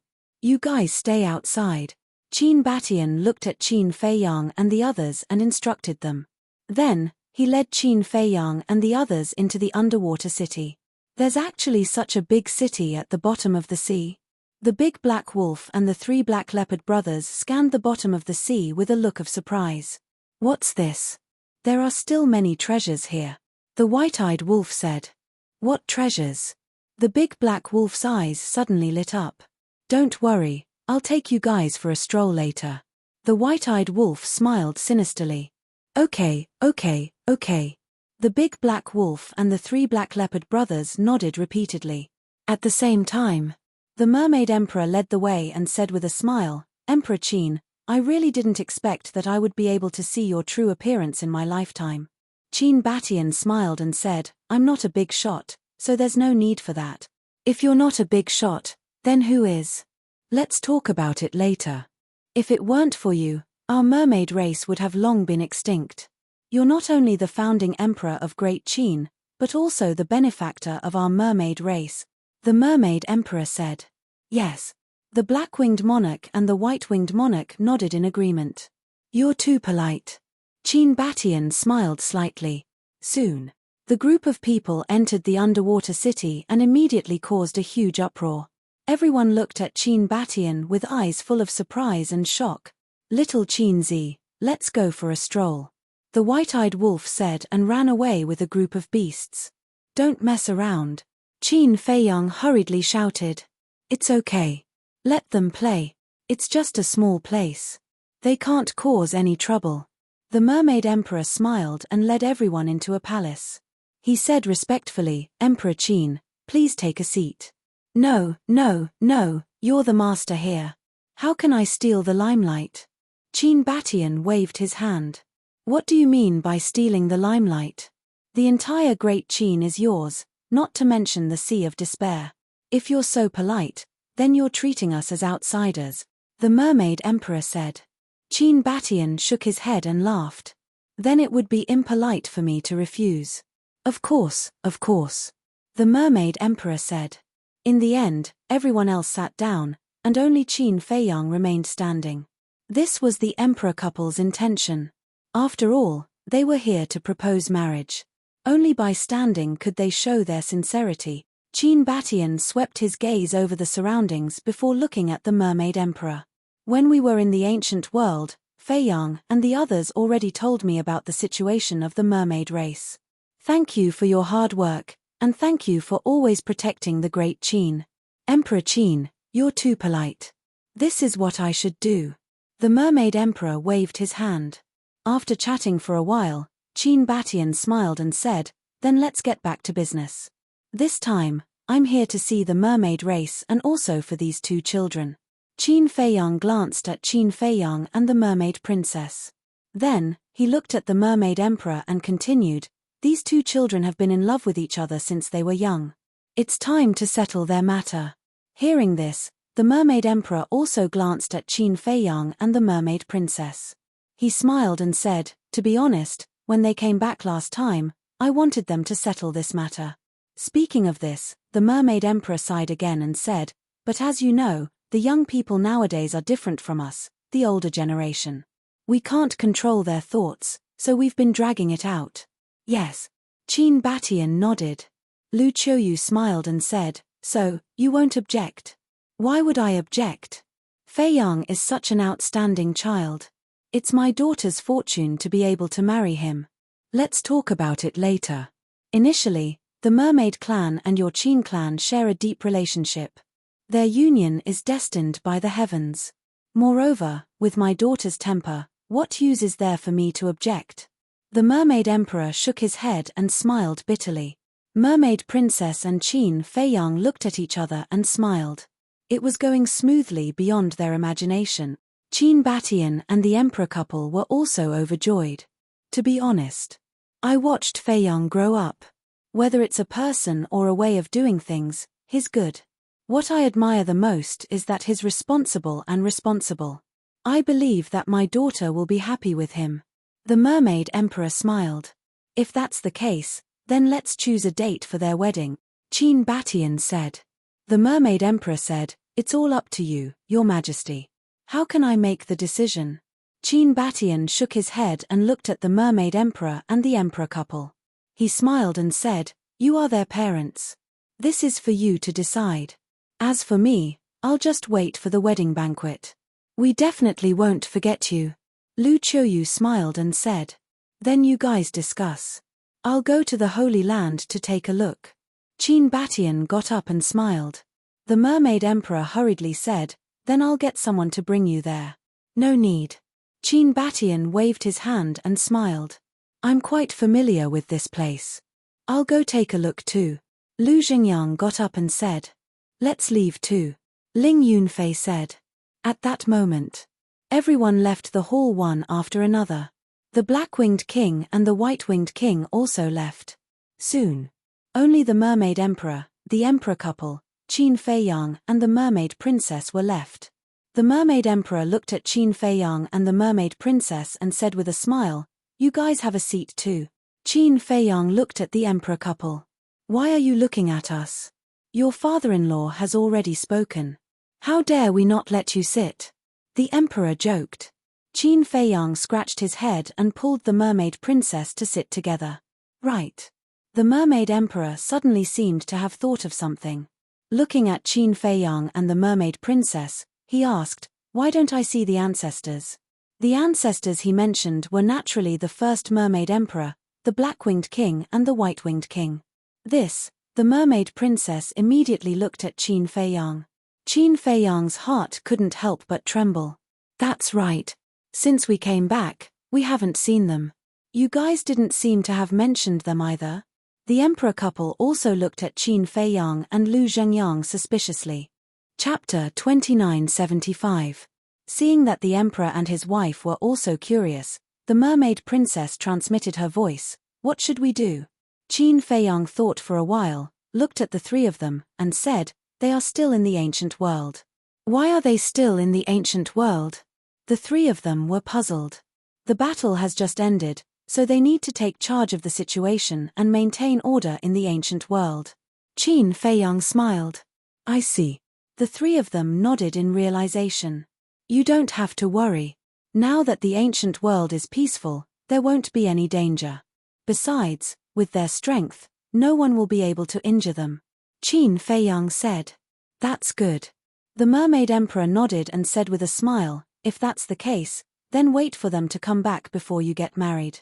Wait for them to come back? Qin Feiyang and the Mermaid Princess were stunned. "Yes. We're a family. We have to be complete, right?" The Mermaid Emperor chuckled. "No need.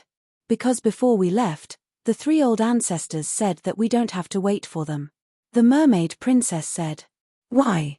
The Mermaid Emperor was puzzled. "Father, you don't know how big the ancient world is. The battle with the dragons almost affected the entire ancient world. It will take at least a few thousand years to completely calm down.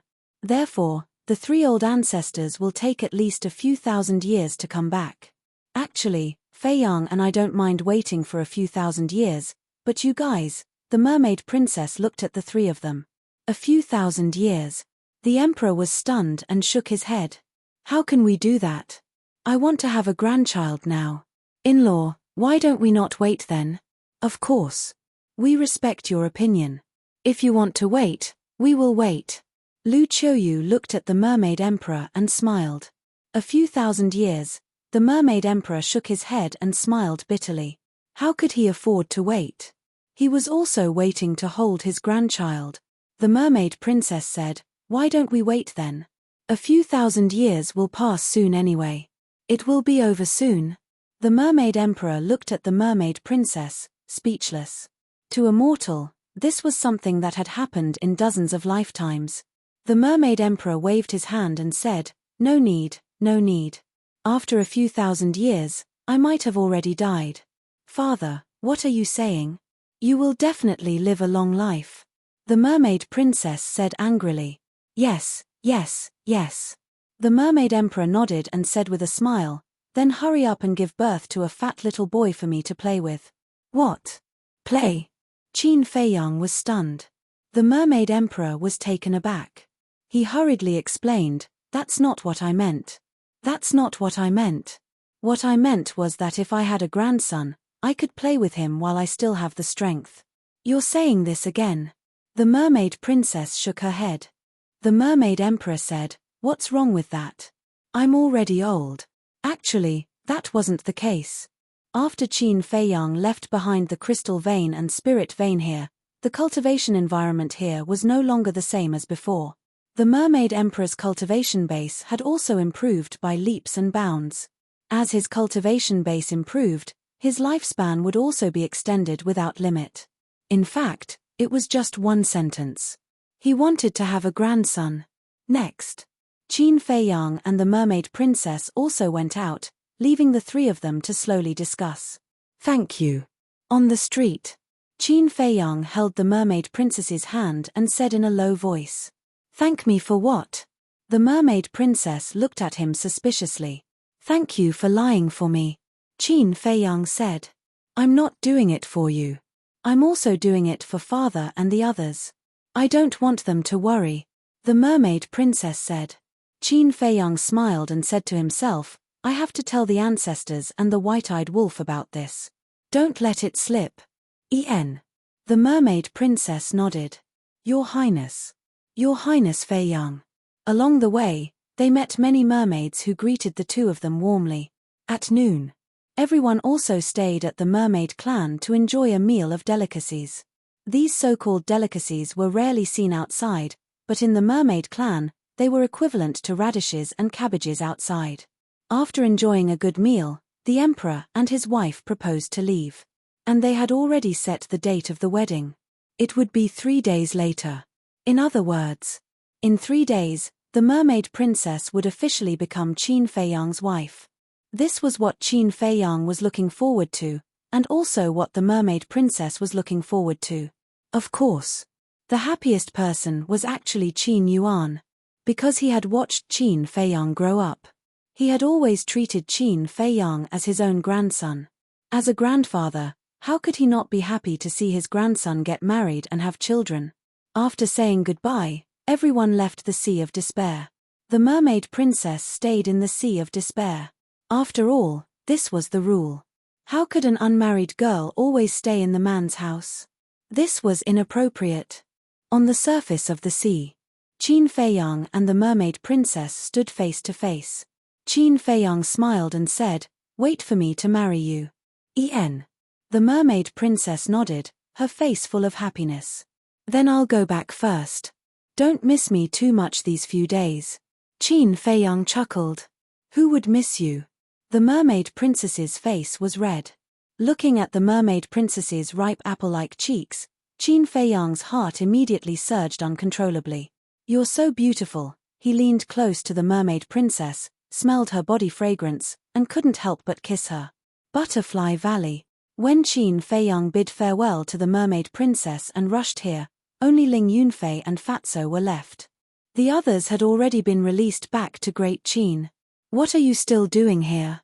Qin Feiyang was suspicious. "Waiting for you," Ling Yunfei said. Fatso said with a sneaky smile, "Boss, when we just left the Sea of Despair, I stole a glance at you guys.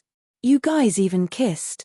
The corner of Qin Feiyang's mouth twitched, and said, "We're open and aboveboard. Why would we be afraid of you looking?" "Of course we're not afraid. I just want to say, do you want me to impart some experience to you?" Fatso laughed sinisterly. Qin Feiyang's face instantly darkened. "Boss, to be honest, I'm not as good as you in cultivation, but in this aspect, I'm still very experienced," Fatso said. "Get lost." Qin Feiyang rolled his eyes at him, looked at the two of them, and asked, "Why are you guys waiting for me here?" "We just want to ask you, is it time for Qin Li's training to end?" Ling Yunfei said. "Qin Li," Qin Feiyang muttered. Of course, he remembered this person. It was one of his younger brothers. Back then, Qin Li had bad intentions. In a fit of anger, he expelled him from the imperial capital, asked Li Jian to send him to the 9 provinces, and ordered him not to return to the imperial capital within 5 years. "Where is he now?" Qin Feiyang asked. Ling Yunfei said, "In the inner hall. Didn't I say that he can't return to the imperial capital within 5 years? It's been more than 10 years now. Why doesn't he go back by himself?" Qin Feiyang was suspicious. "We also talked to him. He said that he can't go back before you get your forgiveness." Ling Yunfei shook his head. "My forgiveness?" Qin Feiyang was stunned, and said with a smile, "Is my forgiveness that important?" "Of course. For your younger brothers and sisters, you are a god in their hearts," Ling Yunfei said. Qin Feiyang said, so, he hasn't gone back for more than 10 years. Yes. It's all uncle and aunt who came to see him in person. Ling Yunfei nodded. Then how is he now? Qin Feiyang asked. The hardships over the years have played a big role in him. Ling Yunfei said.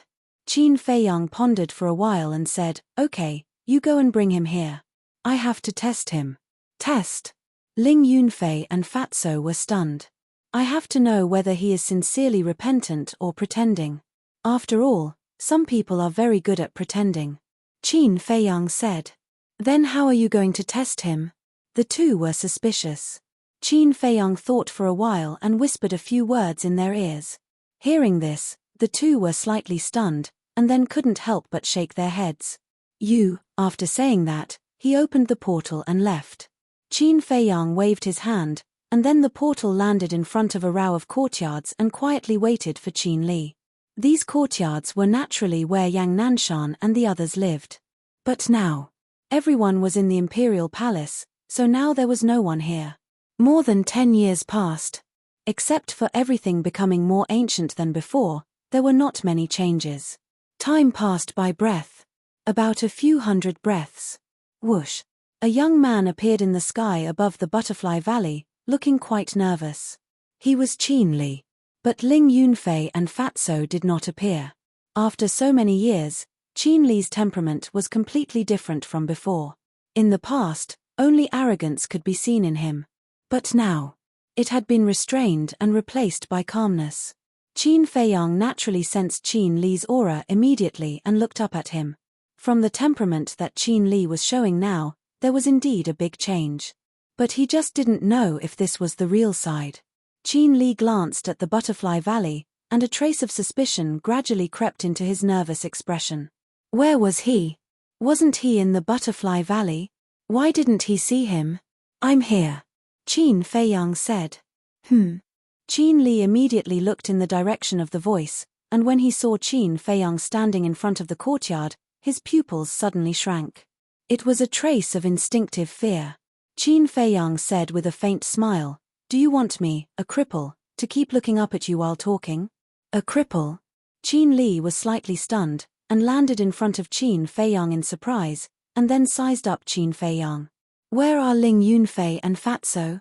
Qin Feiyang asked with a smile. Qin Li said, they have to go to the Iron Ox town for something, and said they will only return at night. Qin Feiyang nodded and said, how have you been these years? Not bad. Qin Li nodded and frowned. What about your cultivation? These years in the battle in the ancient world, although I won in the end, because of serious injuries, I lost all my cultivation, and even my soul was damaged. Qin Feiyang smiled faintly. Lost all my cultivation.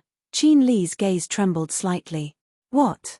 Looking at me now, do you want to kill me to wash away your shame? Qin Feiyang smiled faintly. Qin Li looked slightly flustered. To be honest, at this moment, he did have such a thought. However, looking at the current Qin Feiyang, he couldn't help but admire and sympathize with him.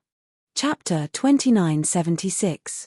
Qin Feiyang said, if you really want to make a move, take advantage of the fact that there's no one else around and do it quickly. Qin Li's heart was in a mess, and he frowned, aren't you afraid of death? Qin Feiyang laughed, now that the ancient realm and the great Qin are at peace, it doesn't matter if I die. It doesn't matter, Qin Li muttered, and asked, could it be that in your heart, you only have the common people in the world? Qin Feiyang said, I'm not that great, I just don't want to see the common people suffer. Qin Li lowered his head, and remained silent. Suddenly, he took a step forward and arrived in front of Qin Feiyang, his gaze becoming incomparably sharp. Qin Feiyang's expression remained indifferent from the beginning. But soon after, Qin Li actually knelt in front of Qin Feiyang with a plop, and said, Big brother, I respect you. You are a man, and you will always be my big brother. Qin Feiyang was slightly startled, it was a little unexpected. Then, Qin Li stood up and reached out to support Qin Feiyang. His eyes became gentle, and he smiled, Big brother, let's go home. In the past, you protected us, but now, let us protect you. Hearing these words, Qin Feiyang was immediately gratified. After more than 10 years of tempering, This younger brother had finally changed completely. Ha, it was also at this moment. Accompanied by loud laughter, Fatso and Ling Yunfei appeared out of thin air. You guys. Qin Li looked at the two of them in astonishment. Fatso teased, you're still protecting him, kid, do you really think your big brother is crippled? Qin Li was stunned, and immediately turned his head, looking at Qin Feiyang in surprise. Qin Feiyang smiled slightly, took out a divine-level spirit sea pill and swallowed it. What's going on? Qin Li was puzzled. Your big brother is testing you. To see if you have completely changed your ways. And obviously, your performance has satisfied him. Ling Yunfei said. Testing me? Qin Li stared blankly at the three of them. Qin Feiyang said apologetically, it's my fault. I've been used to fighting and scheming against each other. I don't even trust my own brother. Qin Li finally recovered and said with a wry smile, Big brother, your scheme is really deep. If I don't trick you, how would I know what you're really thinking? Ling Yunfei chuckled and said, it's great now. You siblings are finally reunited. Yes. Qin Feiyang nodded. He looked at Qin Li and smiled, I am very happy that you have turned over a new leaf. I will not treat you unfairly. I will send you to the Black Tortoise world now. Black Tortoise world. Qin Li's eyes suddenly lit up.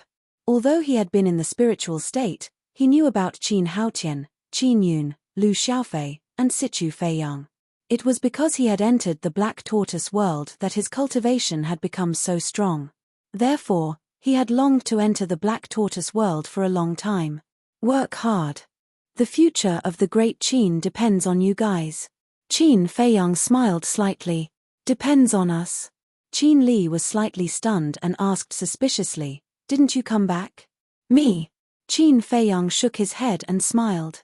He did not explain and sent Qin Li to the Black Tortoise world.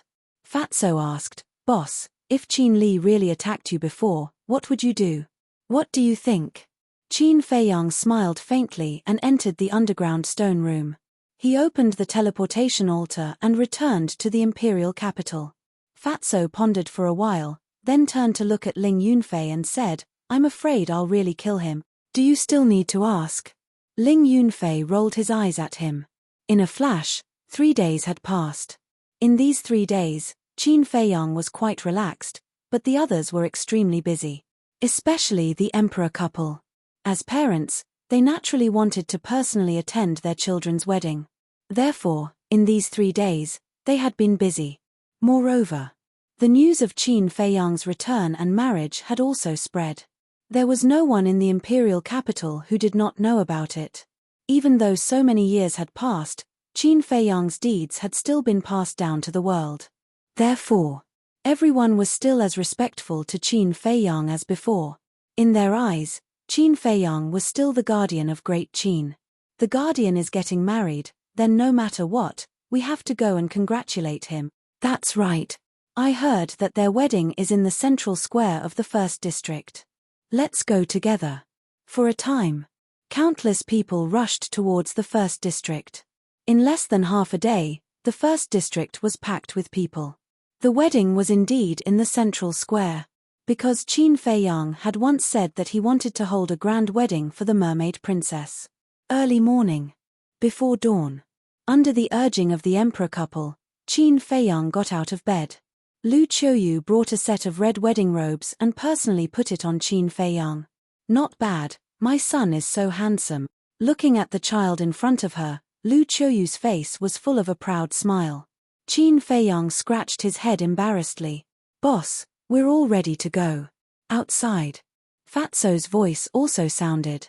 This wedding procession still had 54 divine generals leading the way. Of course. There would certainly be a lot of fierce beasts like the white-eyed wolf. Moreover, the white-eyed wolf and the blood Kirin also made sacrifices and were willing to be Qin Feiyang and the mermaid princess's ride. Everyone headed towards the Sea of Despair in a majestic manner. As for the emperor couple, Emperor Hong, Qin Batian, Emperor Chen, and the others, they naturally went directly to the central square. At the same time, the undersea city in the Sea of Despair was also full of celebration. Inside the palace, The mermaid princess was wearing a red dress with a phoenix pattern embroidered on it. She looked graceful and luxurious. Daughter, you're going to get married. Take good care of yourself in the future. Remember to come back and see this old man more often. Looking at his daughter in front of him, the mermaid emperor was both happy and sad. Father, the Sea of Despair is not far from the imperial capital. If I want to come back, I can come back at any time. If you want to go, you can go at any time. Is there a need to be such a life and death separation? The mermaid princess was helpless. Of course, I know, but my heart is sad. You say, it wasn't easy for me to raise you, but in the end, that kid Qin Feiyang took advantage of you. Let me tell you, if Qin Feiyang dares to bully you in the future, come back and tell me. I'll settle the score with him. The mermaid emperor said. Okay. The mermaid princess nodded. You're still chatting? The wedding procession is here. The black-winged king and the white-winged king ran in and looked at the father and daughter speechlessly. The two of them were also dressed very jubilantly. So fast. The mermaid emperor was stunned. The black-winged king urged, yes, they are all flying towards the undersea city. Hurry up. Okay. The mermaid emperor nodded. There was a gorgeous phoenix crown on the table next to him. The mermaid emperor picked up the phoenix crown and personally put it on the mermaid princess. He smiled and said, my daughter is really shining today. The mermaid princess blushed and turned to look outside. The black-winged king teased, Your Highness, how impatient are you? Uncle, even you are making fun of me. The mermaid princess blushed. Ha ha, the black-winged king and the white-winged king looked at each other and couldn't help but laugh. They're here. A mermaid ran in and shouted. The mermaid emperor and the other two immediately waited solemnly. Soon, accompanied by powerful auras, a group of people and ferocious beasts landed outside the palace gate in a mighty manner. The leaders were the white-eyed wolf and the blood kirin. At this moment, their bodies were more than 10 meters long and majestic. Qin Feiyang stood on the white-eyed wolf's back. The white-eyed wolf thought, Little Qin Zi, I'm a good brother, aren't I? I'll be your ride. Very good. Qin Feiyang smiled and jumped down. He strode into the palace with the 54 divine generals. You're here. The mermaid princess smiled faintly. Yes. Qin Feiyang nodded and looked at the mermaid princess. He smiled and said, You're so beautiful. The mermaid princess blushed again. Ahem. The mermaid emperor sat on the chair next to them and coughed. Hua Lian followed beside Qin Feiyang and reminded him in a low voice, Big brother Qin, don't chat anymore. Hurry up and greet your father-in-law. Okay. Qin Feiyang nodded and hurried before the mermaid emperor. He knelt on the ground and said, Your child, Qin Feiyang, greets father-in-law. You're changing your mind so quickly. How impatient are you? The mermaid emperor said with a straight face. Well, Qin Feiyang stammered. Father, the mermaid princess looked at the mermaid emperor unhappily. The mermaid emperor shook his head and sighed. A grown girl can't be kept at home. All right, I won't make things difficult for you. Get up. Qin Feiyang smiled embarrassedly and quickly got up. The mermaid emperor stood up and grabbed the mermaid princess's hand. He then put it in Qin Feiyang's hand and smiled. Feiyang, I'll leave my daughter to you. Treat her well in the future. Don't worry. She's my life. Qin Feiyang nodded. Good. The mermaid emperor nodded happily and said, Then you can go. Thank you, father. The mermaid princess and Qin Feiyang stood together and bowed before the mermaid emperor. Go. The mermaid emperor waved his hand and turned his head. His eyes were wet. Fire Lotus said, Let's go. Qin Feiyang nodded and pulled the mermaid princess, who was also crying, out of the palace. The white-eyed wolf and the blood kirin immediately lay down on the ground. The two of them climbed onto the backs of the white-eyed wolf and the blood kirin. The mermaid emperor finally turned his head and looked at the two. He smiled and said, Love each other forever. Yes. The two of them nodded. Let's go. The white-eyed wolf roared, and the wedding procession flew into the sky above the sea. They are married. Their wish has finally come true. The Mermaid Emperor watched the procession leave and wiped his tears. Yes. The Blackwing King and the Whitewing King nodded. Fire Lotus, who was standing at the door, turned to the three of them and said, "Why don't the three of you come with us?" "I'm not going. Our people are celebrating, too. If we all leave, who will accompany them?" The Mermaid Emperor laughed. "Okay then, when you are done, I will ask Cheendage to pick you up," Fire Lotus said. "Okay." The Mermaid Emperor nodded. Fire Lotus smiled and stepped forward. She appeared in the sky above the sea before everyone else. She waved her hand and a time door opened. Chapter 2977. First District, Central Square. At this moment, the entire square was spotless, and there was a red carpet that was several meters wide in the middle. Right in front. The Emperor and his wife sat in the main seat. After all, they were Qin Feiyang's parents, and the most important people in this wedding apart from Qin Feiyang and the Mermaid Princess. Therefore, even people like Qin Batian could not steal their limelight.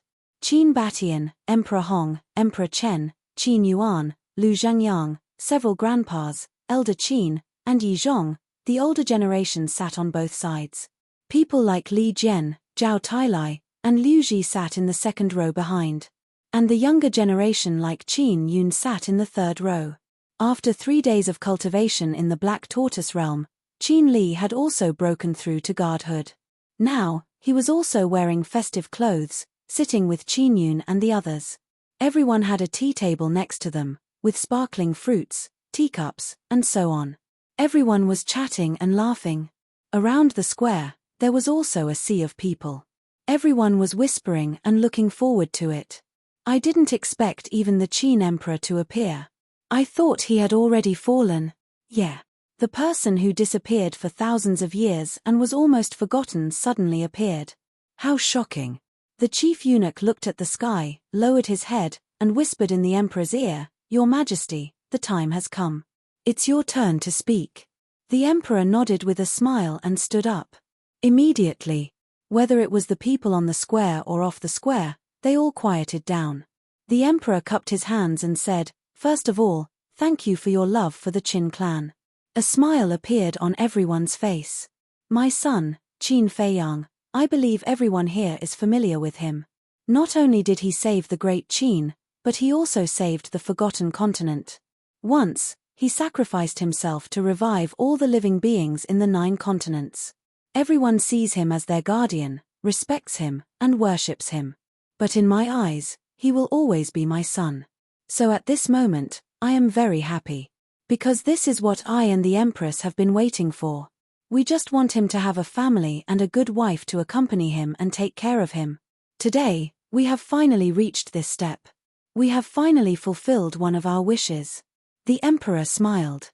His voice was not very loud, but it was clearly heard by everyone.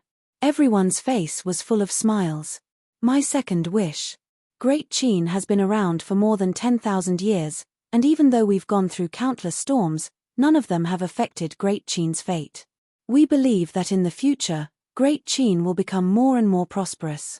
Every citizen of Great Qin will be able to live a happy and peaceful life in the future." Di Wang said. "I will." The crowd roared. The Emperor smiled and said, "As for the third wish, I hoped that these 2 children would help each other in the future and love each other for the rest of their lives. If they could quickly give birth to a granddaughter or grandson, that would be the best." Ha ha, everyone laughed. Is this funny? It's not funny. Although I'm the Emperor of Great Qin and seem unapproachable, I'm actually just an ordinary person. So, like all of you, I hope that I can have a grandchild soon and enjoy the rest of my life. The Emperor chuckled. Outside the arena, someone laughed and said, "Your Majesty, you should urge them more. Times are different now. If the young people are not willing, what's the use of urging them? So, let's leave it to fate." The Emperor waved his hand. Everyone looked at the Emperor on the arena.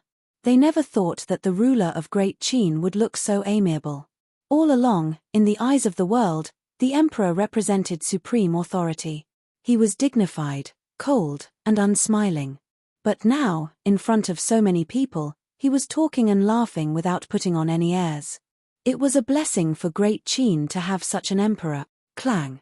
The emperor was about to speak again, but at that moment, a deafening sound suddenly rang out in the sky. The emperor looked up and revealed a smile. He looked around and said with a smile, "Then I won't say much, lest everyone find me long-winded. Now, let's invite the two newcomers to the arena." As soon as he finished speaking, everyone looked up at the space-time gate in the sky. Roar! Roar! With the howl of a wolf and the roar of a Qilin, the white-eyed wolf and the blood Qilin fell to Qin Feiyang and the mermaid princess and walked out of the space-time gate side by side. Look! It's the guardian deity. A Qilin ride. This is really a big deal. Are you kidding? Don't you know who the master is today? Facing the guardian deity, isn't this a piece of cake? Everyone laughed. Roar. Suddenly, another dragon roar sounded, and the five-clawed golden dragon revealed its true form and soared into the sky.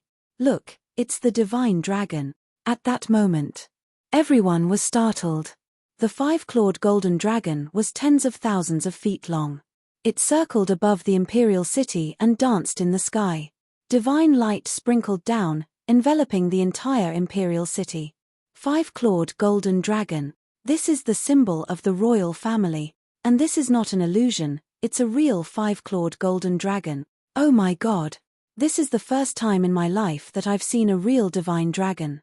The five-clawed golden dragon has appeared, and the great Qin Empire will prosper.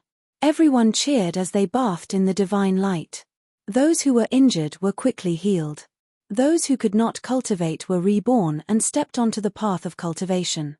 This auspicious scene caused the entire imperial city to be in an uproar. This guy, Qin Feiyang, shook his head and laughed. He looked down at the white-eyed wolf and said, "Let's go." Boom. The white-eyed wolf and the blood Kirin looked at each other and landed on the plaza. 54 divine generals landed and stood at the edge of the plaza. Although they suppressed their energy, the people outside the plaza could still feel a terrifying pressure. Qin Feiyang jumped off the white-eyed wolf's back. He raised his arm and reached for the mermaid princess. The blood Kirin lay on the ground. The mermaid princess reached out and grabbed Qin Feiyang's hand. Then, she walked down from the blood Kirin's back. Fire Lotus looked at Qin Feiyang and the blood Kirin. She pointed at the king couple and smiled. "Let's go." The two of them looked at each other and held hands. They walked down the red carpet toward the king couple. The king had already returned to his seat. He and Lu Qiuyu looked at each other, and then they happily watched Qin Feiyang and the blood Kirin approaching. The five-clawed golden dragon was flying in the sky. Divine light shone, making the entire imperial city look beautiful. Finally, Qin Feiyang and the blood Kirin approached the king couple. Ling Yunfei and the others, as well as the white-eyed wolf and the other beasts, stood behind them. They were all smiling. Feng Linger smiled and said, "Finally, they are getting married." Yes, it was not easy. Ren Wuxuang nodded. They were also in the bridal procession. Ling Yunfei was taken aback. He turned to look at the two women and said disdainfully, "You have not settled down yet. What right do you have to talk about him?" "Shut up." The two of them immediately glared at him. "Be fierce. If you continue to be fierce, you will become a leftover woman sooner or later." Ling Yunfei pouted. "Father, mother. Straight ahead." Qin Feiyang looked at the king couple. Good, good, good. Now that you are married, you have to be more responsible in the future." Lu Qiuyu smiled. "Yes." Qin Feiyang nodded. At this time, under the command of the chief eunuch, two maids came over with teacups. The chief eunuch looked at Qin Feiyang and said, "Your Highness, it is time to hold the ceremony. You can arrange it." Qin Feiyang smiled. "Okay." The chief eunuch nodded and said with a smile, "Now let's invite the two newlyweds to face the people of the world." Qin Feiyang and the mermaid princess turned around and looked at the crowd outside. "First bow to all the people in the world," the chief eunuch shouted. The two of them bent down and bowed to the people outside. Ling Yunfei asked suspiciously, "Why is it a bow to all the people in the world? Shouldn't it be a bow to heaven and earth?" "Don't you know? Little Qin Zi has never bowed to heaven and earth, so he changed it to all the people in the world." The white-eyed wolf transmitted the message. I see. Ling Yunfei nodded. He had nothing to say about bowing to all the people in the world.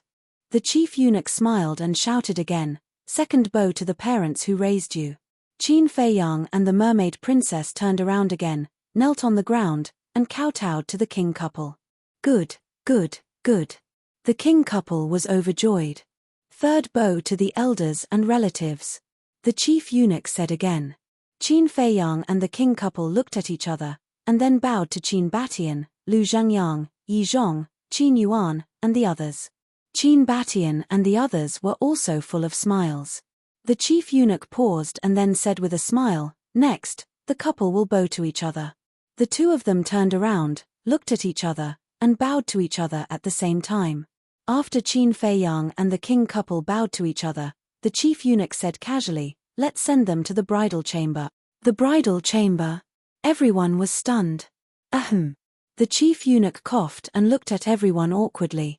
Sorry, I'm a little confused by the change. Everyone burst into laughter. The chief eunuch smiled apologetically and said with a serious face, the two newlyweds, serve the tea. The two maids immediately took the teacups and walked to Qin Feiyang and the king couple. Qin Feiyang took the two teacups and said to the king couple with a smile, Father, Mother, please have some tea. Okay. The couple took the teacups, took a sip, and put them aside. The mermaid princess also took the two teacups and respectfully handed them to the couple, saying, Father, Mother, please have some tea. Okay. The two of them smiled happily, took the teacups, and took another sip. The chief eunuch said, let's toast to the elders here. Qin Feiyang and the king couple got up and walked to Qin Yuan first. Logically speaking, Qin Yuan was the junior of Qin Batian and the others, so it was not his turn to be the first. But no one had any objection to this. Because they all knew the relationship between Qin Feiyang and Qin Yuan. The second was Qin Batian and Tantai Li. Next was Lu Zhengyang, followed by Emperor Hong, Emperor Chen, and the others. The ceremony is done. After the tea was served, the chief eunuch said with a smile, now we can send them to the bridal chamber. Don't. Why are we going to the bridal chamber so soon? Let's play a little more. Fatso suddenly said. Everyone looked at Fatso in surprise. That's right. It's such a good day. What a waste of time. Ling Yunfei said with a smirk. What do you want? I'm warning you, don't mess around. Qin Feiyang looked at the two of them warily. We're not messing around. We're just messing around. The white-eyed wolf smiled slyly. Yeah, it's not fun if we don't mess around. The golden leopard nodded. Qin Feiyang swept his gaze over these guys and finally understood what was going on. This was premeditated from the start. Look at these young people. Sigh. I really don't know what to say about them. Old Qin shook his head. Qin Batian smiled slightly and said, as long as it's not vulgar, it's fine as long as they're happy. It seems that we really came at the right time, just when Ling Yunfei and the others, the white-eyed wolf and the other beasts were about to make a move, suddenly, a burst of laughter sounded in the sky. Chapter 2978. Achem. Hearing this voice, everyone was slightly taken aback and looked up suspiciously. This was because this was a very unfamiliar voice. Immediately, above the plaza, two figures appeared out of thin air. It was an old man and a young man. The old man was 1.8 meters tall and wore white clothes. He held a horsetail whisk in his hand and looked sage-like. The other person was a young man. He was also 1.8 meters tall and wore a purple robe. He had a tall figure and a dignified appearance. He gave off an extraordinary aura. Whoosh! Just as these two people appeared, Qin Batian, Yi Zhong, and the others suddenly stood up and stared at the old man and the young man with a trace of shock in their eyes. At the same time, Qin Feiyang's pupils constricted. The young man's cultivation had actually reached the initial stage of the imperishable realm. The white-robed old man's aura was even more unfathomable. Even he could not see through it. The emperor asked doubtfully, Feiyang, are they your friends? No. Qin Feiyang shook his head. He had never seen them before.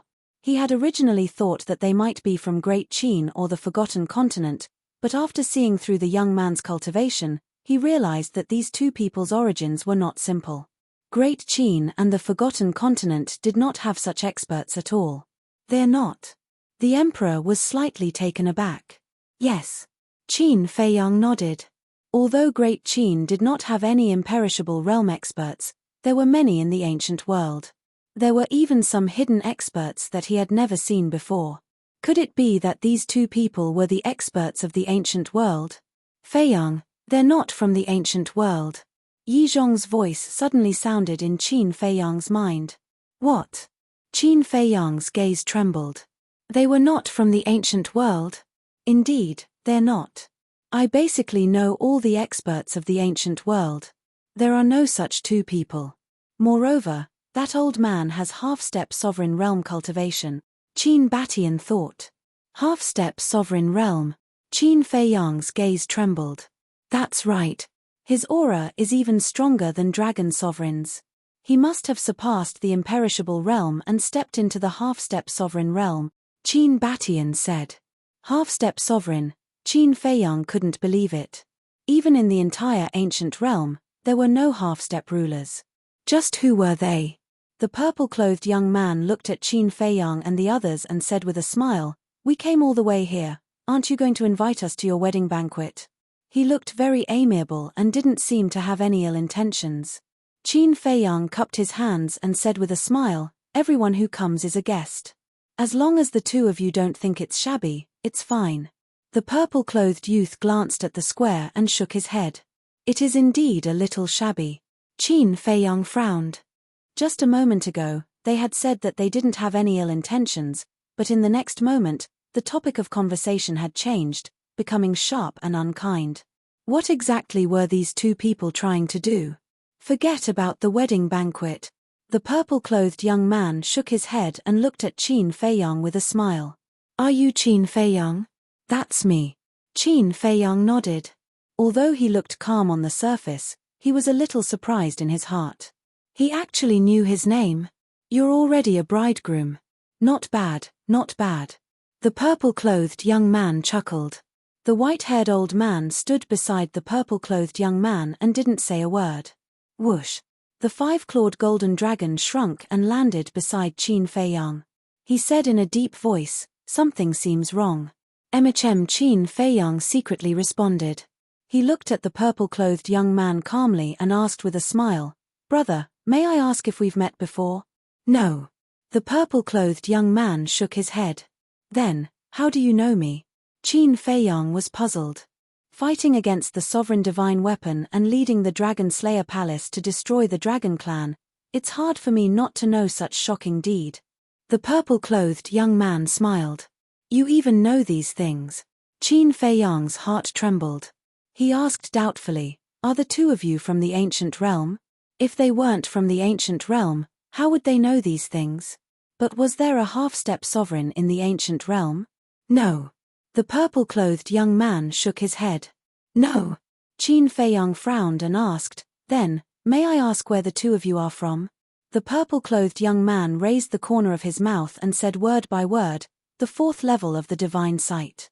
"What? The fourth level?" Qin Feiyang's expression changed abruptly. Yi Zhong, Qin Batian, and the others were the same. The white-eyed wolf, the five-clawed golden dragon, and the other beasts also stared at the two of them in shock. They were actually from the fourth level of the divine sight. This was really unexpected. Qin Feiyang took a deep breath and calmed the shock in his heart. He cupped his hands and said, "So, it's the seniors from the fourth level." "Seniors?" The purple-clothed young man was stunned. He shook his head and said, "I don't dare to be a senior." Qin Feiyang asked, "Then, may I ask why the two of you have come to the Great Qin Empire?" "I'm definitely not interested in a small place like this that can be destroyed with a slap." "I'm here for you," the purple-clothed young man said. "For me?" Qin Feiyang was suspicious. "Yes." The purple-clothed young man nodded but did not explain. His gaze turned and fell on the mermaid princess. He said with a smile, "The bride is very beautiful." "Thank you." Qin Feiyang cupped his hands and smiled. "What a pity." The purple-clothed young man shook his head again. Qin Feiyang was puzzled. It's a pity that you don't have the fortune to enjoy such a beautiful bride. The purple-clothed young man chuckled. Qin Feiyang's eyes suddenly darkened. Now, he could already conclude that the two of them were here to cause trouble. Qin Feiyang made a prompt decision and protected the mermaid princess behind him. The five-clawed golden dragon, Qin Batian, and the others also became vigilant. The atmosphere at the scene also became dignified. Looking at the expressions of Qin Feiyang and the others, the emperor and the others had already guessed that the two of them were not here with good intentions. The purple-clothed young man glanced at the group of people and finally looked at the mermaid princess. He smiled slightly and said, "Old High, I like this bride." Understood. Immediately, the white-haired old man standing beside him nodded, and a terrifying divine power suddenly surged out. Qin Baishan's face suddenly changed, and he roared, "Feiyang, take her away. Go." The purple-clothed young man shook his head and said with a smile, "The great Qin Empire is so small, where can we go? Or to the Black Tortoise world?" "What? You even know about the Black Tortoise world?" Qin Feiyang and the others were shocked. The purple-clothed young man smiled and said, "Old High, don't hurt the bride." "Okay." The white-haired old man nodded, and his aura surged out. In an instant, everyone was imprisoned. Only the mermaid princess was not. Along with the pressure, she rose into the air and flew uncontrollably toward the two. "Feiyang," the mermaid princess cried out, her beautiful face pale. Although she was now a half-step invincible, the white-haired old man was a half-step ruler. How could she contend with the strength of a half-step ruler? Powerlessness and despair swept over her. "You're courting death." Qin Feiyang's expression also changed. With a clang, the ancient castle appeared, and divine power spread out in all directions. The white-haired old man's aura was instantly disintegrated. Qin Feiyang jumped up and hugged the mermaid princess, protecting her in his arms, and roared, "Ancestor, Master, immediately take the people of the imperial city and leave."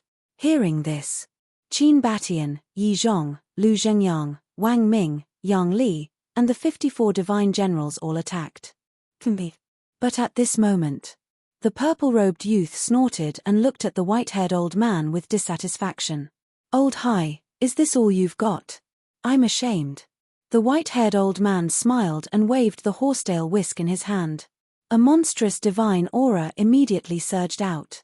"This is the aura of a sovereign weapon." Qin Feiyang and the others paled. They never would have thought that the ordinary-looking horsetail whisk was actually a sovereign weapon. The collision of two sovereign weapons will create a destructive force. This old man doesn't need to tell you, you should know. If you don't want this continent to be destroyed, you'd better behave.